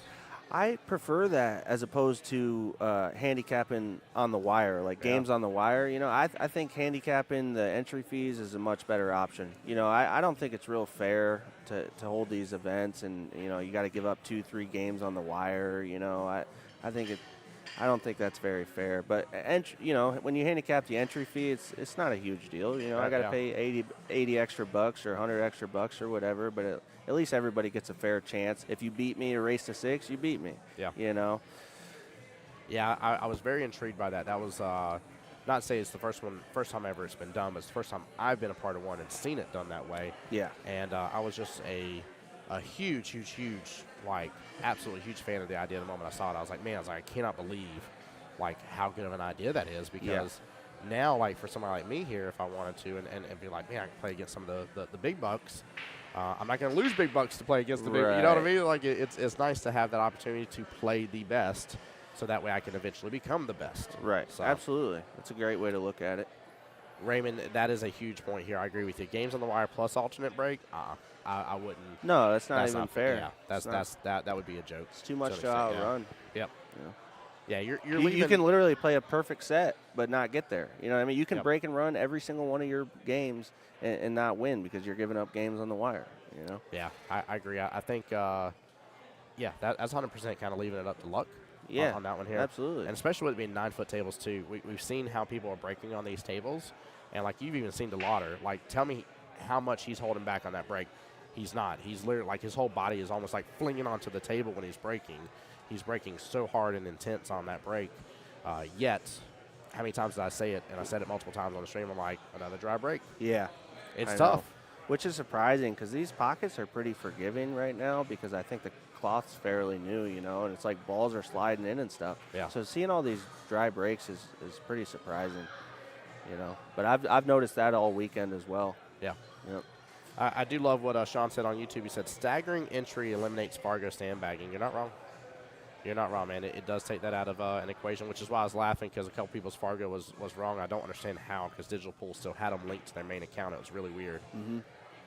Even DeLauder's was listed wrong for sure while him. Tommy Kennedy's was. And I was like, guys, it's not a big deal. It doesn't matter. It didn't change. I was like, I promise you they paid the right entry fee, but I promise you it doesn't change anything. It's open. Like, Right. they got no handicaps because of it, no special, circumstances at all. So, guys, if y'all will here for all those love and stream as well here, donations always appreciated, never expected though. Cash App, Venmo on the left-hand side of your screen there. Voice of Jack's Pool for both of those. If you need to do Zelle, feel free to send me a PM. I'll send you the info for Zelle as well. But anybody that enjoys this here knows there's a lot of money and resources that go into making this happen. I definitely appreciate anybody that is able to support the stream in that regards. Well, Justin's showing a little bit of heart. Still fighting. Yes, he is. Still fighting.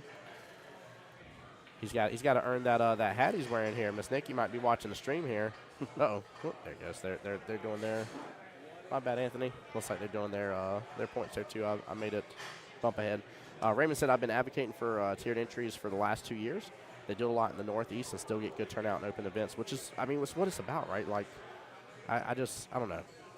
I hate the whole scare thing. Like, I just started doing Masters League in APA. By the way, I love some of you guys for the compliments and what you think my Fargo rating is. I just recently earned being a skill level 5 in APA and 9-ball. I've been a 5 and 8-ball for years. So now I'm finally a 5-5. It's been a long journey for me. Finally earned it. But there you go. You know the secret. I know a lot more than what I can play right now. I'm working on it, but it is what it is. Knowing and executing are two different things. Two different right? things. Yeah, 100%. But now I'm getting some of the nitty-gritty from you guys, too. I'm learning a lot. Yeah. But I say all that because I play Masters League on Tuesday night. They just recently added it for my APA to do a weekly Masters. And, of course, some of the top guys in the entire Jacksonville area is in there. One of the team has 3 of the best guys, and the 4th guy I don't know yet, maybe one of the best, too. And I hear some of the people that are like, oh, man, I want to make a team because I don't want to lose and stuff. And I'm like, I'm paying $10 in a matchup in a race to 7. So bare minimum, there's going to be 7 racks. And if I get smoked, and I get to watch and play against some of the best guys. Right. Yeah, sign me up, please. Yeah, I want want that. Great Like, seasoning. yeah. You know, that's what it's all about.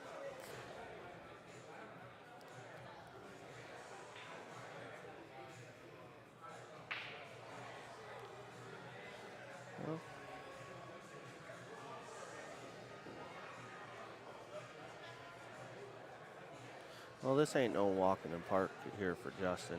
He's got a lot of work to do.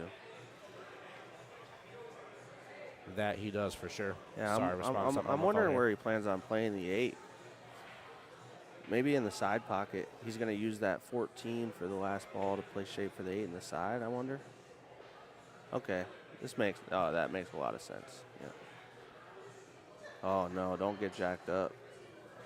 Oh, I like what Raymond said. He said Justin unleashed the 2010 J Hall boogie break.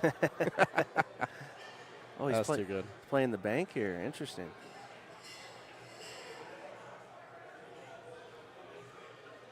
I do agree with that, Raymond. 100% what you said about potentially running racks if you can have reductive break. That's why I was surprised by a couple of people's break patterns and not ever making like I watched a couple players 5 breaks in a row do the exact same thing 5 out of 5 times, land nothing in any pockets. Right. You got to make minor adjustments. Yeah, you got to be changing something. Like there's no chance I'm getting to that table a 5th time and not being like, let's swing something completely wild and off chain here because I'm gonna do something completely different here. Yeah, slide the cue ball in or out a little bit, or change your speed up or something. Wow, that was a great out. He really earned that game. Now we have a pretty good match on our hands.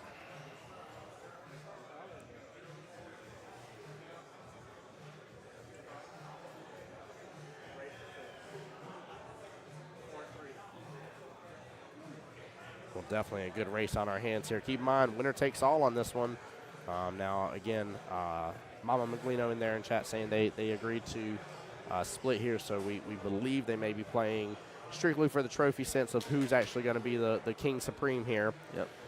But regardless of that, I mean, that's still a big title to have on the line after this long weekend. 71 participants, 2 full days plus a potentially 3rd day if you were here to play the minis as well. There's a lot. Yep. Banks are banks are open on Sunday at Zingales. That they are. What up, Dar? How you doing, bud? Banks are open every day for Jay Hall. Okay.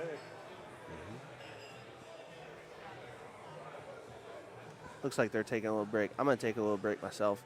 I'll be right back. Absolutely, sir. See you in just a moment.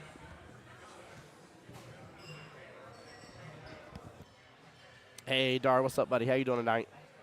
Welcome to the stream here. I definitely got to start saying it's I still can't believe it's already 10 o'clock here. Guys, for anybody just tuning in here, Tim Jones, the voice of Jacksonville Pool. Appreciate everybody for being a part of the live stream. Thank you so much from the bottom of my heart, man. Seriously, over 175 total viewers between Facebook and YouTube, guys. Y'all are blowing it up tonight. Hope you've enjoyed as well having both Mike DeLauder and Kyle Bova on the stream here. Been definitely a good treat for myself, too, so very much appreciate them doing so.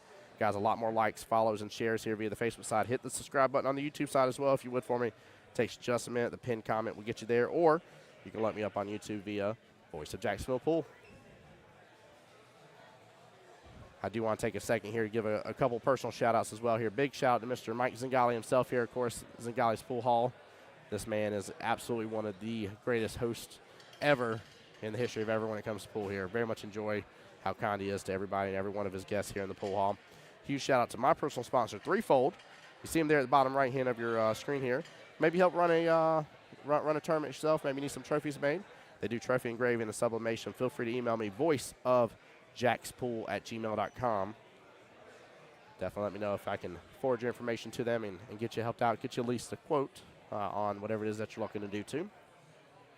And definitely a huge shout-out to all my other sponsors here. Team OCD here, Obsessive Cue Disorder. Billy Burke and Miss Lauren there. Take care of my cues for me. All right, looks like we are, ready to go.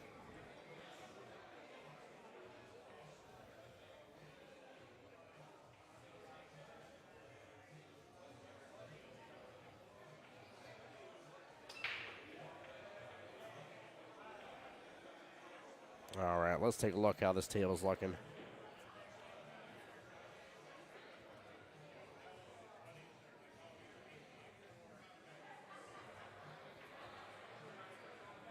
And looks like it's going to be a solid on the break here for Mr. Anthony Mcino.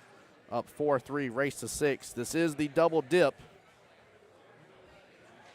So, guys, he needs 2 more. Justin Hall needs 3 more. Woo, Sam's going to be very bold, saying he's out from here. I don't know about that.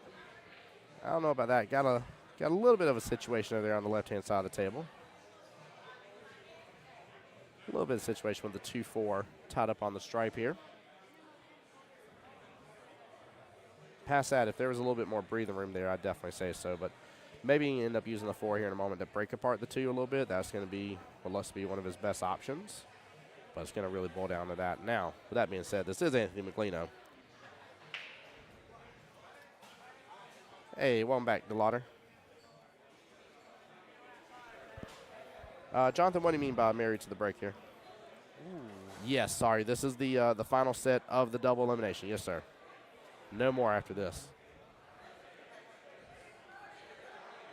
Your boy here is going to pack up, go back to the hotel room, get some rest, and then drive home in the morning. Yeah, he got the breakout there really good. Really, really good there. I just don't know if he's I mean, that 9, you know, he gambled, and it really worked out for him, but definitely some stuff could have gone wrong there. Yes, it could have. But that's the nature of 8 ball, so you have to know when it's a ground stroke or when you have to take a risk, you know? It's like playing poker. Sometimes you have a hand and you have so much money involved. The only way you can win is by bluffing, right? So gambling is a part of pool too, just in a different percentage. So, you know. Raymond says he wants to know if you're dating after the break or in a committed relationship after the break. Y'all are cracking me up. Raymond has all the comebacks. It's unbelievable. He's like he is fast about it. For sure. Oh, gets a nice little bump there. Yeah, so I just don't know if he's trying to bump that ball. So for me, when you're doing something that you weren't intending, you've made a mistake, you know? I definitely agree with that. But a mistake that goes unnoticed is, you know, you can still run out and you can still succeed. Like I can go to work and I can fail three different ways, but I still collect a check, right? True. Because I process my mistake and I move on. But I'll tell you what, pool sometimes it's just not so friendly. Today, every little bump and every time he's gambled, it's been well received for Anthony. Yeah, definitely has. He did. That 8 ball is definitely open up to the corner. In fact, he has either corner. Now, granted, obviously, I think he's going to take top left here, especially with where the 9 is. But in case anything got super crazy weird in the rest of the rack, he's got a very open table. No real reason for that to happen, in my belief, especially where the 1 is. He's going to take the 3 here in the right-hand side pocket. There we go. And just use the 1 there to get back up a little bit for the 8. Straight in. Does he snatch it or does he go 2 rails? He may have a little angle where he's cutting the ball to the left, so he's able to use the inside English. That was a good shot. Yeah, that was great. Nice little 2-railer there. Very well played. Wow. When you play position, guys, you want to go into the 8 ball like an airplane goes into a runway. And what I mean is you want to be going into the 8, not across the line of the 8. So Anthony demonstrated that very well there, and that's why he was able to solve that puzzle. Welcome back, Kyle. Thank you, sir.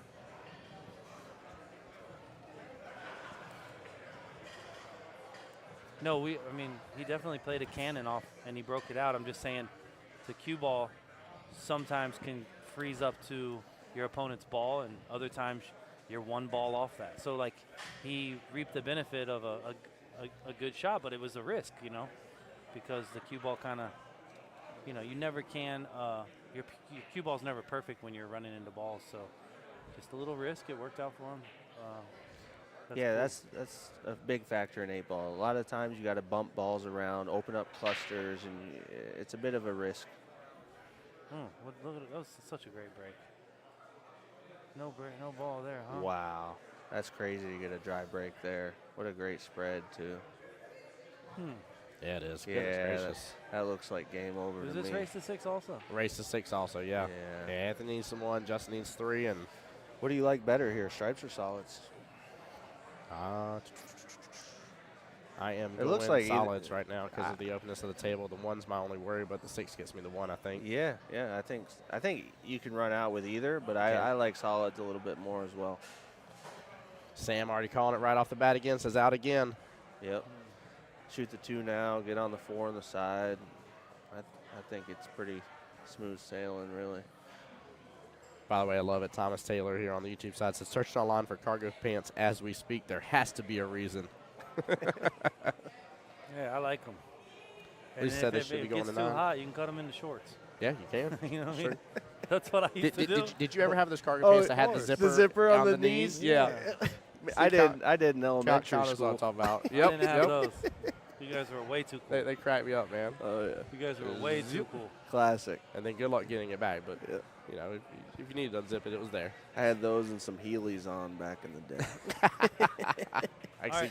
So see Kyle Anthony's skating committed across to the wall. solids. He's committed to solids. He's got to. So the whole key to this riddle is the one ball. One ball's the issue. Six the- gets you to it. The 2, he can take the 2 out. He can come back for the 4. Then he can try to play a shot on the 1, and then kind of reposition his, All I know is, do you like saving the 3 for the 8 in the side, or because you got to think the 8 ball doesn't go past the 14 or the 15, does it? I feel it does. Oh, it does. All right. Well, that changes things. I'm not here. If It this shows appears us a it little does go. different. Yeah, I don't know. It seems kind of tight. Oh, if the 8 goes past the 14, he's pretty good shape then. I think. What I'm trying to say is this: the 1 is the key ball, and he's leaving the 7 from the Well, 6. So I'm he's gonna thinking. go- I'm thinking about what's the key ball to get on the 8. That's what I'm thinking about. Does the 8 go past the 15? I don't think the 8's the problem here, brother. I think it's the 1. Well, the 6 gets you on the 1. Yeah, I called him parachute pants back in the day. That's right. Yeah, but you got to make a good shot to. Well, getting from the 1 to your next That's ball what I'm is saying. that's no gimme. That's what I'm talking about. Yeah. 6 ball, bottom left. 1 ball, bottom right here. Just drift on back out the table. Go and take the hardest shot on the 7. Well, you're not putting bottom left on this. You're putting just high ball and just rolling up. There's no reason. Solid. He's talking about shooting the 6 now. Yeah, take 6 now. Yeah, you don't have to put no bottom on it. Did I say bottom? You said bottom left. Yeah. Did I? Yeah. You meant high left. No, I meant he's going to take it in the bottom left-hand corner pocket. Oh, is what I meant, my sorry. bad. Oh, I thought you meant spin. I was like, why the French toast would I put bottom left on that ball? Yeah, I thought you meant spin. I was like, I'm getting way He's gonna way hit center. confused. He's gonna center a ball. Yeah, and bottom just left roll corner. forward. Yep. But here's the shot that I'm talking about. You can kind of use spin and maybe get under the. He's facing a drift right past that 11. I feel like you got to use inside. I think outside makes the hit on the 11 more. Outside. Well, You could also hit the 11. yeah, that's the problem then with putting come out. outside is you're hitting the ball fatter with outside, and it brings the 11 into play a little bit. It does. That's Yeah. high exactly left. right. Yeah. High left. Yeah. So Yep. I think you Raymond. have to hit inside. You have to hit low inside you and drag it top under left. the 6 100%. No, he's going right past the 11. He's going to come right back He's outside. gonna and take drag it. it Mike, with I low get inside. your point, but if you hit it soft enough, he's going to get around the 11. You think so? Yep. Yeah. Yep. You think he's going to use outside 100%? 100% just top a left. just a touch of outside. Why is he hitting I love low this. inside? He's not hitting Yes, it. he is. There's He's no dragging way it. he's hitting Bet. low inside. Bet. He loves how Watch. he's dragging it. Drag Actually, inside, watch. No way. Oh, drag inside.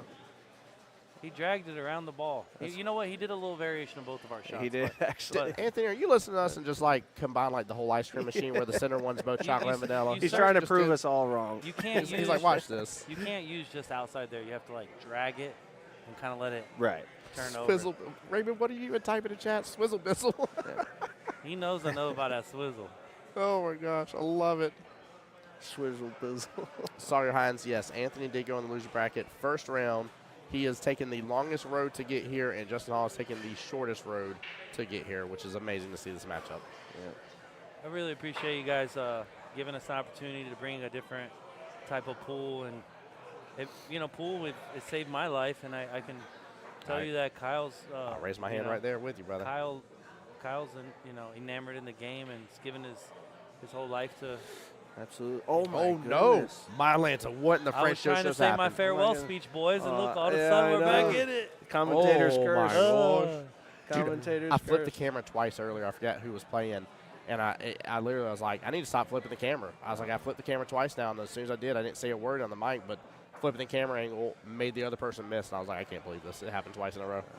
I'm really praying for a hill sweat right now. I'd love it. I mean, Absolutely. I would like to just see a 5-4 at first. Yeah, that's true. One game at a time, right? you would have to see the 5-4 at first for us to see the hill. You guys are sharp. As attack, baby. As Uh-oh. attack. Little show. Let's go, Justin. All right, so here goes that drag stroke, guys. Remember, when you're dragging the ball, you either have to apply the Pool has outside. stunted Kyle's height. Oh, I love Muhammad, man. I miss you too, buddy. It's so fierce. Yeah. Mike, this is the second set, sir. Muhammad, he never too hard on me. I think we're closer to the same age. He shows me He's the little ultimate more shit respect. talker. He really is the ultimate shit talker. he doesn't enjoy the curse words. He's a Christian. Oh, I'm sorry. You're good. I'll try to keep PG-13. You're Appreciate good. your accountability, Kyle. Yeah, I didn't. Yeah. Joe Rogan, he says curse words, but more as a term of endearment instead of a. I still would love to be on Joe Rogan's podcast one day. I'm just like, like You that deserve it. You deserve it, Sam. That'd be amazing. All right. So the only thing you could do here is, if he's going one rail, is kill it under the 7. So if you use outside, you have to get to the rail so the spin works. I just use below center and just kind of stun over. It Stun don't. over, yeah. I know it's. He just rolls in the side. Pretty simple. Not Not much. much. Get back around it. Take it in the same pocket. Okay. He.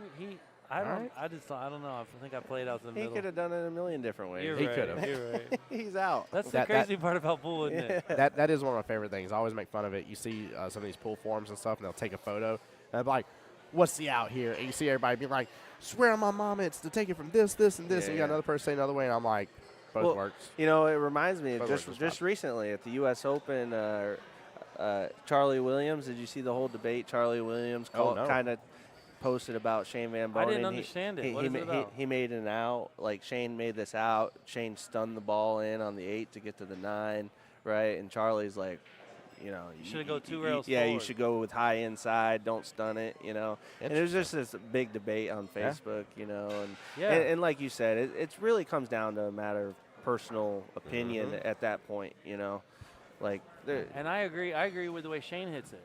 I think when you hit it forward, you make the ball less. To be honest, in that situation, I agree with Charlie. You do. Yeah. Even though he You stuns finesse his- it with high inside, and as opposed to stunning it. Yeah. I feel you miss the ball more when I use the inside, but I play with Maple, so I Yeah. guess. Especially on tight pockets. I don't want to have to stun the ball.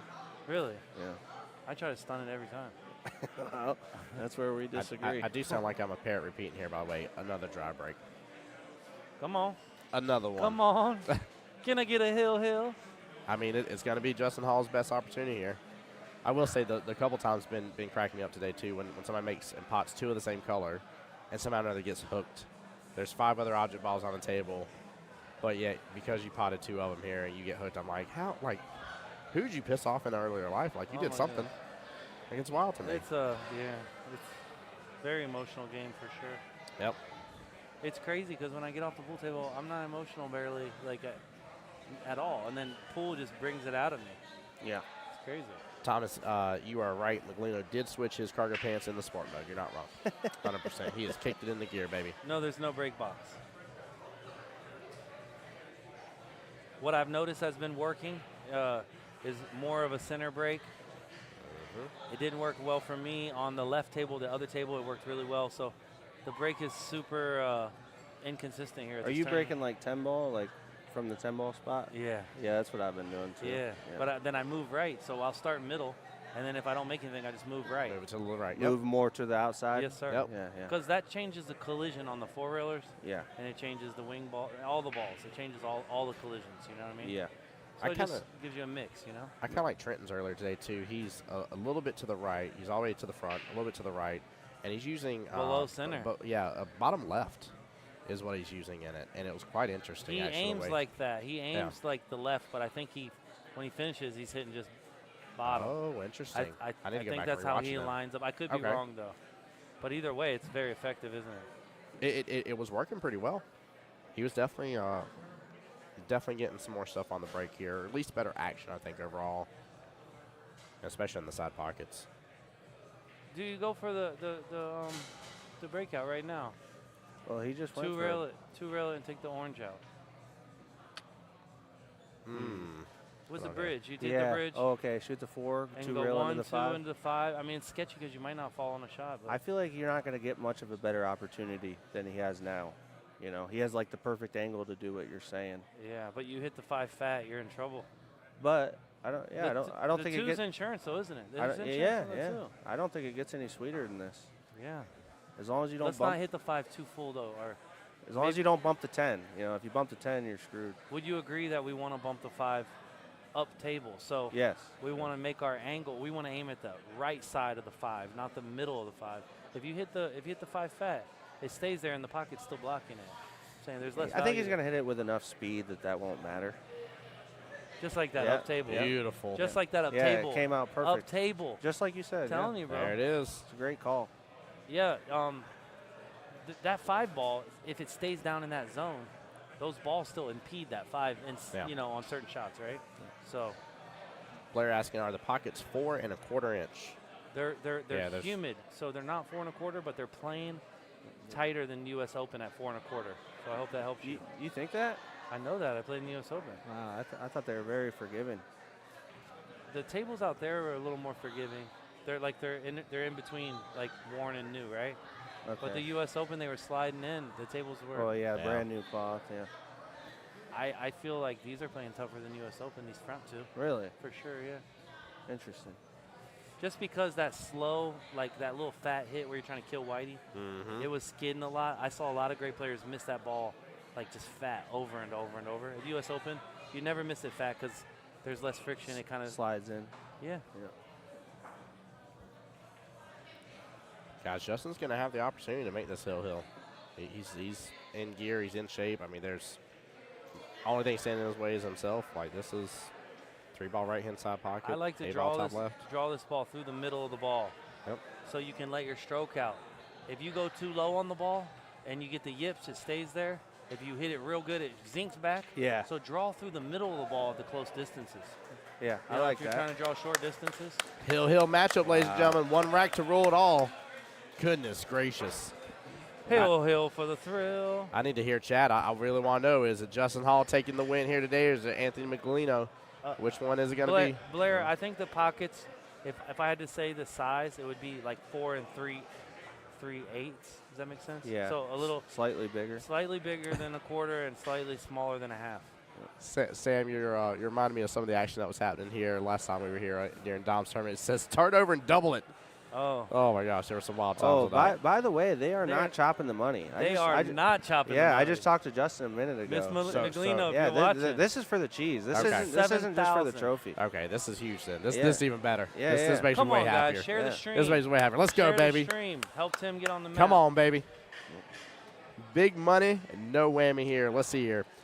Alex saying J Hall for break and run for the win. That is only a couple times in the entire stream throughout this entire event have we seen a break and run. I'm going to be honest with you. I don't want to have the commentator curse here. But Let- Justin. Well, he's got all Like- the momentum. Oh, yeah. Well, he had Yeah. the momentum against Josh Filler, too, didn't he? He came back at me. I'm just telling Oh, you. Lord. Stuart I don't Fox wanna says put the backing and curse jacking. on, No, right. we're not backing and jacking nothing. Leb says J Hall's getting the win on the YouTube side here. Hill thriller. You know what I would have did if I was Justin? I would have soft broke. And make him grind it out. Is that a dry break? Yeah. Look at the cue ball. I agree with the momentum shift here. I think What about if Justin he just has breaks the it like one the pocket? momentum. But dry What if break. he breaks it like one pocket? It just Yeah, Mama Mcino saying Anthony texted her before they started. Yeah, when I asked originally, which is why I was a little confused by it, I'd asked Justin originally. I said, hey, I was like, chat's gonna ask. I said, just give me the rundown. I was like, what are y'all doing? Are y'all one set? Like, are you, like, what's going on? Maybe And- Justin was pulling our leg, Miss Mcino. So we asked him in between the first and second set, and he said they weren't chopping. So maybe he's, you never know. Information is we're not always accurate, but yeah. So I guess to solve the riddle here, guys, it's all about getting calm first.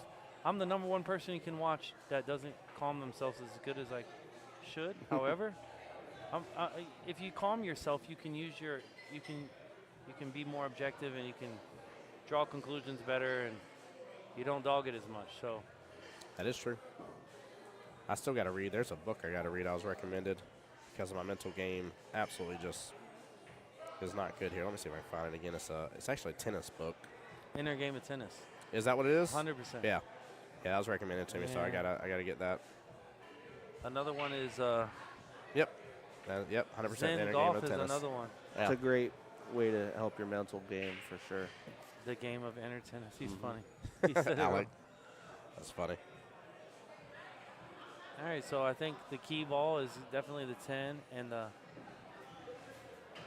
14. So I'm assuming he's gonna go 9. I wonder if the 10 goes. Well, here. he's going to try to make this ball if he can right I now. love how many of y'all knew that was the Durham book, by the way. That was phenomenal. It must be that flipping good of a book. Yeah, it's My goodness gracious. Yeah, all of our fathers, I think our fathers were read that book, right? It's been a while. Mike House recommended that book to me a long time ago. Wow. Troy Frank recommended it to you. I don't know years ago. when Wow. it came out, but I swear Like Mike House is the one that told me about it like 20 years ago. Yeah, it's been recommended to me for a long time as well. I love it. Yeah. That makes me so stoked to actually, like, I don't normally read a lot of books. I'm going to read that book. Well, this is. Oh, yeah? This Oh, might yeah, be the key. I'll flex up in the mirror, too, man. Come on. This might be the key shot right here. The 10 doesn't go, and if it does go, it doesn't feel like it goes. The 5 is impeding it a little bit. You have to aim it thick. It's might hard, have to buddy. kind of pinch it. No, you have to play the 9, go play the 14, and then work your way back to the 10. Because Wow. you can get the angle on the 10 Well, later. that makes it a lot tougher. The 10 to the 8, though. You dig what I'm saying? You can get the 10 to the 8 later. Or you can play to the 10 right now with a high right and go into the 5 ball. It's a little bigger angle than you'd like, though. Wouldn't you agree, Kyle? To play the 14 into the 5 right now? No good? It's not laying bad. I think you got to hit it with a ton of inside, though. It's not laying super great. That's what I'm saying. Yeah, So that means that he's Oh, still he's going to going- have that tough shot on the 10. he's going with outside. He's missed this ball like 3 times today. Yes, he just has. He's around zipping that it, top right-hand corner zipping it. pocket multiple times. He hits it that time, though. You're not wrong. He is at, and it's the same top right-hand He's corner been, that he's had been issue over on this same accelerating, table. and it's like he's overthrowing Exact the same ball. table. He's Yep. in great shape here, though. He can just go one rail kind of to the center of the table and cut that 10 in. God, Mike, how many of these matches have you been watching as well? For you to know that's the exact. I mean, I try to pay attention. dude, you do good, man. For Yeah. somebody that had to play in the tournament as well here, having tough opponents. I'm impressed on that one. There's a reason I would have known that, but good Lord. All information is good information, Tim. You are right about that. You know. That's why I liked your analysis of the first rack. You're like, first rack, I'm just gathering information. Yeah, that's a great way to look at it. Yeah, I mean, if you lose, First matchup, yeah. If you lose, you still can reflect on all your mistakes. You know, it's like the cheat code for Contra. Yep. Up, down, left, right, ABA select still- start. Yeah. Konami code. By the way, over 200 viewers in chat, by the way. Thank you guys so much. Justin was probably pulling our leg about chopping. No. Yeah. Because if Anthony called his mom and said they chopped in the first set, This is all she wrote right here. Yeah. finish him. Right? You're so. Oh my God! I pulled that onto my opponent in triangles, or no, I'm sorry. It was the team captain tournament. That's what it was. Team captain tournament in Vegas. I looked at him after I lost the first rack barely. I looked at him and I said, "Your soul is mine." I was like, "I figured you'd enjoy the Mortal Kombat reference." He started laughing. I said, "No, I'm dead serious, by the way." And I took him for the next 2. Damn, at least Justin made him shoot it. Yeah, what a great match. I really though. appreciate Absolutely it, make guys. him shoot it. Justin showed a lot of heart. Thanks for having me. Woo! Anthony double dipping the one and only Justin Hall for the win after going into the one-loss side bracket. Very, very first round here. What a showing indeed. Goodness gracious. Well, we're gonna try to get in action, guys. We appreciate you letting us talk your head off. And Pool is a great teacher. And if you ever have any questions and you want to work on your game, you know, holler at us. Kyle's a great coach as well. And Tim, we appreciate everything you do for the game of pool, the sport of pool. It wouldn't be the same without you. You make the game a better game. You get to show people why we do it. Why we love this It might game. look easy on the screen, but Tim, Yeah. you make it look easy. It's nothing easy about this craft. Definitely not. So, I appreciate it. thank you brother. for your Seriously, time, thank brother. you. Yeah. Hey, thanks, Tim. I My really pleasure, appreciate Kyle. it. Absolutely, man. It's an honor and pleasure having you both on stream. DeLauder, you take care. Have a blessed evening too, man. Bank Appreciate on, you, sir. brother. Bank on. Yeah. Hey, Cheers. yeah, bank on indeed, baby. Let's go. All right, I'm gonna go bust Kyle now. See you later. Yeah. Go. Definitely go give Kyle some issues there. I love it. All right, guys. So with that being said, I appreciate y'all so much. For those that don't know me here, there's almost 200 of y'all in stream here. There has to be a couple of y'all don't know me. Hit the follow on my Facebook page here, the Voice of Jacksonville Pool here. You may be like, Tim, I've already following the just Voice of Jacksonville Pool page. That was a personal page. The one with the word "the" in it is my business page here. Allows me to have more of you guys as followers, actually live stream properly to it when I'm doing the multi-stream like I am as well here, guys. Also on YouTube, Voice of Jacksonville Pool. Guys, for anybody that wishes to do so again, it means the world to me. For anybody that's able to donate to the stream here and help me out with all the costs and expenses that are involved in this, I appreciate everybody that has allowed me to come out, getting me connected up with all the different people here. Definitely appreciate y'all way too much here, to say the least. And I can't tell you thank you enough. So from the bottom of my heart here, guys. This is Tim Jones, the Voice of Jacksonville Pool here, guys. I'm going to sign out, get things packed up, and head on over to the hotel here, get some rest, and drive home in the morning. So, guys, as always, y'all take care. Be blessed. Get some rest. Of course, I want to be a guy that gets you to enjoy watching billiards again. Mcino getting that cash money, baby. Let's go, Mcino. Good job, sir. Big congrats to them, guys. Y'all take care. See you at the next one here. The Southeast Challenge, Park Avenue Billiards, Orange Park, Florida. This coming weekend, guys. See you for the 3-day tournament coming up. Take care, y'all.